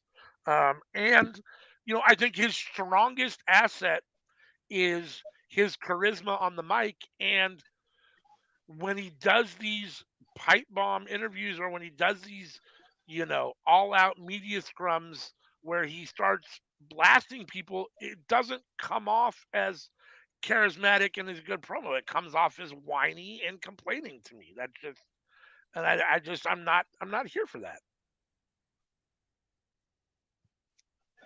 To me, he's Hulk Hogan with a straight edge liberal coating over him. I can see that. I can definitely see that. I think he's a little bit more talented in the ring move wise than Hogan was. Okay, he has a bigger move set. I don't know if he's any more athletic. I think Hogan was very athletic. He just didn't have a big Hmm. move set.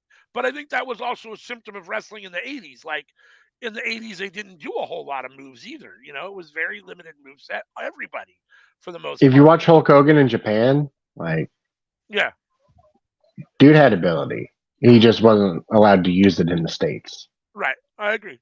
Well, and Vince has always had a very clear idea in his mind of what wrestling should look like and what he's wanted it to look like, and that's what he did with Hogan, right? I mean, Hogan was exactly what Vince wanted, a big, strong, beefy guy that didn't do a bunch of jumps and flips and all that kind of stuff. Just came in and smashed people.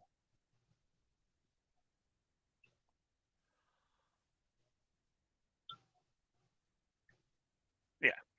Yeah, I mean, if you're lucky, yeah. And there's some of the guys with the 10 moves were the guys that were, a little bit more athletic. Yeah. I mean, most guys did not. Yeah. The move set in the 80s was very limited. And not only was the move set very limited, but they've come such a long way in making things look more realistic, in my opinion. For Hmm. me in the 80s, like, there was a lot of times where you could see The where this is claw. yeah, or just punches that just and you still see it now where punches don't connect or kicks don't connect, but it seemed to be a lot in the 80s. Like it was bad a lot of times where you could see punches just not connecting, they're not touching the person, and all of a sudden they're down on the ground.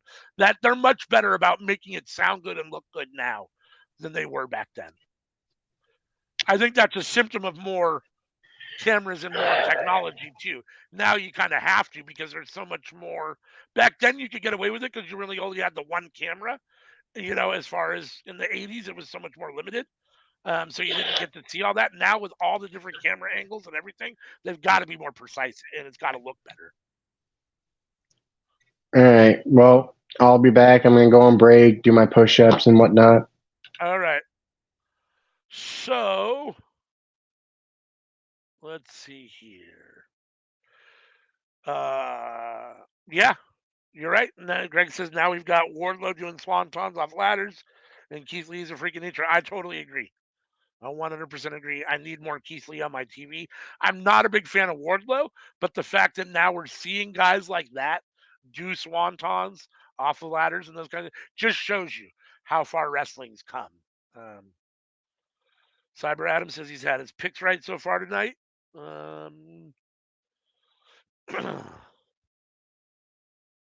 It has been a very good show tonight. I was busy talking through that match, but it looked like the Elite got the win at the end. I wasn't totally sure. I think they're going to show a replay here. Maybe not. I was too busy talking and wasn't totally paying attention to my footage. So, yes, I at best is mid. I mean, he's both. He might be sub mid in actual wrestling skills, and he's way sub mid in his talking ability. I mean, Wardlow is extremely boring. He can't talk. He has no charisma, no personality. I am not a Wardlow fan. He looks the look, and that's about it.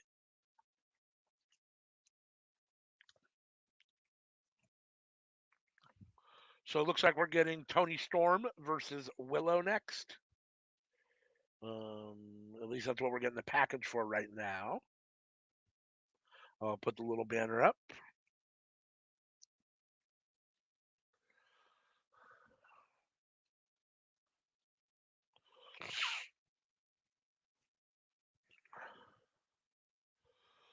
Let me know in the chat who y'all got, Tony Storm or Willow. I'm pretty sure we all picked Tony Storm. I really, my heart wants Willow to win. I'm a huge Willow fan. I really like her. She's up and coming. They're pushing her a lot. She's great. Tony Storm is a solid wrestler. I'm not a huge Tony Storm fan. And I don't really like her as a heel, although I do think she's probably better as a heel than a babyface. I'm just not a huge fan of heel Tony Storm. Um, but I don't think that they're going to put a second belt on Willow right here. I can't imagine that Tony Storm loses here, even though I wish Willow would win. Yeah. Greg says everyone is always trying to be the next Goldberg. Yeah, I can see that. I think that's true.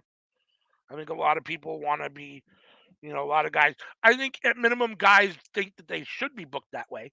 Um, you know, all of these guys, like I just said before, to be at the top of your profession, you have to be extremely driven. You have to have a lot of confidence. You have to have a chip on your shoulder. You have to be convinced that you're the best in the world. Otherwise, you're not going to grind hard enough to get there.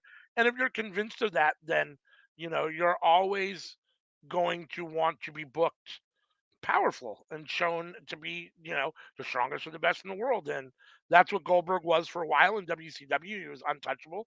So yeah, I mean, I could see that. I mean, I don't know how many people go in and say, I want Goldberg treatment, but yeah, I mean, definitely all these guys want to go on long winning streaks and want to be that overpowered superstar, no doubt. I believe that. The Ken says there should. Oh, sorry. Greg says Tony Storm wins. I agree with that. Ken says there should be a recording of Dusty saying, "Don't use shit you don't know how to do." Played by some of these guys. Played to some of these guys. Yeah, no, I agree with that too. Stay in your lane. Do what you can do, um, and don't. We as wrestling fans, especially the ones that have been watching for a long time, the educated wrestling fans, we know when you're doing a solid move set that you're good at and ones that you're not. And when you're in over your head. And even though it's amazing to see a guy like Wardlow doing a swanton off of a ladder, it's definitely not in his lane. That doesn't mean I'm necessarily opposed to seeing it every once in a great while, but yes, as a general rule, I like to see these guys kind of stay in their lane.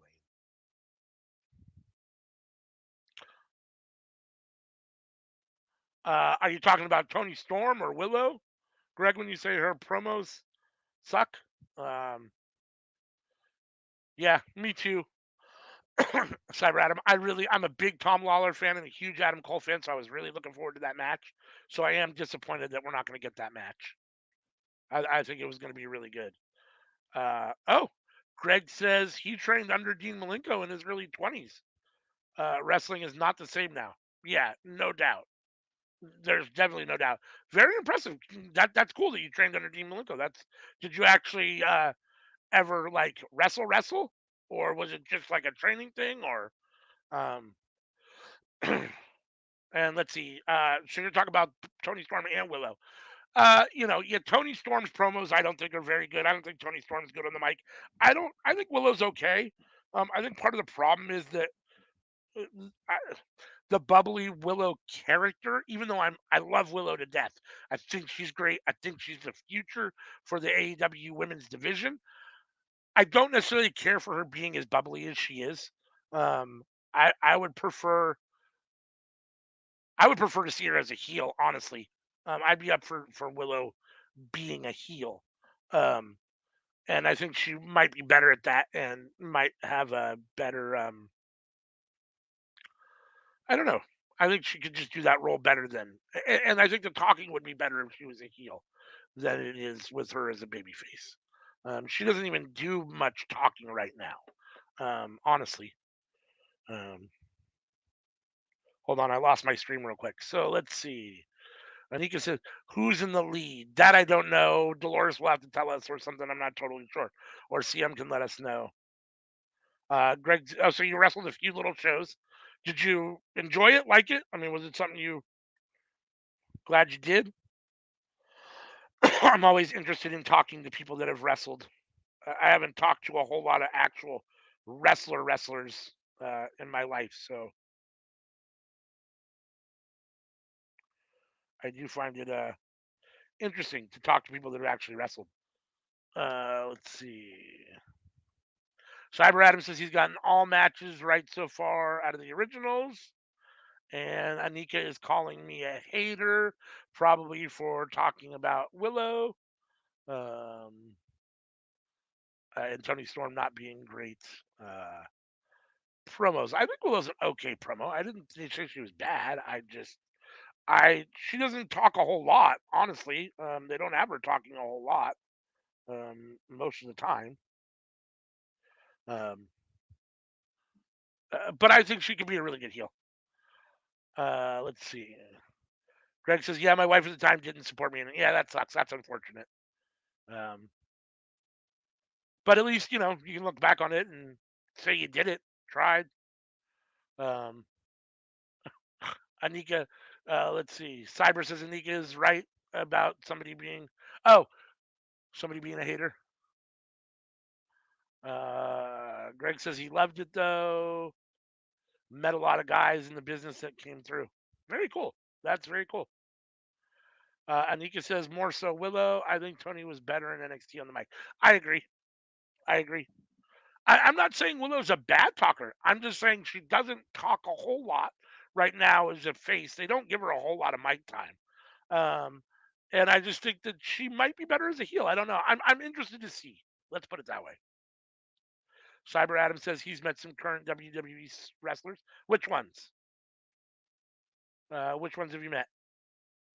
And CM says Tony in NXT UK. Yeah, that's when Tony Storm was by far the best, in my opinion. That's the best Tony Storm was when she was in NXT UK. I don't care for the outsiders. I'm not a fan of Soho, Sriracha, and Tony Storm together. I am. Are you? I think that their booking hasn't been great, but I think as a unit, the collective three members, that they help cover the deficits of the others. Yeah, I guess I could see that. CM says I, Willow can sound like a heel without trying. To be honest, yeah, I can see that. She can kind of come across that way every once in a while. Um, I think they're a better group than the Riot Squad. yes, I agree with that. I agree with that. Uh, CM says it's because of Sriracha. Skeet Skeet. She says Skeet Skeet that they're bad. Greg says it's why I watch with a different eye than most. I pay attention to positioning of hands, body, and feet. Yeah, it makes sense. I mean, if you have a unique perspective as someone that actually was in the ring and did it for a while, yeah, it definitely gives you a different perspective when you're watching it. Being that I've never, wrestled, in any kind of a formal environment. Obviously, with friends in the backyard when I was younger, that kind of stuff. But yeah, I mean, I have no, knowledge of what it's really like or how to pay attention to whether these guys are actually doing these moves properly. How they're supposed to be trained. So yeah, it definitely gives you a different perspective. And also, these three girls, if you go into their backstories growing up, they've always been outcasts. They've always been the weird girl.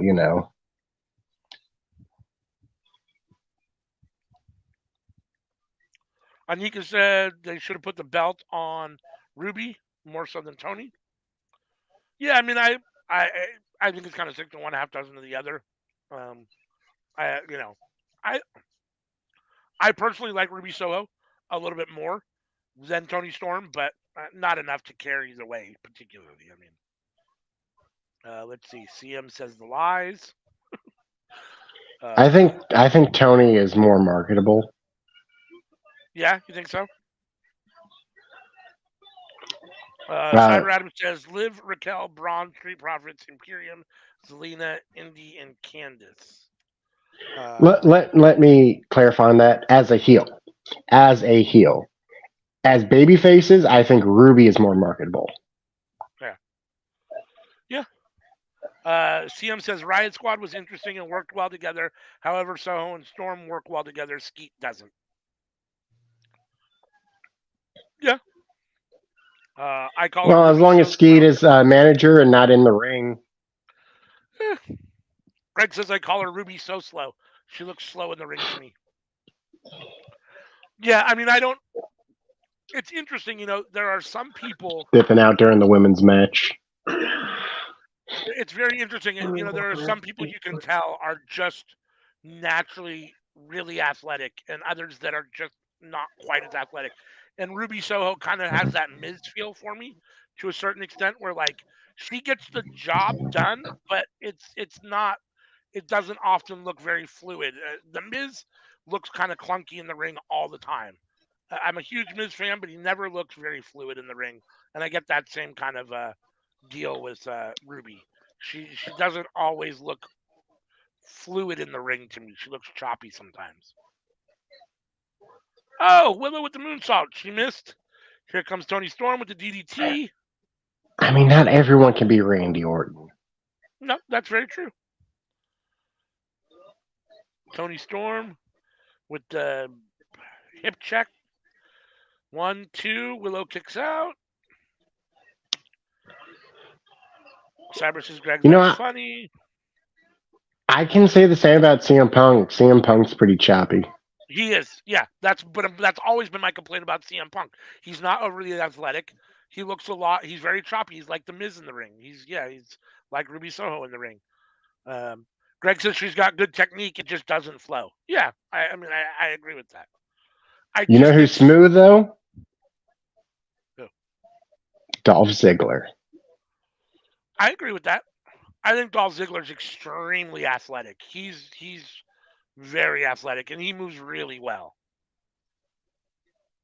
And his moveset is he's one of those guys that like sneakily has held a lot of championships and been in a fair amount of main events, but still feels like a guy that's never quite been given his total due. Like, I don't know. I feel like Dolph has deserved more at times than he's gotten. Yeah, I mean, that's. I mean, you could definitely make that argument. I see similarities between both, but you could definitely make that argument. CM Punk is not smooth in the ring at all. That's always been They're my biggest complaint about him when they talk about CM Punk being the best in the world or the greatest wrestler. I just don't see that. He's too choppy in the ring. He just doesn't move fluid enough for me.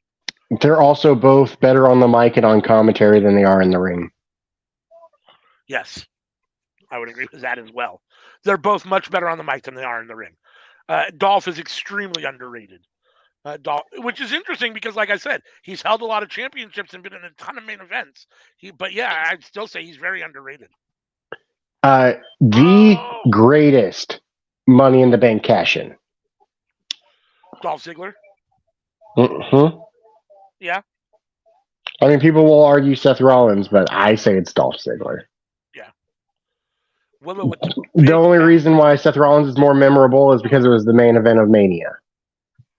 Yeah, and I think it's probably more memorable just for the simple fact that Seth Rollins has been pushed so much more than Dolph and has been seen as kind of a real face of the company, so people remember that stuff more than they do, you know. Him with Big E, woo boy. Yeah. Yes. Like honestly, I love the New Day, but like I would not have complained if like Big E and Dolph were just a pair for the last decade. Ugh. I guess that's it. The match is over. Tony Storm wins and retains the championship. Damn it. Greg says, "Oh my God, You're ahead of me. He sells better than anyone." Yeah, Dolph Ziggler is one of the best sellers ever in the history of wrestling, no doubt about it. He's right up there Top with 5. Ric Flair. Yeah, he's right up there with Ric Flair and some others as far as best sellers for sure. Yes, Dolores is reminding everyone tune in Tuesday night, 7:30 p.m. Pacific Standard Time, 10:30 p.m. Eastern Standard Time for our live cookout podcast. We will have a special guest, Cresta Star, who is a Instagram, YouTube, um, TikTok content creator, and phenomenon, as well as a Fightful Select contributor and a wrestling aficionado. So she'll be here talking wrestling, as well as LGBTQIA in wrestling. So please join us for that. And then next weekend, we'll be here for Money in the Bank.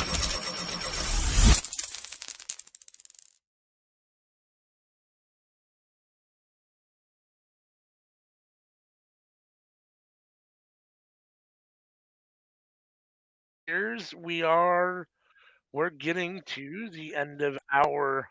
It looks like we're coming to the co-main events here, huh? We're about to get Osprey and Omega. At least that's what it looks like. We're leading up to because that's the video package at the moment. We talked about best selling, and Shawn Michaels popped in my brain. Him Oh yeah, versus Hulk Hogan, yes. where he was pissed off at Hulk Hogan, so he decided I'm just going to oversell every single move. You're going to punch me, and I'm going to flop 10 times backwards. You're going to knee me in the gut, and I'm going to fly 10 feet in the air. Yeah, yeah. Shawn Michaels is one of he's definitely a top five seller too. He's got to be in that top five with Flair and with Dolph for sure. He's one of the best sellers of all time.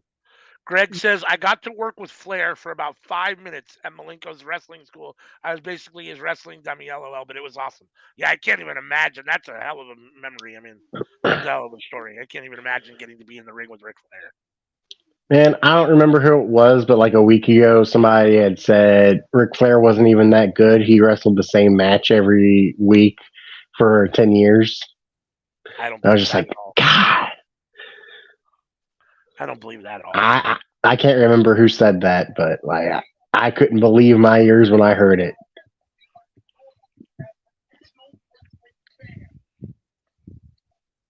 You might not like Ric Flair, and I'm not a huge Ric Flair fan as a person, but if you have been watching wrestling for any longer than 5 minutes and you know anything about wrestling, you cannot deny that the man in the ring was fucking amazing. I mean, he just was. He is in the ring one of the all-time greats, and maybe to this date still the greatest promo ever in wrestling. I mean, it's hard to argue. I mean, there's a lot of good people out there, but Ric Flair is the. I mean, he's the standard bearer, right? Like that's the one that everyone compares themselves to, especially when it comes to promo work. Like at least in my opinion. I mean, he's the goat on the microphone, no doubt about it. And man, in the ring, you can't argue with his ability in the ring. Yes. Can y'all hear me? Yep. Okay, because I can't see y'all, but I can hear you. We Uh, can. I was gonna say I can understand what Sammy is saying as a hardcore WCW fan back in the day. Uh, Flair's match became predictable at a certain point. You know, you're gonna do the trip up, face down plant. He's gonna bleed profusely. He's gonna be like, no, no, no, begging off. He's gonna try to figure for either, depending on who the opponent is, he's gonna get it, and it's gonna be a struggle for him to win, or he's gonna try it and fail, and they're gonna pin him.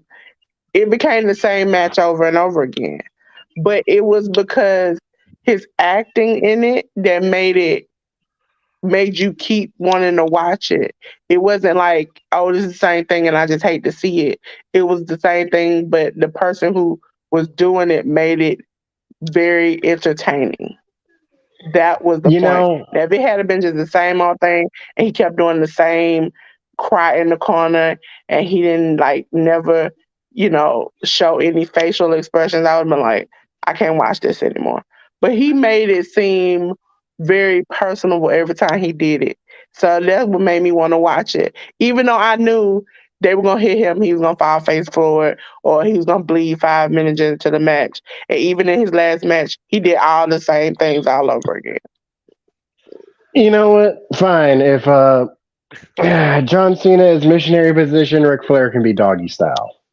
I mean, but see, that's the thing, right? Like that's why you have Michael Cole saying 25 times a show, vintage insert wrestler's name here, because that's what they do. All of these guys, for the most part, have their move set and they do that move set in every match. I mean, I don't think it's fair. I don't think it's fair to single Ric Flair out. And I don't see that. Like Ric Flair had a big enough offensive arsenal that he did multiple things in the ring. I mean, if you want to talk about the same matches, we can talk about Roman Reigns or Brock Lesnar. I mean, these were guys that had 3 and 4 moves and have the same match every single time for the most part.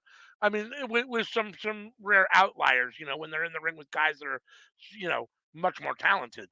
So I mean, I didn't have that impression with Flair. I never felt like I was seeing the same match with Ric Flair. Um, much like all these wrestlers, he had his go-tos and he had the things that really made him famous, and selling was one of them.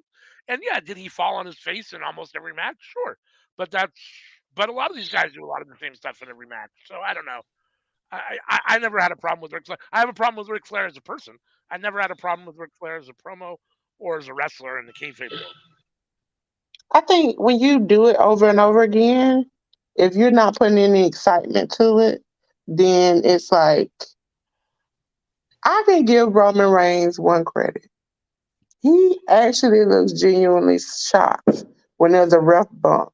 Excuse the fireworks. They're shooting fireworks in the dark. I don't know how people do that. But it's like he generally looks like, oh my God, there's a rough bump. Oh my God, somebody showed up to help me.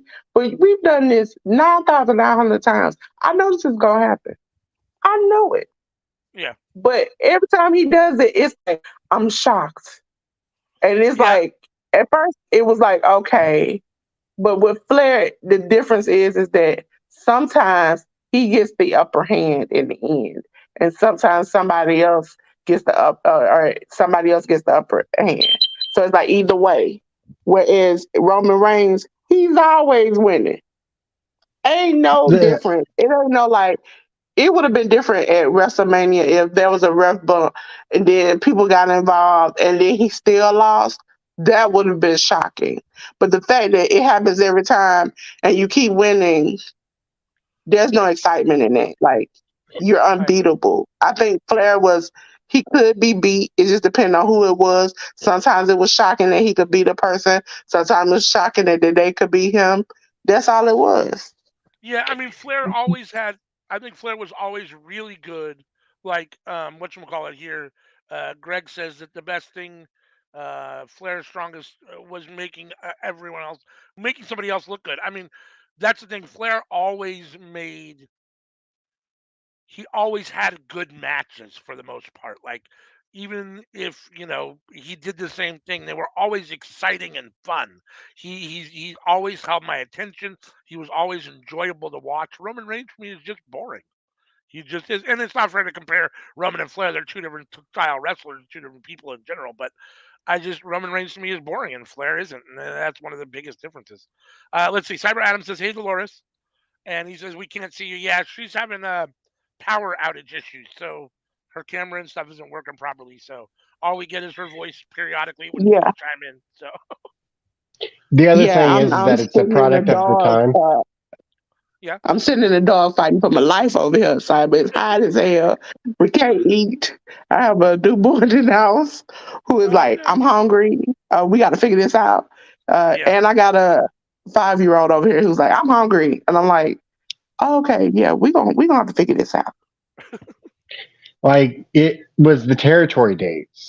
There was like 10 different promotions and you'd swap between all the different ones and not all of them were televised. So like you'd enter into this territory and they've never seen your match before. They might have heard of you, they might have seen you on a magazine or something, but they've never seen you work. You're giving them the match that you do and they get to see you for the first time. 100%. I mean that is one of the downfalls of of the or one of the unintended consequences of the impact of more televised wrestling, right? Is that you see these guys more often, and as a result, you get more used to them, and as a result, the stuff they do isn't quite as impressive anymore when you see it over and over and over and over and over and over and over and over and over again. When in the territory days, you only saw it once or twice in your territory, it was like, whoa, this is really cool. But then when you see the guy do it, every week on Raw for a year, it's like, okay, yeah, it doesn't quite hold as much, whatever as it used to. Let's see. Cyber Adam says, I'm in Orlando, Florida on vacation for a week. Nice. Very cool. Very cool. Very cool. Well, thank you for spending part of your vacation with us watching Forbidden Door. This, I imagine, will be the match of the night. At least on paper, it should be. This was the one I was most looking forward to since Wrestle Kingdom was so good. Um, so, Osprey chopping the shit out of Omega at the moment.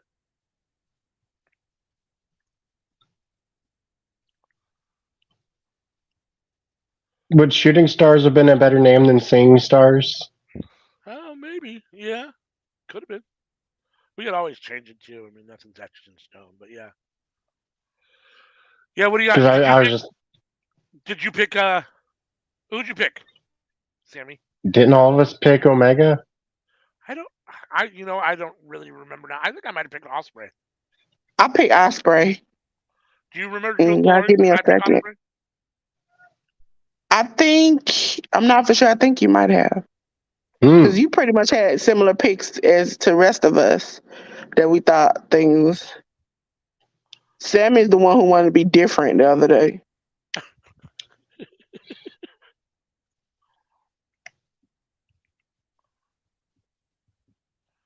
Greg says Osprey wins and What takes I the title back to Japan. Yeah. what I picked that was different.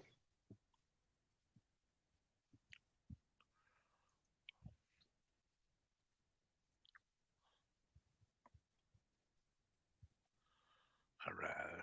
Oh, nice, Will. Again, Kenny geared up for the test of strength and then just poked him in the eye. I love it. Heel Osprey is great. Oh, that was a nasty chop. I'm buffering. Oh, Cyber Adam says Kenny deserves the title. Yeah.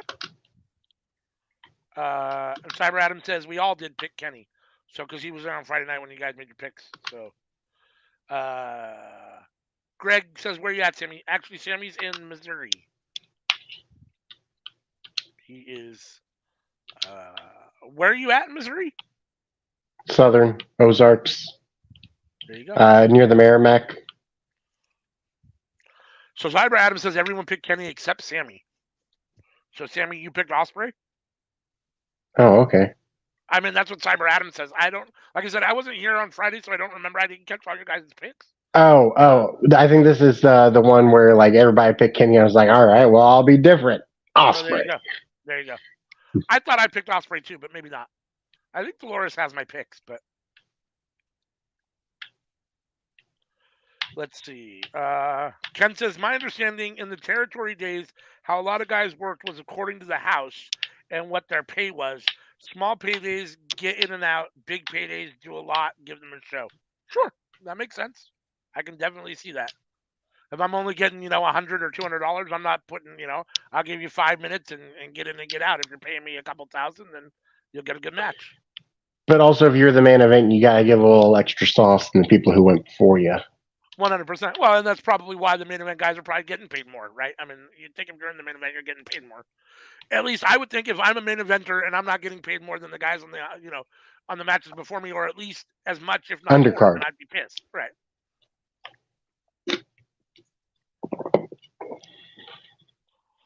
Osprey with a huge flying forearm. And Adam here I says, am. Here "All I right, am. there you are. Is your power back Lightsaber. on? Yep. All right, there you go." I was Cyber like, Adam I'm says he going. was here for the picks and he remembers. So Okay. he remembers Sammy picking What's the match? Will I Osprey. gotta log in to get to the match. Okay. I have to log in. I'm gonna have to rewatch everything, but I heard you all talking about it. It's been a great show. This one has been way better than last year's Forbidden Door. And last year's Forbidden Door was really good, but this one has been Listen, really good. I was at a desperate point when I was hugging my front door to get some kind of reception. And then when I was like put it in the chat and you were doing the promos for the stuff and I was clicking stuff, I was like, I don't see nothing.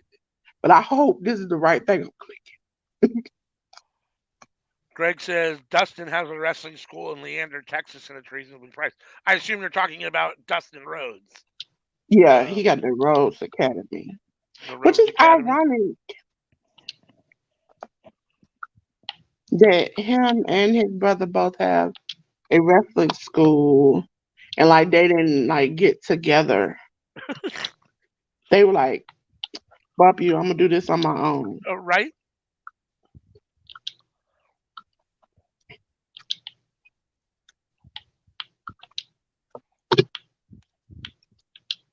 So has everybody liked it so far? The show, Yeah. yeah, it's been really, really good. I don't. I mean, I don't think there's been a what me. We talked about it earlier, Sammy, which was the only card in the or the only match so far on the card that we thought was kind of disappointing was The Punk what was match. that? I'm trying to remember that. Yeah, Yeah, the Punk what's match has been the worst match so far. the Punk match? Yep. Y'all was sounding Uh, like robots, but I heard it. yeah, no, this has been a really solid show. I did want to say that since I wasn't here.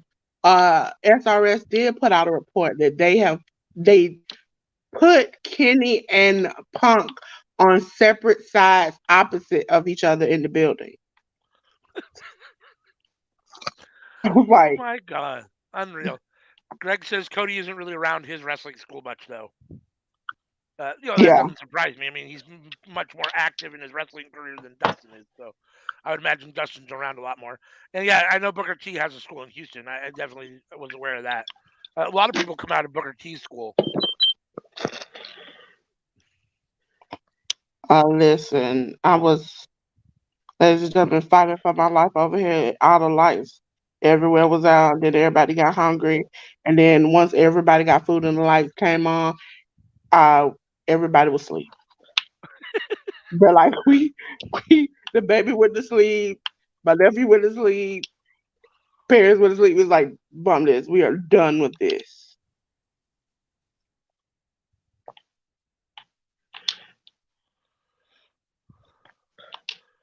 Let's see. Ken I, says to me, Yeah, Sammy was great Kiki. when MJF was aligning with JS, but Sammy didn't trust him and was 100% against it. I mean, everybody knows that Kenny ain't looking to start no fight. Well, there is that. Kenny is definitely he's come across as I understand it, he's not really a fighter. He's much more of a lover than a fighter. Mm-hmm. You could say He's he's a a golden golden lover. lover. He's a He's a golden lover. golden lover. There you go, golden lover. Greg says you're going Listen, to see some guys come out of Dustin's school, guarantee it. Yeah, that's cool. I'm all excited for. I always love new guys, and I I think cannot wait for Booker's new protege who starts next month to wrestle because I want to see him in a WWE ring. who is that? The Zilla, I think I pronounced it right. Umaga's son. Oh, okay. I think they said he did like 7 years in prison. He just got out, and he's having his first match on the 15th of July, which I think reality wrestling comes on YouTube. So we'll see. And my thing about it is when he comes to WWE, Solo is going to have to give up the solo fight because Zilla is already doing the tape, thumb, and everything to do the spike. Interesting. I mean, yeah, like it's his dad's gimmick. Like Right. he's You a just big Samoan. Like I mean, him and Solo can both do it. There's no rules that they can't both be doing it. But Yeah, I you know mean, what? In WWE, if you both do it, you know what that happens, right? oh They yeah, they're gonna both have end a up being like the Spike brothers or something. they'll have a match for who can actually do it and who can't. One will be able to do it and one won't be able to do it. Or yeah, or they'll become the Samoan Spike brothers. Yeah. Cyber Like Well, Adam they're wants to cousins, meet. so there'd be Usos. There you go. Cyber Adam wants to meet Roxanne Perez. Yeah, I'd love to meet Roxanne Perez. I bet she's fun. Uso Spike. He says maybe I get lucky with her and she's single. There you go. Roxanne Perez? Yeah. No, Perez, but she looks like a child. Well, we don't know how old Cyber Adam is. I mean, she's in her 20s, so I mean, let's see. Greg says I think they're going to start bringing in more family to help the bloodline storyline going now that Jimmy and Jay have split off. Yeah, I mean, I can see that. There's definitely a lot more out there that can be brought in. I mean, there's other family members that are wrestling out there. So, oh, oh, Omega is officially busted open.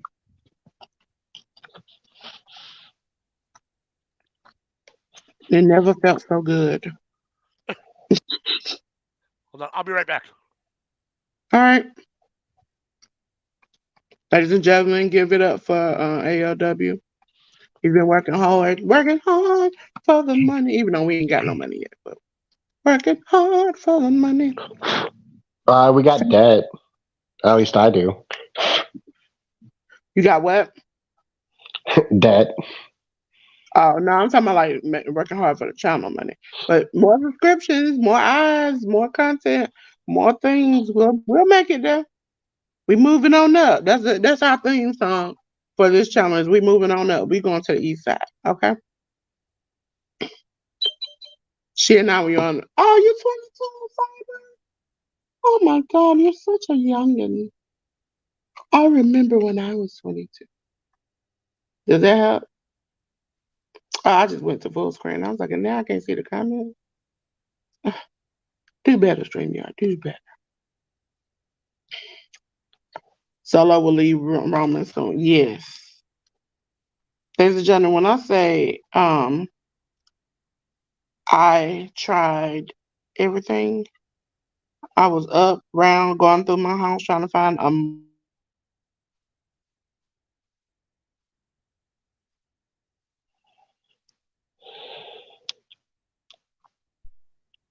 my me have to hug the front door.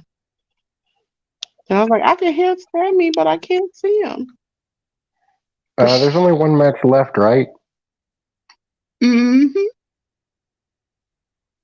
Unless you want to stay on for GCW. Which you are in second place.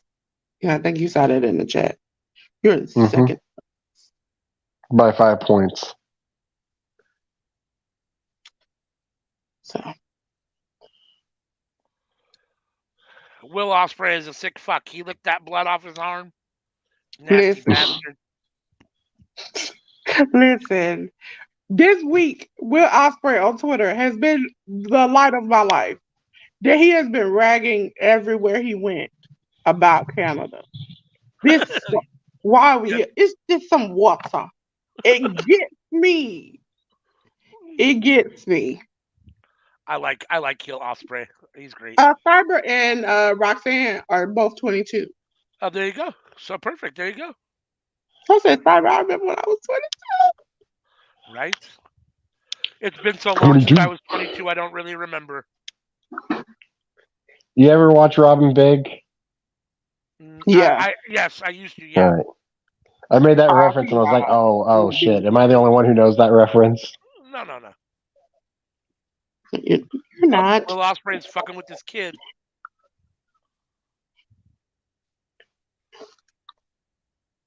Okay. Now, because I'm blind and old at this point, ladies and gentlemen, I've been through the wars of hell this week to make it here. Kids look like they could be the grandsons of Hawk and Animal. Nice, right? Nice, Ospreay. Ospreay is wiping himself with the Canadian flag. All right. And then he blew now his nose that's what I call flossing.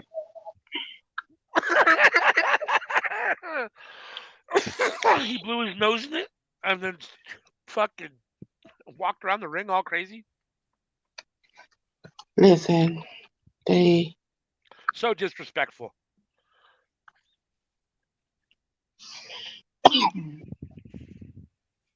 Ladies and gentlemen, I love wrestling. Wrestling does not love my mind and body. It be trying to kill me. Keeping me up all times of days and nights, weekends. Kennedy is throwing Will Ospreay around with the Canadian flag. Yeah, this is match of the night. You gonna say that before you get out uh Okada and So far, this has been match of the night. Yeah, we'll have to see what Okada and did you Danielson do. see the graphic Oh, they made for Okada and them when like he's on the mountaintop and like Danielson is on Yeah, his arm stretched like this looked like a little freaking movie poster. I was like, really? This is what we are doing? Hold on, let me mute.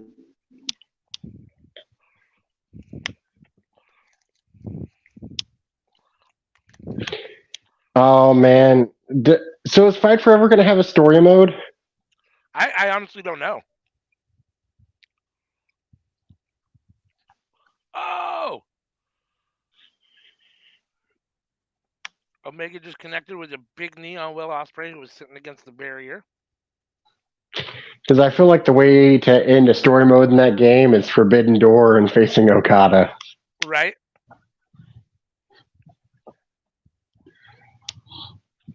Let's see. Cyber Adam says he's scared about tomorrow. You mean for Raw? Not what?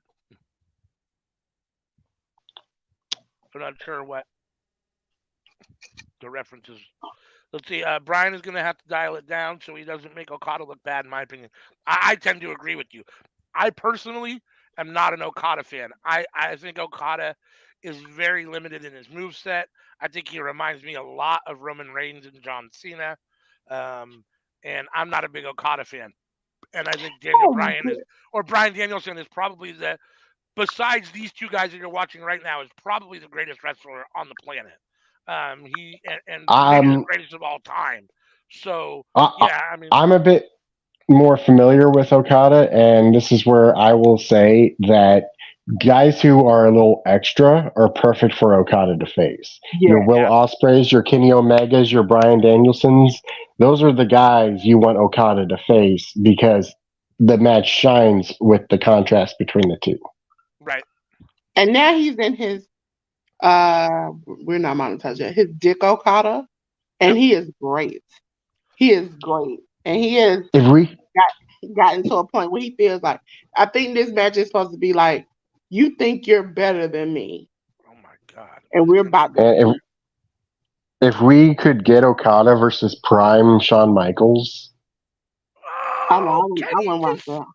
spike Osprey on the uh steel steps with a DDT? Now Ain't Osprey no is busted they open. kill each other every match they have with each other.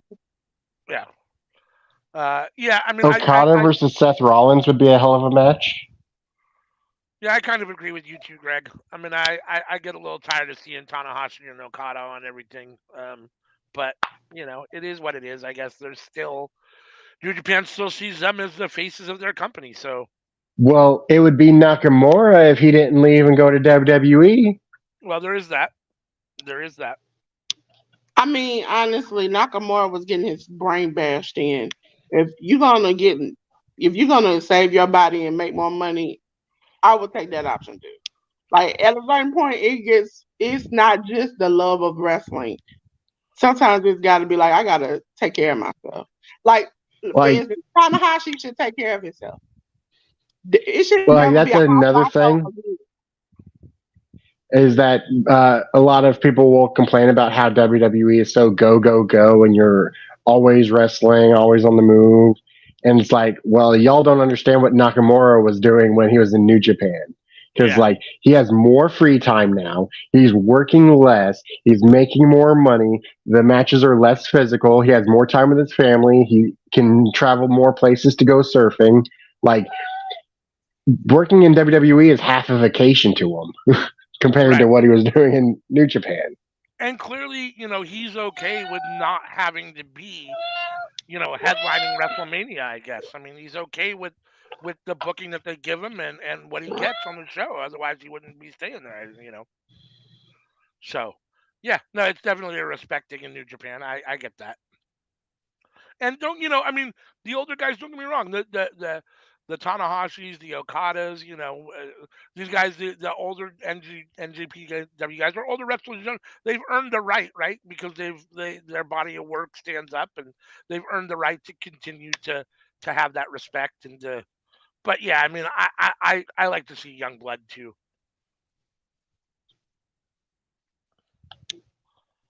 These guys are exchanging German suplexes. Up, Kenny with the Kiyomiya. snap German. He's the future. Yeah, Ren Narita. I like Ren Narita a lot.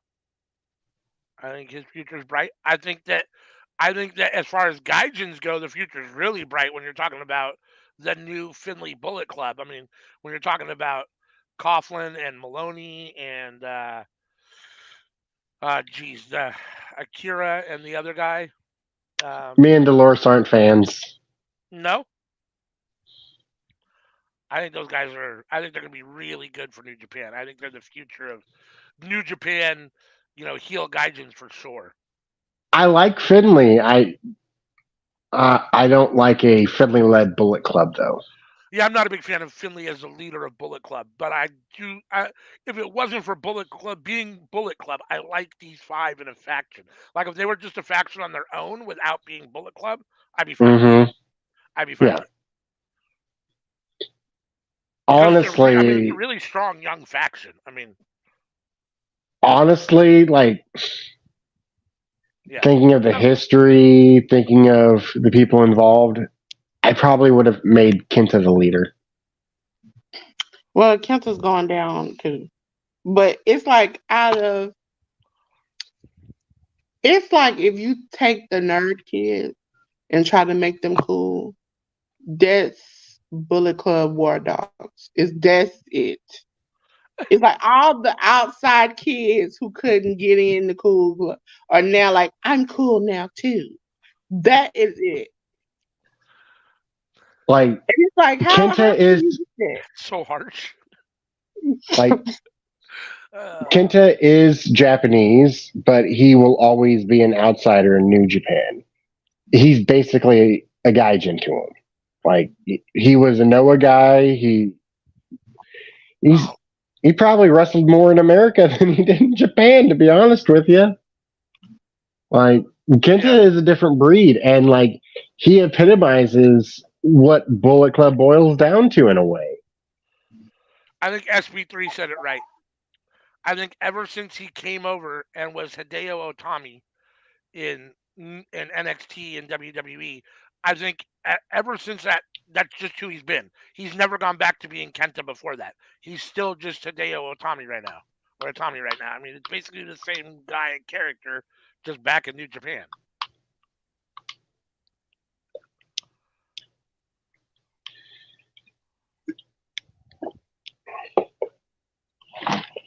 I mean, I like it when he's an asshole online, but you don't get to see too much of that on the TV, huh? Yeah, it's So the thing about it is, sometimes it irks the heck out of me when people are like fighting for these wrestlers to get a better gimmick and they go somewhere else and have the same gimmick. For instance, what's his name? I should know it. I should know it. I should know it. Hoverboard lock is his move. Kushida. Kushida. You know what? It is so wrong that he's got this Back to the Future gimmick here at NXT. He shouldn't be doing this. He deserves better. He shouldn't do it. And he's done this gimmick, Impact, New Japan, everywhere. It's like, at what point are you fighting for something that somebody is very comfortable with? Yeah, I mean, like good. the thing with Kushida is he didn't want to be in the junior division his entire career. So Right. he went to NXT. And then he goes to NXT and they make a cruiserweight division. He's like, ah, shit. Yep. And it's like he's still there. He is still there. Has not gotten any like real. He had an opportunity Oh, with the tournament we just had, and it seemed like he did good and just went downhill quickly. They tried to kill each other. Greg says gimmick wrestlers are dead. I'm not sure I believe that. No, Um, because you know, If it's a good gimmick, I think they can still get over, even though I don't like it and I don't like the shtick. Orange Cassidy is extremely over, and that is a very gimmicky. He's very gimmicky. I So, can tell you one gimmicky person who is absolutely over, and if chosen not to do wrestling, does not have to. Danhausen. yeah, His absolutely. whole life is a gimmick and a stick. And even if you watch his YouTube channel, when he goes out with his wife, he vlogs, but he puts the gimmick mask Oh, on sometimes when he goes on the face paint, and sometimes he will do the image of his face on top of it. oh my God, that was a nasty powder. Yeah, One, when two. they gave RJ Oh City my a talk show, I couldn't help but think to myself, how did they not give this to Danhausen instead? Danhausen is I don't. fun and funny, and the fact that he raised so much money and has gotten to know people, Did they they are going just? to kill each other. They are Did they going to just? kill each other. He just But did, missed it, didn't he? did they just fuck up there? Was that a three Yes, count? Will's shoulder didn't get up before the three count, did it? but do It you looked see like the ref's afterwards? hands touched, and then Will's shoulder came up, and he called it a two, but it was really a three. That looked bad for a second there. I mean, they're not going to show a replay of it. Oh no, no. They better than WWE. WWE would have showed it 20 times. Greg loves Danhausen. Yeah, I'm not a big Danhausen fan, but he I has his love place. Danhausen. He has his place. And it's like his whole life is this character. Oh, Omega's got him up. Oh What's he my gonna God, do? he has him. Oh One no. winged angel? Off the, Oh no. is he going for a one winged angel off the middle rope? Oh no. Okay, okay, Yep. okay, okay. Here we go. Oh, Oh. countered. Osprey with the Wow. countered. Muscle Buster. Oh, he's got him in position for the super kick. Oh, Did that man just But for the one winged angel, he would be facing the other way. Since he was facing that way, if he were to done it, it would it be would spiking him onto the top turnbuckle, which would be one hell of a one winged winged angel. angel, right? That would be insane. Osprey up to the top. Looks like he's going for a moonsault here. Oh, Whew. right. I'm gonna have to go back and watch this. Is that a Falcon Arrow or is that just a twisting moonsault? Thank you. Corkscrew moonsault. Was it? It wouldn't be like what do they call it? No, because I think it's a little bit different. What you call it? A corkscrew plancha? I think they call Yeah, it. I'm not sure. There's so many names. Sometimes I'm not totally He sure what is the just name is or laying how to there describe the move. motionless. I thought a plancha was over the top rope. Is it still a plancha? It's from the top turnbuckle. Oh, that's a good question. I don't know. Uh-oh. Here we go. No. Oh, he missed. Omega. I mean, No. Omega ducked. Dual kicks, not dual clotheslines. Oh, the V trigger. Nope. Bye. Oh, Omega pile Oh. Ooh, drive, power Oh. bomb. up he Osprey with the power goes. bomb. 1, 2. Oh, he just barely kicked out. How am I late to the party and I'm just like an inch ahead of you all? Where is Don Callis? Thought he might play. Yeah, I don't. Well, he was out for the last match with the Elite and the Blackpool Combat Club for Oh, Takeshita. Cutter. Cutter. Um, yeah, I kind of thought Ooh. Callis might come out and play a part in this match as well, but I'm glad he hasn't. I really hope we don't get any shenanigans during this match. Oh, you know it's gonna be some shenanigans. It's gonna be it's gonna be This is a clinic. I remember he This, offered Osprey some assistance. this is a 5-star classic right here. A five, Absolutely. a 5-horse classic for sure. I think the one in the Uh, beginning of the year is right now. Oh, Oh, there it is. by God, he killed that man. ooh. The Dead Eye, or what's it called? A Red Eye. What? That's that. Isn't that Hangman Page's? Here comes Yeah. Gallus. Here Oh, comes here's Don Gallus. Callis. Here you go. Here you go, Craig. You called it. Here comes Don Callis. I spoke too soon. I just said I was hoping there wouldn't be any interference, and here comes Don Callis.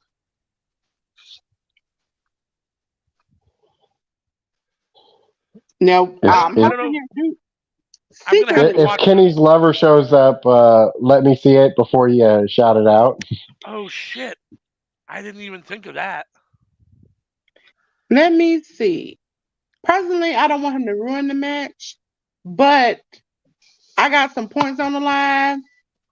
I Right? want to, cause I went from like second to fifth, and I've been holding on to five, and I'm trying to keep them. Yes, they did set it up for CM Don Punk to get screwed involved. me So. 2 weeks in a row. 2 weeks in a row, he screwed me. I know not to believe in that man. I'm trying to decide if it's recency bias just because I'm watching this right now. I'm gonna have to watch Wrestle Kingdom 17 again, their match, because this feels like this is better to Yeah. me than Wrestle Kingdom was. But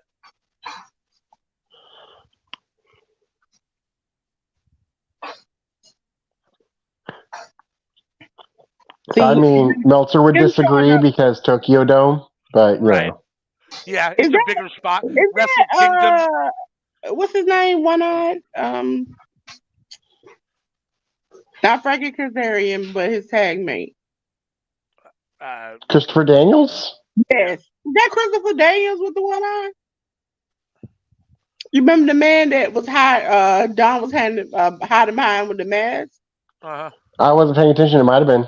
Cause I don't know if you I watched. wasn't. Did he have a black eye? It kind of looked like it. Oh, here we go. Don's involved. I mean, it makes sense when you think about it because the Elite destroyed SCU, broke them up, caused all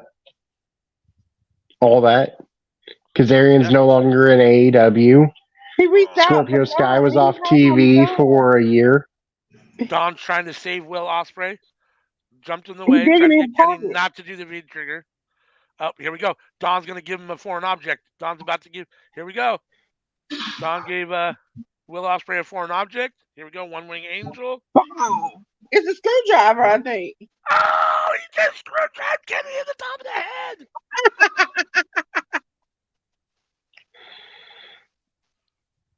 Yeah, get screwed. What's up, Get Cyber? The way Will Ospreay just tosses it. right? Come on. Yes. Two. There it is. One. Oh no, One, two. Oh, he put his foot on the rope. Holy shit. So I now I take it back. Now with Don Callis' involvement and the screwdriver involvement, I take it back. I think Wrestle Kingdom was a little bit better, just because there weren't the shenanigans. I mean, that comes to a matter of opinion because other people would say that they prefer that. It's the showmanship. It's what makes wrestling, the storytelling. It's Yeah. He's whispering something to Ospreay. remember, Yeah. Callis is supposed to be like his dad. He knows his weakness. Yep.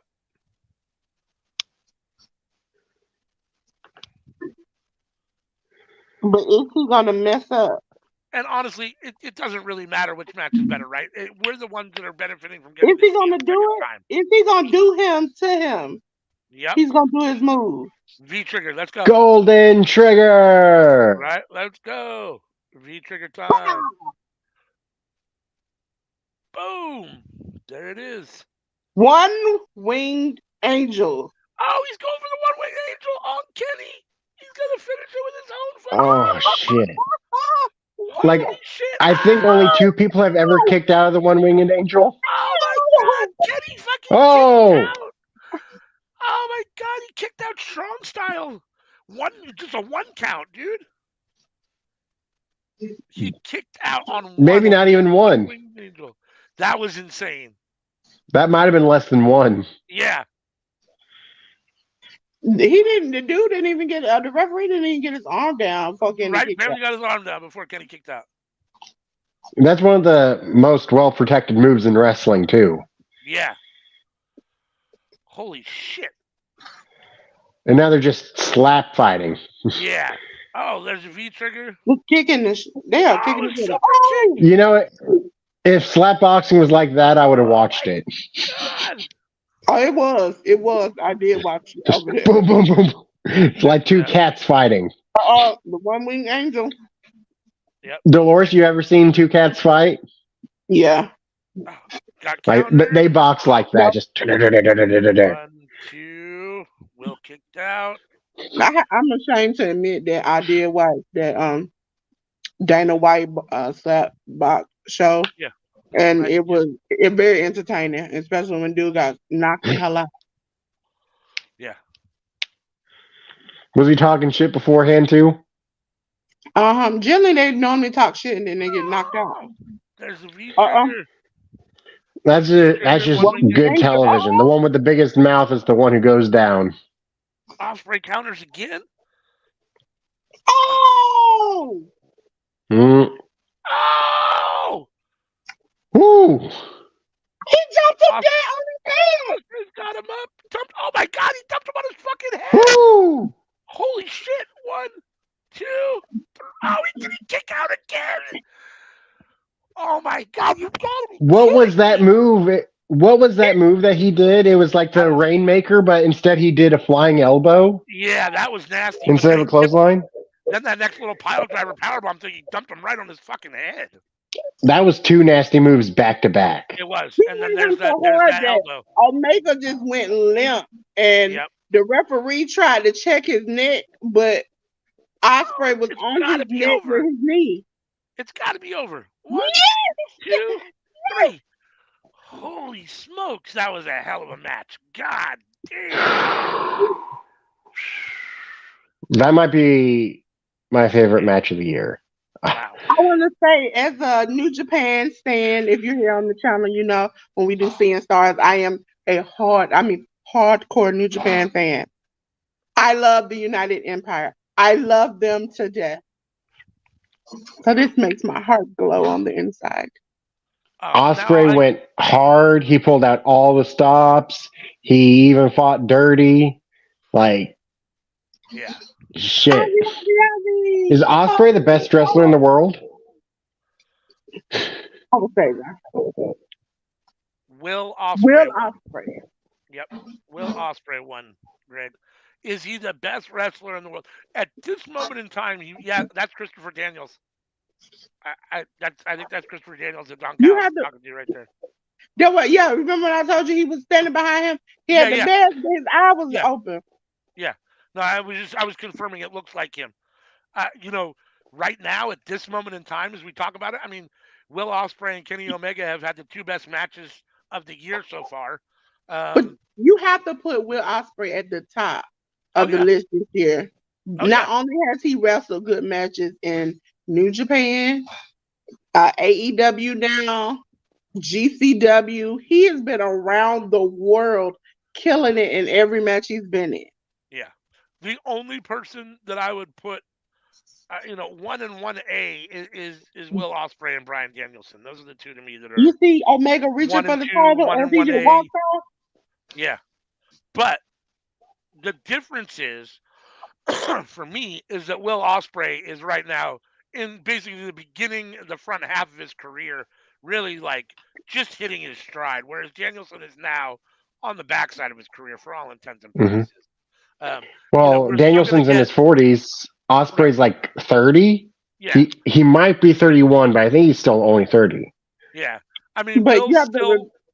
Will's still winning titles and still going to win a lot of titles. I think Danielson's title days are probably behind him for the most part. But even with Will, we've seen him change. He even talked about it in an interview Hmm. where he bulked up. It was too much. He was still hitting his high fly moves, but he was like, I was tired afterwards. So I had to kind of slim down, but stay bulked up. It was like he was too skinny, he was too big, and now he's just kind of in that niche where he's just right, where he can do these moves. Like, imagine that top screw that he did from the top rope. Yeah. I've seen old videos where he did it, he was heavier. Mm. Yeah. So he is really going out and he goes all out in every single match. Yeah. I think the thing that separates Omega, Osprey, Danielson apart from a lot of guys is that everything they do is so intense. They wrestle with such intensity. It looks like it's hard hitting. It looks like everything is painful, and it looks like everything connects and is done well. Why I does mean, this feel like you know how like people say goodbye and they give them the extra long like exit yeah. moment? And first of all, Tozawa, why is I Tozawa the mean, only one come out there? No elite person came out there or anybody. Uh, Just w- Tozawa. w- w- let's be real right now. Kenny might be hurt. yeah. He could be hurt. He did get spiked on his head. He He did. could be hurt. He So could be hurt. He was like limp when the I'm referee pretty tried to sure put his he's going back to get a test for having a concussion right now. Probably, yeah, because he was dumped on his head. I do not, and I can't figure out. I know my mom has vertigo, and I've had bouts with it on and off. I literally cannot get up on my own to walk 3 steps across the hall, let alone do a wrestling match where everything is spinning and moving at one time. Right. I'll be back. So We'll yeah, be here. We are we getting ready are the for the champ. main event. It is time for the main event. Ladies and gentlemen, while they're going through their things, since I'm back, we're gonna do a little housekeeping, a little sweeping. You know, ALW been wiping down the counters and stuff. You know, we're trying to get it together. So what we're gonna do is I'll solo it today because you know they've been picking up the load while I've been gone. Um, it says he might take a break. He said if he get another major injury, he's done with wrestling. Or he might take a better option. I don't know about that. But before the last match, let's drop this graphic. Uh oh, Okapa's coming out first, ladies and gentlemen. We have this week. This is our schedule, as we all know. Seeing Stars, All for Night, and Under the Radar are now. Oh no, that's not the match. This is the Minoru Suzuki match. Okay. Um, our Twitch exclusives. Let me say it again for you, ladies and gentlemen. We've gotten so big, we had to just go over to our own place. Twitch exclusives. You can catch us on Tuesday for the cookout, which this Tuesday we are going to have a wonderful guest, Cresta Star, with us. So make sure you're here. We're gonna get to know her a little bit better, talk about the topic of LGBTQIA plus in wrestling, and play one or two games. Okay. So then we'll hear for Friday Night Fights. Saturday night is all right, which we watch AEW uh, Collision. And we also will be watching Money in the Bank. Okay? Money in the Bank.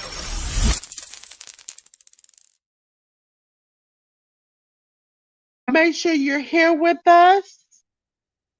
Make sure you're checking the community tabs during the week. We ask questions about the different matches. Even though we're not here, we're here. Okay. We want to know what you like and what you want to see. Okay. And let us know. We have a lot of content coming to the channel. We are listening to what you have to say, ladies and gentlemen. So please comment, share, like, subscribe, hit the community tab. Let us know. ALW's back again. Yes, ma'am. Back, Thank you. back, back again. Check I'm in the so rep. disappointed. I thought we were just getting right into the last match, and now there's this match in between, Yeah, when I saw Suzuki come out, I was like, oh no, this ain't it. which is unfortunate because I mean, I'm looking forward to this match too, but now I feel like it's a little bit of a letdown after the last match, and assuming No, that that's there was not only it. the one match left. Is this the let's yeah, there we go. Yeah, It's a six maybe. man tag. Suzuki Gods. See, I got it this time. Chris Jericho, Sammy Guevara, and Minoru Suzuki. Minoru Suzuki, ladies and gentlemen, from New Japan Pro Wrestling, versus Sting, Darby, and Naito. Naito is from New Japan Pro Wrestling. He's one of like Minoru, one of those older statesmen that you can. Naito's not old, but he's been around. He has been He's around got a for a minute. name to himself. Oh my God, what happened to Darby? So Thanks for emo. tuning in, Greg. We appreciate it. Have a good rest of your day, and let's go, Brian Oh, Danielson. I was waving Greg, but the background just blends into Hopefully, each you'll other. come back and see us again. Yeah, come throughout the week. Come next weekend. We'll love to have you and have fun with you. Come on down. Be the next one on the second tour. Oh, doo doo doo doo. We gonna do that. You know what? I would love to do one day for a game. You remember the old Price is Right when they had the man yodeling all the way up the hill, Uh huh. and you had to guess like the prices Yeah, and things. the little dude going all Yeah, the way up the hill. Yeah, yeah. yeah. I would like to do that, but have it like the title at the top, and he just moseying up, and every time he gets stopped, Yeah. night text you, night Tetsuya Naito. the man has style, he has class, he hasn't combed his hair in 45 years. Right? No. Sting, did you just not want to paint your face today? Sting was like, fuck it. Just white paint, black and some lines. Here we go. We walking the fuck out there. Now I have seen, I don't know if you because you New Japan is quick about moving away when they see something happening. Hmm. But I have seen Naito, like he almost did it just then, trip up on that coat. And it's the funniest thing. Because he keeps a stone face the whole time. Like I would have been like on the ground crying. Oh, I didn't. You know what? Out of all the matches I came back for, looking at Chris Jericho is not one of them. right? Jericho, another person who doesn't believe in a cone. That's true too. I like how Naito just takes his time undressing. Like we got time to wait. Right? I love how he has to undress every time. He's got to It come ain't down like in his slacks that button down on the side and his button down shirt just to take it all off. he takes the belt off. Right? He'll snap the pants. Who is it? It's not Yo. It's somebody else who snatches their pants off in New Japan. And every time they Uh, do it, I laugh hysterically.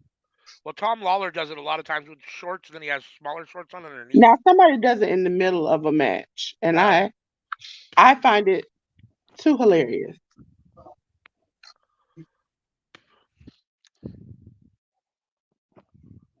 so we got Naito and Guevara in the ring first, starting the match off. Let's see. Let's see. Let's see. Let's see. The other day I was on here and I was trying to check if the stream was going well, Uh-huh. and I clicked on it and it just started talking real loud. And I could hear myself, and at first I was like, is my computer that loud? And then I looked down and I was like, no, that's my phone. Yeah. My phone. They must be working Anika to death. Right? Oh, Sammy with the drop kick to Naito and the kip up. Slimy Guevara showing off. Did he try Oh, to now he's clowning and doing the tranquilo pose. did he try to pin him? No, Oh no. he's just busy posing in the ring. I need him to try to pin somebody first. Right? Naito throws Sammy out of the ring. Naito back and forth. There he goes. Naito does Naito is the hilarious. right. Hilarious.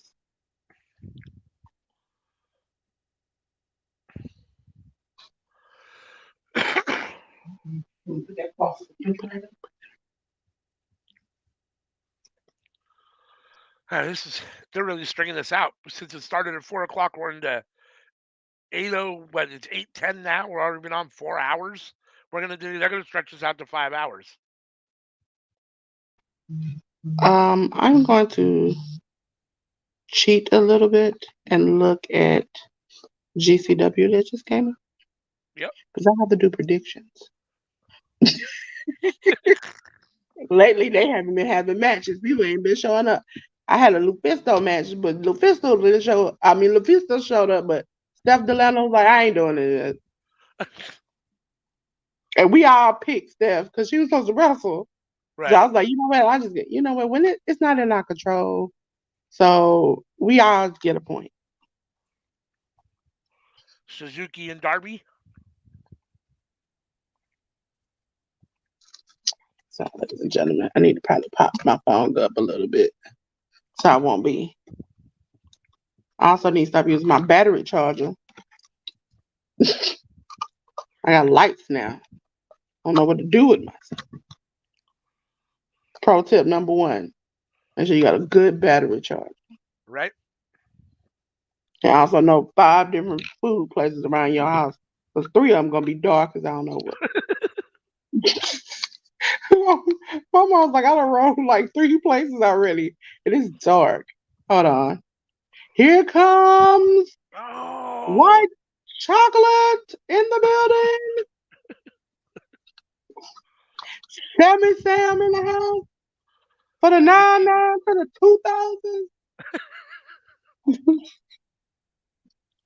Suzuki just blasted the shit out of Darby Allin.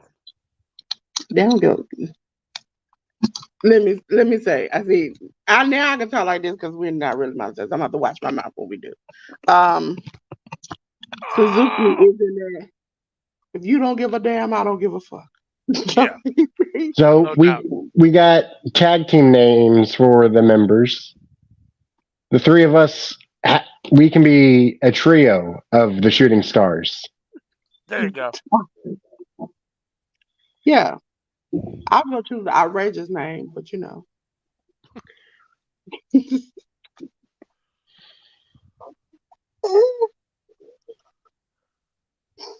Oh, Sting and Suzuki.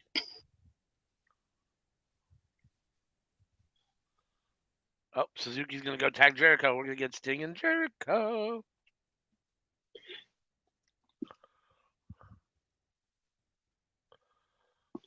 You know, it's so funny to me how everybody was like, "Oh, I hope Jericho doesn't show up as a Painmaker," Right. and then Sting shows up as Painmaker.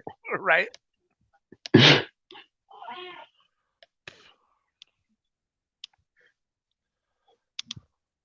Honestly, as much as I'm here for Danielson and Okada, and I don't necessarily want to see 2 old guys wrestle per se.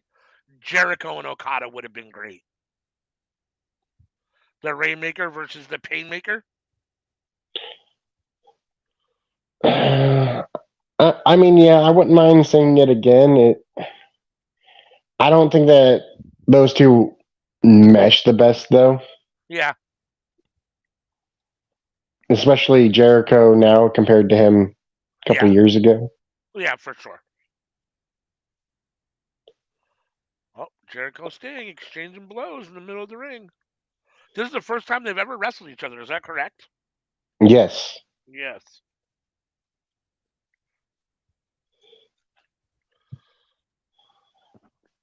Yeah, Jericho and WCW, like, they didn't want him facing the main talent, you know? Right.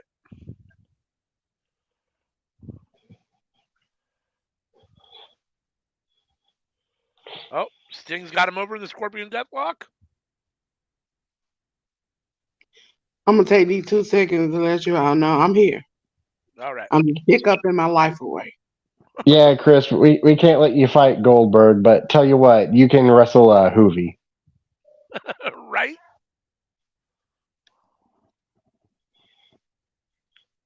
That's just as bad because they both gonna break your neck. You can choose Rob Goldberg. You gonna end up with an injury after the end of that. That's fucked up.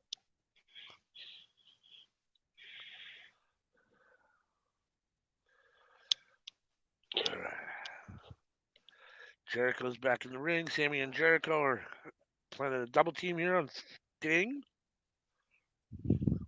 Double shoulder block. Sammy doing the Tranquilo pose. Tranquilo pose again. Jericho with the Suzuki on top of Jericho.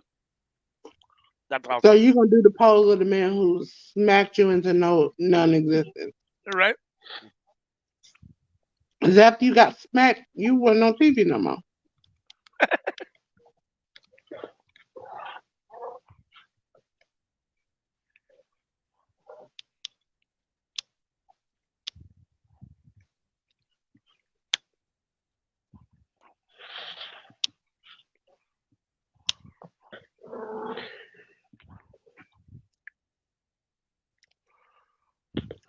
Who was the issue first? Was it Sammy and Andre, or was it Sammy and Eddie? That's a Sammy good and question. Eddie, and then Andre smacked the taste out of him, and his name is Andre Idiolo. Okay, Andrade Idiolo. Yeah, that yeah. he called him I Andre. got He called him Andrade Andre Idiolo. Idiolo. Then he Andre came back and Idiolo. said, then he came back and said Oh, Andre, and I was like, come on, man, we just need to stop. I think all those New Japan names have messed you up. Sammy with the splendid fly off the top rope to Darby. 2 count. Do you think JR been a help from his recent injuries by the time the G1 started? Probably. Poor JR, he just can't stay upright. That Right? man, that man is struggling. And gentlemen, I'm not making fun of nobody. I'm just saying, this like JR's like 15th fall this year. Shout out to the Impact announce team.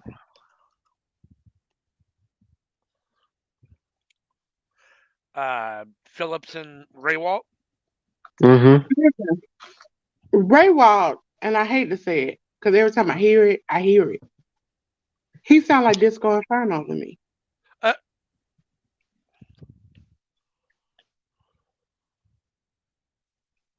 yeah, I like Ray Walt and Phillips or Listen, if anybody, Hannafin, I whatever his used to name be is. a hard keeping it 100 fan for a while.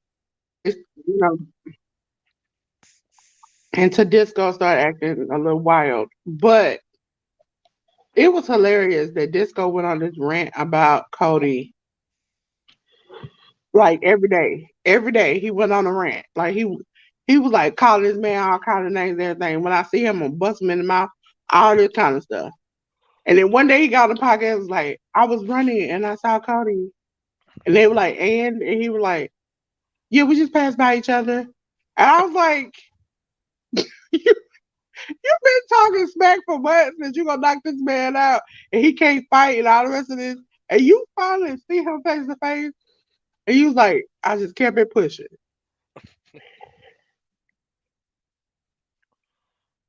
Oh, Darby's gonna do. Darby goes flying. Shoulder. So I forget who it was, but somebody said Darby flew there the was no elbow. sense in Roman beating Cody at Mania. I Okay. mean, I mean, there was no sense in Roman beating Cody at Mania Right.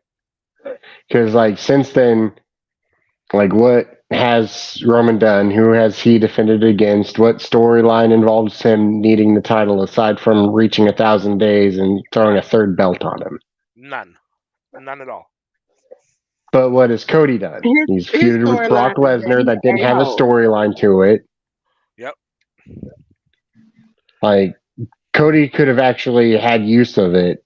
They could have added to his story if he had it. It's like, yeah, It, all that is true. Roman's storyline is that I got this belt and because I'm the ish that I no longer have to put effort into doing anything. Yeah. I just I, of all of the wrestlers that we've had since Bruno or Hogan. Don't The forget fact, Pedro. the fact that it or Pedro, the fact that it is Bob Roman, Backlund. the fact that it's Roman Reigns that they chose to put the belt on for going on 1,000 days here and to be up there with those guys just it baffles me. I don't see what WWE sees in him in that regard. I just don't. He doesn't. For me, he's not the guy I would have hitched my wagon to carry my organization. But what You do I talking about know? Roman? Yeah, but what do I know? I mean, honestly, we're gonna be honest, because I'm the only lady here. He fine. He's Yeah. very intelligent. He has charisma. So it's the adage: women want him and men want to be. So he feels out. Because I mean, if you go on TikTok, uh, as somebody who manages this TikTok for this stream, I have to go past 99 thirst traps for Roman to get to it one legitimate video. So CM says not as much as he used to be, and Anika says he I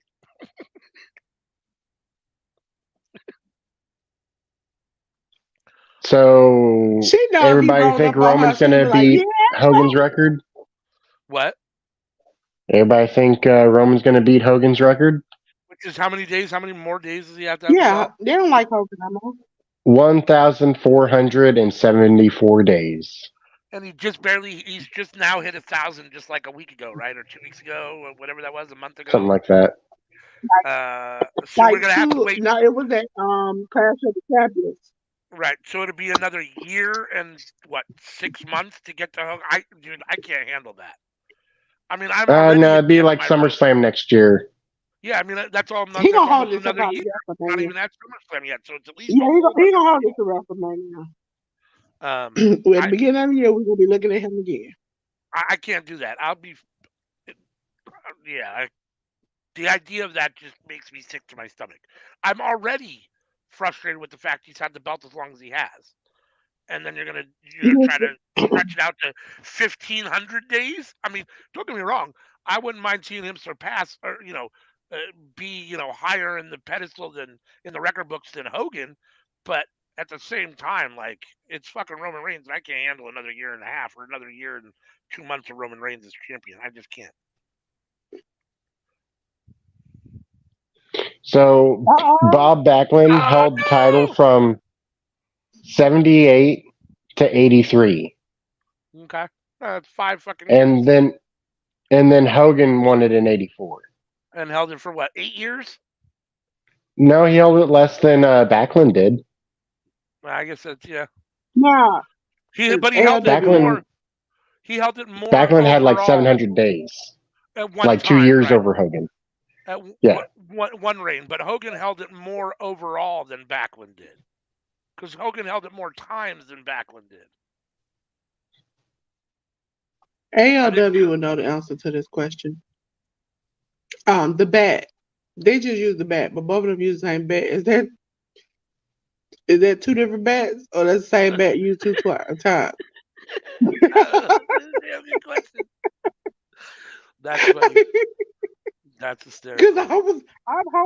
Like they got this video package like Jesus is coming to Earth. Have you seen the new Miro shirt? No. Listen, I have to put it in the chat. When Romeo posted it, I was like, yeah, they really taking this Redeemer thing really hard. Anika says Roman is not her type.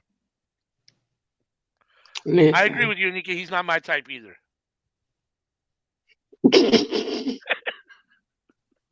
Listen, I ain't gonna lie to myself. I know he my type. He married. He married, so I ain't gonna do him like that. He married. I respect marriages around here. She said, I ain't gonna But if he lie. I wasn't know he's not married, that. if he wasn't married, listen. That's hilarious. And to be honest with you, looking for where they came from is a miracle they got to where they at, okay? Because I can look at the Usos and be like, oh my God, it's like, you old days you used to look at people's parents and see what you were about to get in the future. Do you look at Rakisha and be like, my husband, my this is what my this is what my husband gonna be okay. Oh, that's Because you funny. have to remember Roman Reigns' wife hit the jackpot because he was nothing like that in the beginning. And he Ash, progressively got there at the end. right? Ash, what's up, Ash? Long time no see. Hope all is well. Glad you're here with us. It is time for the final countdown. That's right. Yes, Yeah. Ash, Let I want Roman grow his beard out and take those colored contacts out. He looks a lot better than what he did. I Brian with the cornrows was saying it. I was gonna say, yeah, does Brian Danielson have cornrows? Yes. Oh, Somebody in the back got a little flavor. What's happening? CM's not gonna be happy. That's cultural appropriation. I know he ain't got the weave attached to it. It's when his last archer that be taking it too far. He can't just do the regular braid. He got to do the weave colors in them. Right? That's when he's taking too far. 30-foot long braids and shit that are Yeah. fucking yeah. Well, I don't know because Daniel ponytail mighty long, but I think his hair's about that length. Yeah. Oh, so that's okay? So because he's anti-racist, he can appropriate the culture? Hey, I mean, I'm thinking of it I like think she with the needs to hear. UFC, like you got to put your hair up in MMA. If you got This is long hair, you got to put your hair up. this is somebody who appropriates the culture every time I see them. Rena Yamashita. Now she gonna kick my butt, but I know she, she has them things. And first of all, sometimes they be different colors, so I know she changed them. this But is a they look like they've been in there for like 6 years. this She is the needs to greatest stop. typo comment Like I've ever seen. I will what? say this: I have grown to appreciate full breads. I absolutely love that, Anika. When I know you meant beards, but full breads is awesome. Breads. Full breads and beards. I have. What My you say? I got husband, garlic I've knots. learned to appreciate full breads. I fucking love it.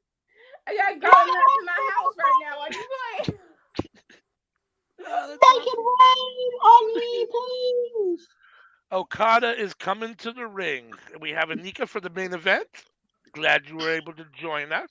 Let beauty done rolled into town. Here we go. Would you call him yummy? Who? Who I got her? The bread.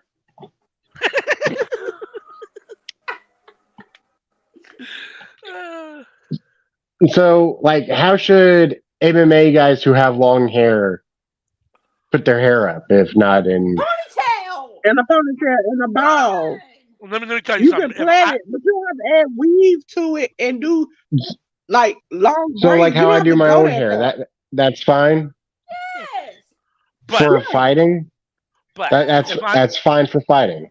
if I'm going to actually fight, and to be fair, I'm already bald, but if I'm going to fight, I'm not leaving my hair long, even if I could. Like, I'm not giving anyone the opportunity to pull my hair and use it against me. I'm going to cut my hair short no matter what. If Okay, I'm, think about Listen, it. Every Sammy, I'm gonna tell you. Hmm? what were you saying, Dolores? I'm gonna tell you, Sammy, as a hood girl, you don't have to. Sammy, as a hood girl, you don't have to do too much. Just wrap that thing up like this, and then you don't bow to get the boxing. That's all you got to you do. don't have time to do Pump, too much. It's crunch like it 10, on the maybe 5 seconds. It's literally ground. Sammy, I just figured a ponytail one. wouldn't be tight enough for doing all the grappling. Well, that's why you see That's all I was thinking. most of the women that do UFC. You see them. A lot of them have braids, Yeah. tight braids to their head. So but Sammy, it's really not that hard. Let's ladies and gentlemen, I'd rather do this, but I'm gonna give you a hood version of this. Okay. Listen, Sammy, my hair's super long, okay? All you do is scrunchy. They walk up on you and you do this. In a bun. That's it. That's That's all you it. do. Literally. And you you put it put up and it you're down ready to right go. there. You don't have time to do That's any. You will never see a hood match where it's like, wait a minute, just roll this stuff. No, because by the Okay, time in you the see that middle. other person in your face, it's Okay, over with, buddy. wait, make sure. Give me some grease. Give me some grease. Give me some grease. All right, I'm almost No, done. I am But you, almost done. but Hey, back up! I'm almost done.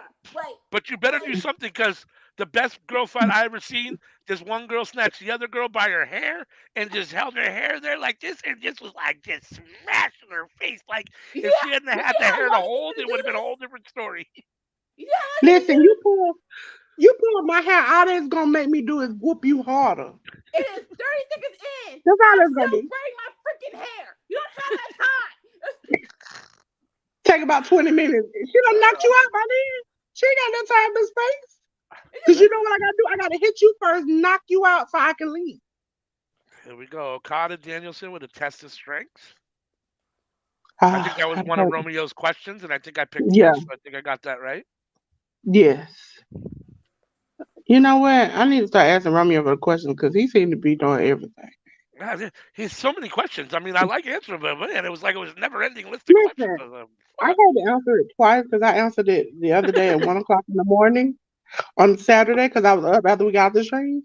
Yeah, And then I turned around and was like, oh, I missed like 2 or 3 questions. I have to go back and do it again. oh, you looked at the surfboard. he is gonna do surfboard. Oh, you stumped my baby. You stumped my baby. How dare you, Oh, braid man? How dare you, braid man? Listen, I have a thing as a New Japan stan. Okada is like my second right now. He's my husband, but I'm cheating on him with Renata. Okay. so let me ask you a I question. googled it, and there was an instance. Clay Guida. Yeah, Clay Guida. Okay, I didn't know if I was pronouncing his last name right, Yep. but he had a match with Gray Maynard, and Gray Maynard complained about him having long hair, and so he was forced to put his hair in braids for his match. Yeah, Clay used to not wear his. He used to wear his hair all out and crazy, and he's got like a big old curly like. It doesn't afro because it doesn't do that, but it looks like Jungle Boy's hair kind of, but Yeah. shorter. But it's got that same kind And of That's what curly look irritates to it. me about Jungle Boy. and It's like, man, you just posing, the wind blowing through your hair. Like, stop it. Stop it. Well, this will be realistic. I don't expect you to be fighting with your curly locks blowing as you jump over people. Come on. Come on. Make it make sense sometimes. That's funny. and so for the instance of a guy who wasn't wearing braids, he was then complained about and forced to wear braids. Yeah. So CM says Jungle Boy goes heel and cusses at Danhausen. Yeah, I I mean some of us call. I mean I didn't call it. I didn't say that I thought that was going to happen. I kept saying I hoped that it would happen. So I'm happy that Jungle Boy went heel. I mean I'm happy for that. You could smell it in the air, but it being tonight wasn't Yeah, definite. yeah. I didn't know it was going to happen tonight, but you could tell that the turn was coming at some point. Yeah. I mean, if you're gonna do it, might as well do it at the pay per view, right? I mean, he did it Yeah. at a perfect time. I mean, that was a perfect time to do it. Hook was holding his hand, and I mean, it was a perfect time to do it. And it's going to lead into a Hook Jungle Boy feud, I'm sure. That's got to be what's coming next.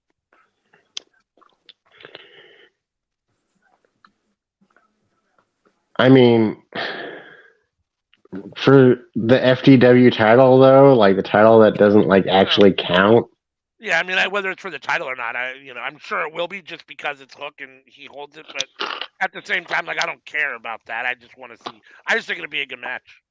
I don't know who said it, but they have this eliminated tournament thing. It'll be kind of cool if heel Hook and heel what's his name? Luchasaurus come back together and be a tag team for the thing. That'd be kind of Yeah, cool. yeah. I don't think that's going to happen with Christian Cage though. No, I don't think so either. I thought it was. CM says I thought it was happening in the match, not after Hook versus Jack Perry. Yeah.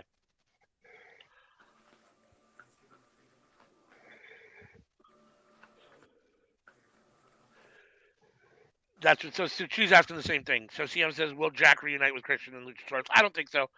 I think the heel turn is good for Jack, but I think he's still too bitter at Luchasaurus and Christian Cage to join them.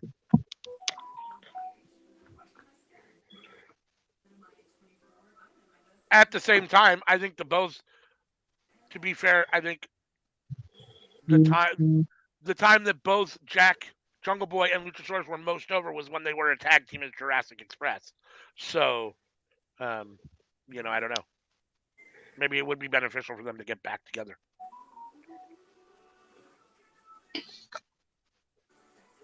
Danielson working on Okada's arm. Oh, John, I forgot. I was on the. I cut it off when Okada came out. You know, when your husband come out, you gotta pay attention. Um, I forgot about GCW. I was like, they bumped them. I'm gonna watch that. Yeah, I mean, I like GCW, but I'm not watching. Whoever it is, Sawyer Wreck and Joey Janela over Okada and Danielson, or There's some new Osprey and people. Omega. I mean, Listen, New Japan. I like that you have an English commentary. I'm gonna make that clear before I say anything. Second of all, stop having Bolton Oleg and Owe or whatever his name is, and all of them four New Japan dojo members fight each other at the beginning of every single show for the past year. right? What is wrong with you? Daniel had Okada in the cattle mutilation, and then just stomped his arm. You really struggle with that one. Right? Cattle mutilation. There you go. I struggle with Suzuki. I could say Minoru Suzuki, but I could say Lei Suzuki. It just did not work for me. Yes, Again, I kicks. must be like Kevin Kelly. I can only say New Japan names. Oh, Okada not selling. No selling the kicks and the chops.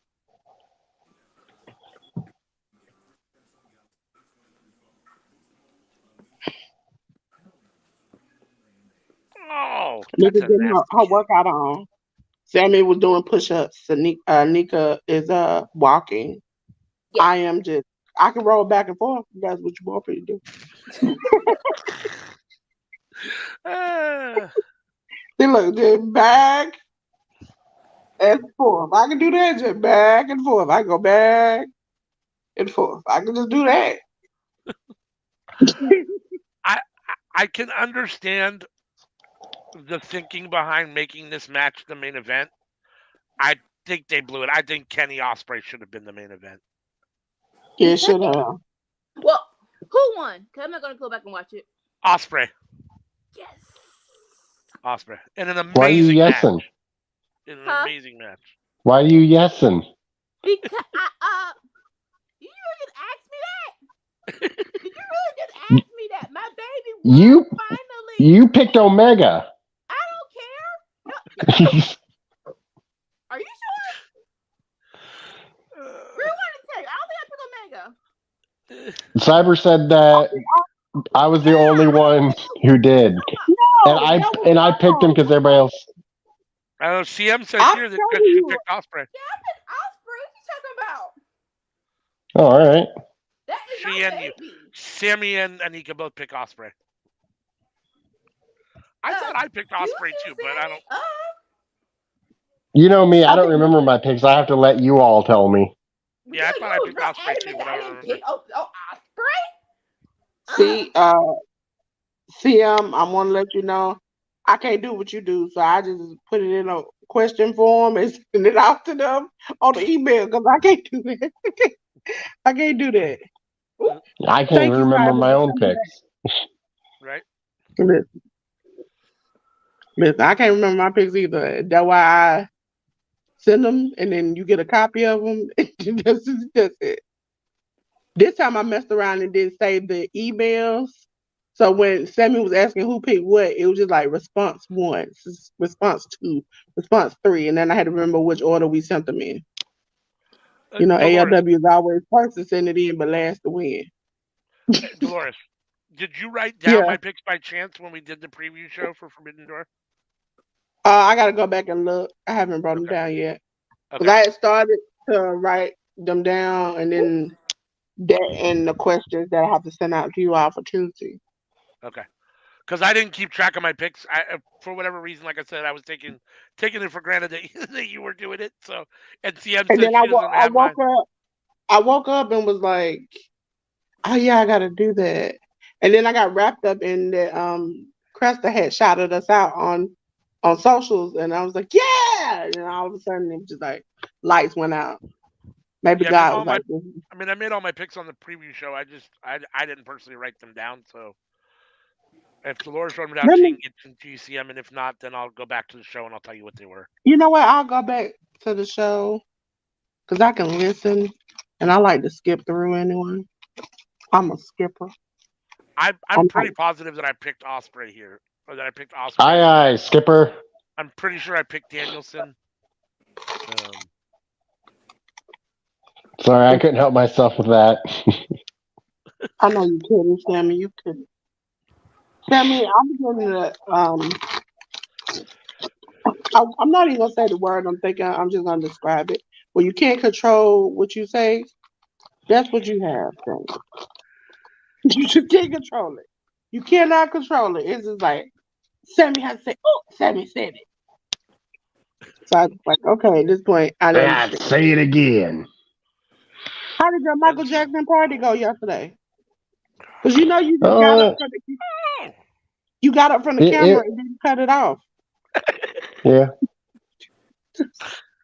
Yeah, we were You, I had watching you in places the to be. you, we were watching you in the studio. It was just black screen forever. We were like, okay, he's gone. We're gonna go ahead and cut him off.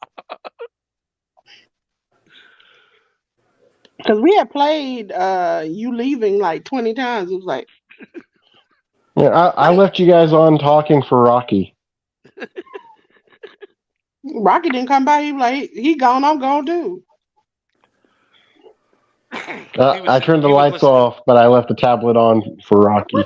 What is so he could hear us you doing? talking. What is Okada doing here? All kind of Were they talking antics. mad shit yesterday? Huh? Were they talking mad shit? Yep. Okada. Oh, Danielson with oh, the elbows to the oh. back of Okada's neck and head. Okada said, I'm going to kill Off you. the ropes. Oh, all right, basic drop kick. That's cool. What'd she say?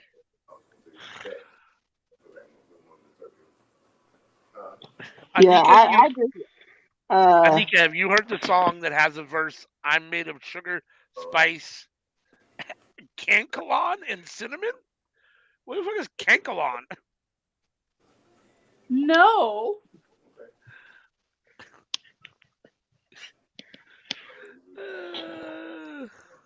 yeah, eventually, Cyber Cyber, we will be, eventually. You're going to have to let me, get my life together because I be struggling. Uh, get these picks out to the channel viewers on one of the shows to pick matches. And so we can see who wins at the end of the year. We'll probably start at towards the end, the beginning of when we find a good pocket space to fit it in. Because I'm not gonna do the G1. I literally just had to drop 9,000 questions to send me at ALW, and then I still got 999,000 more. Cyber says, I got you, Dolores. And CM says, Anika, I'm going to put it in Discord. You look like you're about to do a video to it. So, wrestling's on my phone, but the BT Awards is on the TV. That's what's happening right now. Oh man, I'm missing the BET Awards. Man, that is my people, and I am missing my people. I got it recording right now. I'm going to watch it after this. Oh, What's damn on the right now? only What's one on who's the BET watching Awards is right now? Miss oh, here she Anika? goes, Sparkalicious. So it's 50 years of hip hop. Oh, So okay. right now they're doing a bunch of old school ones. Nice. But somebody did send me the offset takeout thing. You know, us Georgia people, we got to stick together.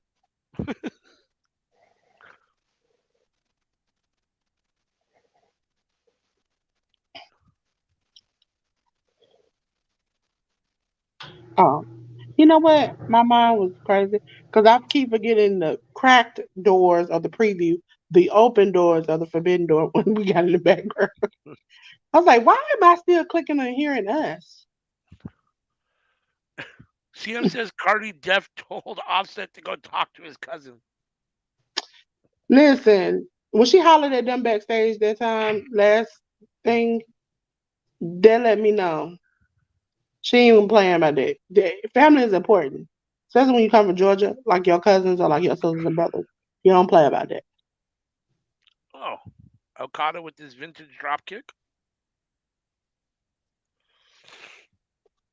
Going for the Rainmaker. Missed it. Danielson counters. Oh, another dropkick from Okada. 2 dropkicks in a row.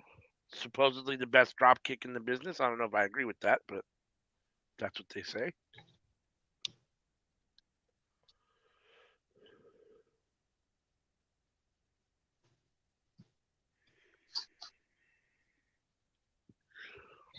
I am getting tired. I am fading fast here. You can do it. I know. And it's still early on my side. I got nothing to complain about. You guys are already almost at midnight. I'm barely at 9 o'clock. It's only 8:45 here, and I'm already ready for bed. I'm done. I went to bed at noon and woke up at 5. There you go. Danielson has Okada in a submission right now. Got him in the trying to wrench his head up into the label lock. You know what? You killing me with all this beeping, dog. After No, this ends, I'm going to fry me some what chicken and have me a bowl of ice cream. no, what happened was that I have like a little thing when you take your sugar and my skin doesn't want it in there, and so it fell out. And when it fell out, until I put one in there, it just makes that beeping noise. Yeah. Like you know, you need to put one back in there. No, I don't. And yeah, ALW, that's right. I did have KFC when I woke up. And after this is over, I'm going to go and fry myself some chicken too.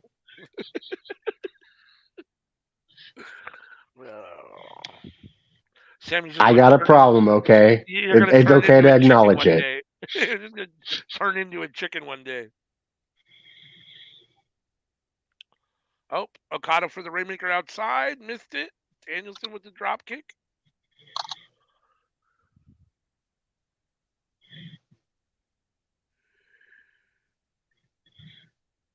Danielson stalking Okada, waiting for him to get up so he can chop him. Tap! Okay, I want Danielson to win. Tap! Oh, yes, kick.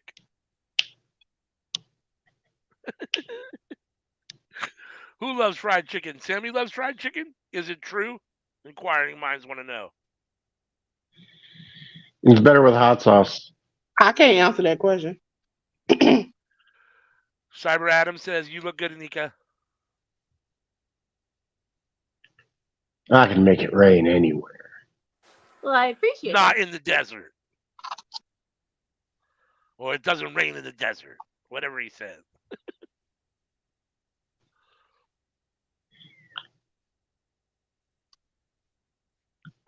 Supposedly, let's see. CM says you got to finish the quote. I guess this is the quote. Whose quote is that?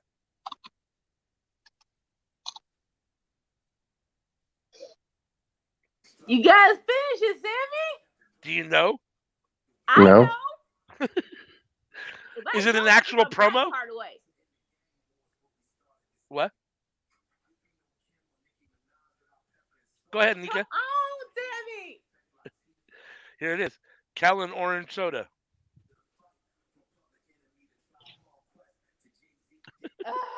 Sammy.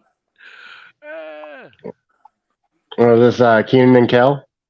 Yes. Sammy, I do. I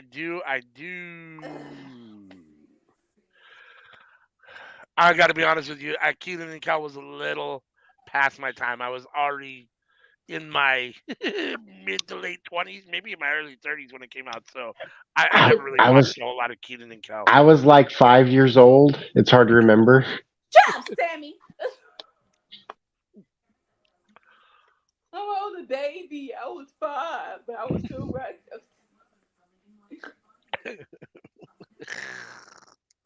You're not that much older than Sammy, Anika. But exactly. So I know it. Sammy should know. Ah, that's fucked up. Well, an ancient and a baby. Whatever. That's fucked up. Yeah. I'm not even 50 yet. I'm not ancient. Damn. We need to pull in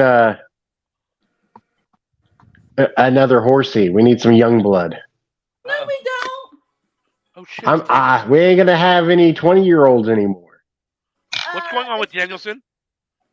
Why is he twitching and the doctor in the ring? Is he just selling, or was there something actually going on there? He looks I'm assuming alright. because Okada's going after him that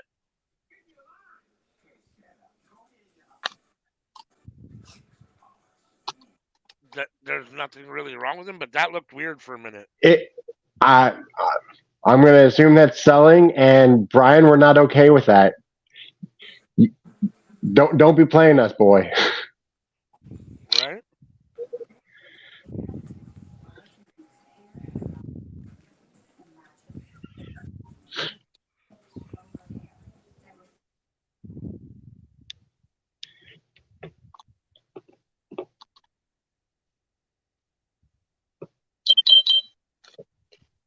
Damn beeping. I'm gonna run off. Yeah, I mean, with the stuff that Danielson's had happen in the past, like that's not something I want to see him pretending or selling. Like, But he likes it. He the mark like that. He likes marking us like that. right? Oh, Be some mean German sometimes. center. Oh, there it is. The psycho knee. 1, 2. Okada kicked out. You're ahead of me. Sorry, I won't say anything. No spoilers. Danielson sure isn't using his right arm though, or his left arm, or right arm. It's all stuck to his sides like he can't move it.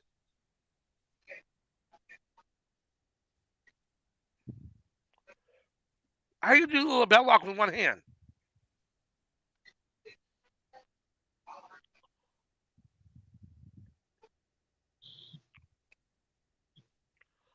Maybe use your bicep instead of your tricep.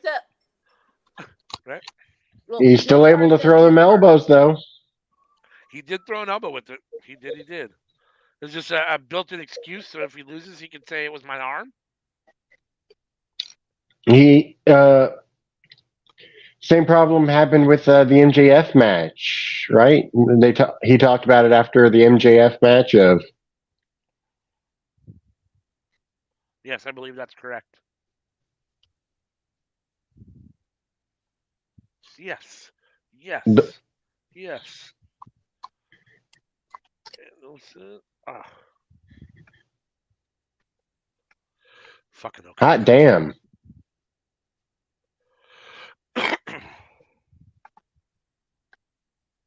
No.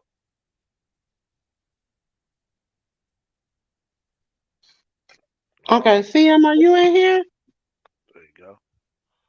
And I don't know CM? what to think of this anymore because like we came into this and like Okada was supposed to be the babyface and Daniel Bryan was supposed to be the heel, but now I feel like Daniel Bryan's Yeah. the babyface and Okada's the heel. And yeah. That was his picks right there.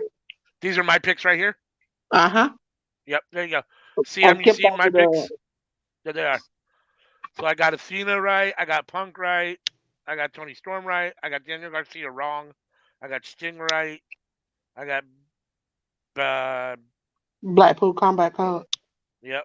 I got Sonata, MJF, Osprey, and now we'll see if Okada wins.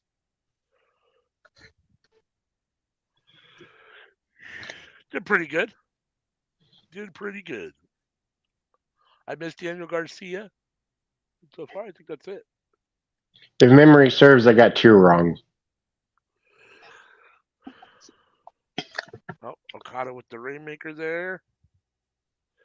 I've currently learned how to when we do the things, how to slide it and get it. Are we doing? I can ask her since she's here. Are we doing Money in the Bank picks Friday? Yeah, we'll do I them thought either. we, Yeah. I thought we were going to do them on Tuesday. I mean, we could do them on We have a Tuesday. guest. We Yeah, could get Cresta's picks. Well, Cresta's here too. We can get her picks, her opinions on the matches and Money in the Bank. I love Cresta. So funny. Like cause I'm a goofy person. To have another goofy person, it's gonna be outrageous. CM doesn't think we'll have enough time, so maybe we'll have to do our picks on Friday. Okay. I guess Yeah, Friday works. we'll just have to see. I guess we'll just see how it goes time wise. Day before Money in the Bank works for me. Gives all y'all time to prepare. Yep. Well, and you never know what's going to happen. You know, you could have something happen on SmackDown that has an impact on whatchamacallit. So The Yeah, 'cause recap. not a AEW recap. recap. So you know, like our Yeah. weekly, we're going to start doing Oh. first 15 to 30 minutes of every cookout will be a weekly AEW recap of the stuff from the week before. Dynamite, Rampage, and Collision, and then whatever topic we're doing, and then or whatever's going on, and then. So we'll do that this week, and then we'll do a little interview with Cresta, and then CM has a couple games to play.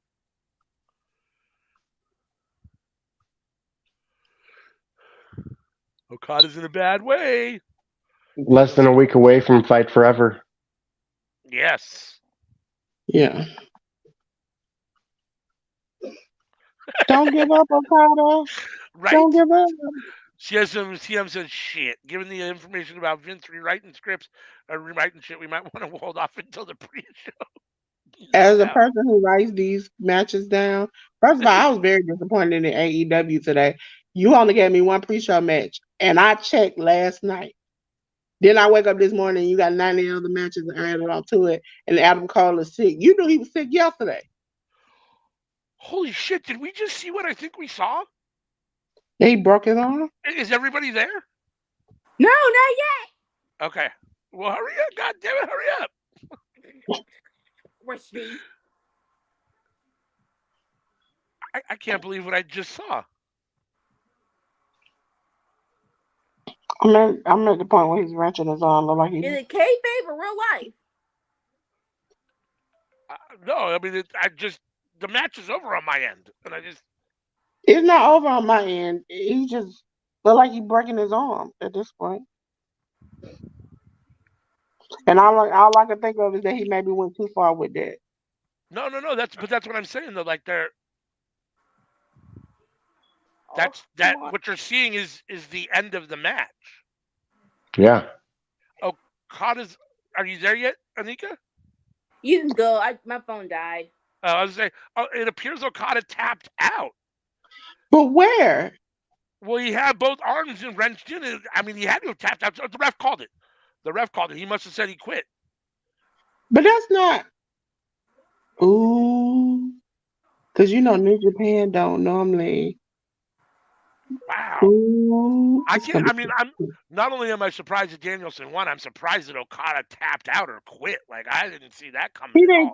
I don't think he tapped out or quit. I think the referee just stopped the match to prevent him from getting hurt anymore. But ref stoppage. They don't. He didn't pass out either, Anika. Yeah, he didn't pass out. The ref just stopped it.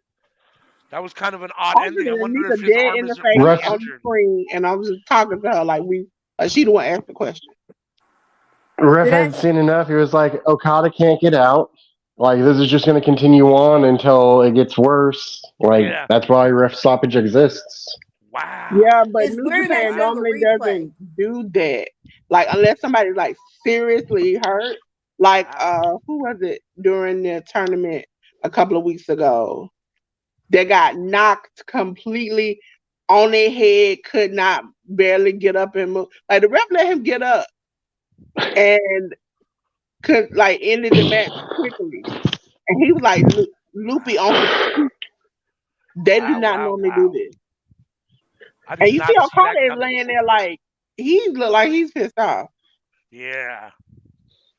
Yeah, it's between Okada being hurt or losing. I think NJP will take an L because Okada got other. Yeah, I'm He really gonna get the surprised that D1. Okada just lost. Wow. All But right. it's a loss that protects him too. Yeah.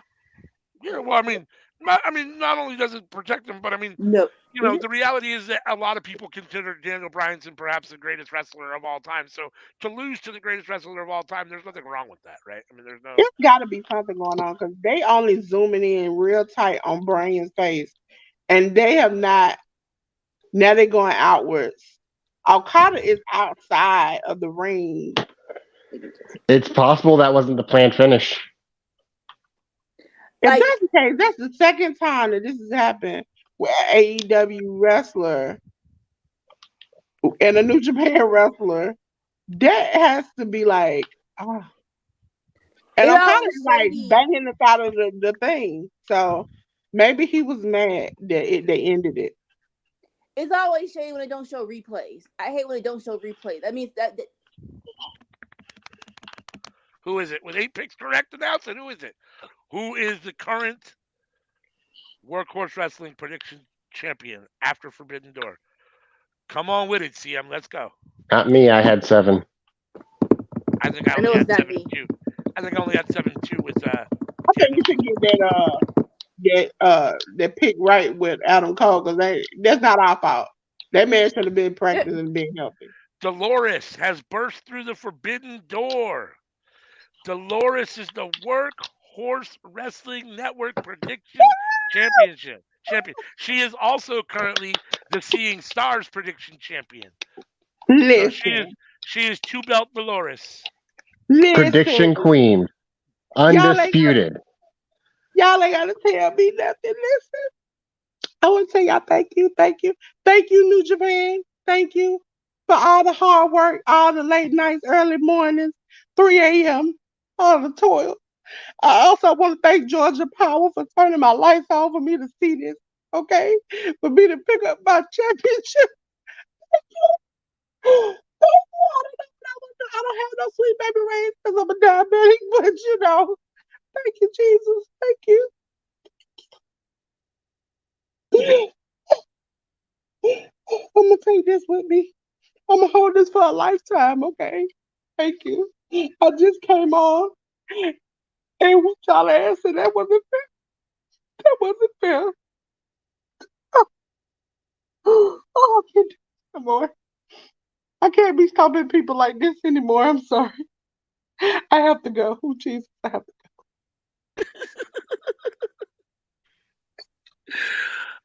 I don't know about a lifetime, but definitely for 6 days. That was a lot. That was a lot. I think he said that was a lot. I'm gonna let you cook though Listen, because I I'm like gonna do to the same thing. listen.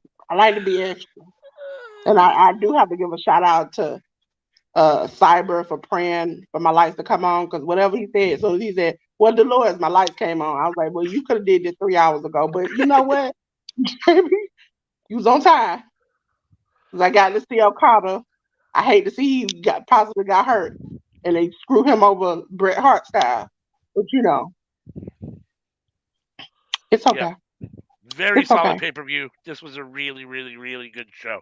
If you didn't see all of it, go back and watch it if you can.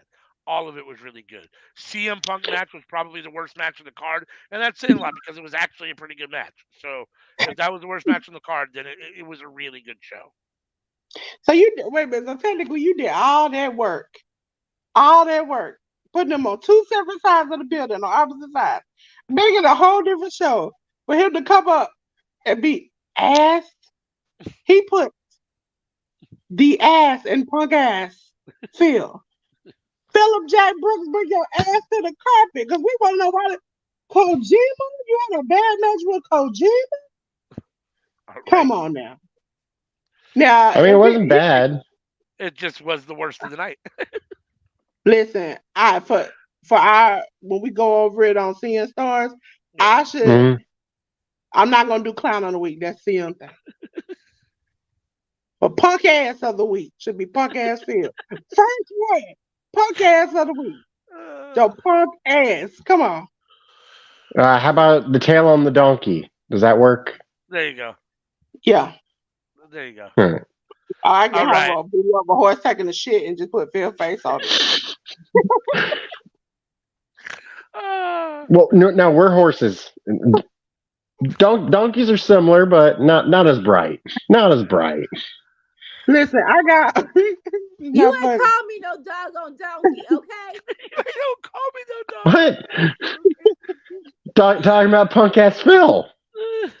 Listen, Okay. listen. Yes, he Listen. does. We gotta clean up because Yep. we got to go and Yep. we'll It's definitely bedtime. be back here Tuesday.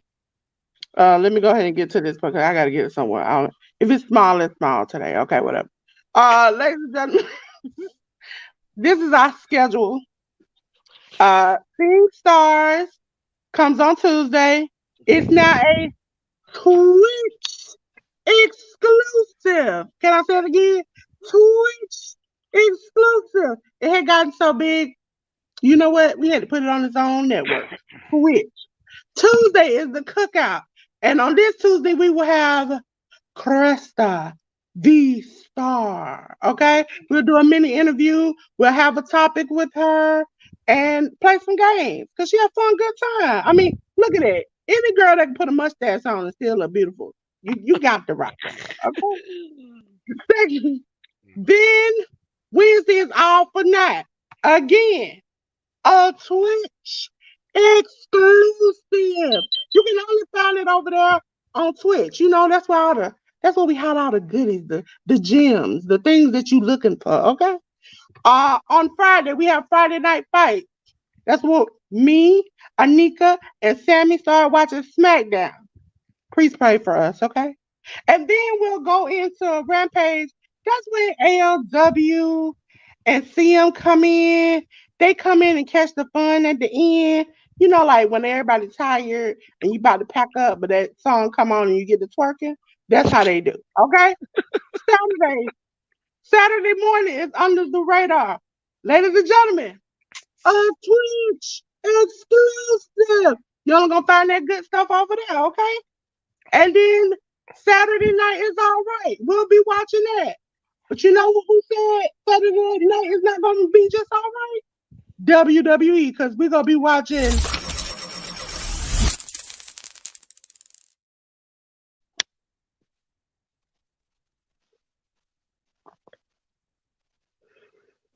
You're muted, Dolores. Money.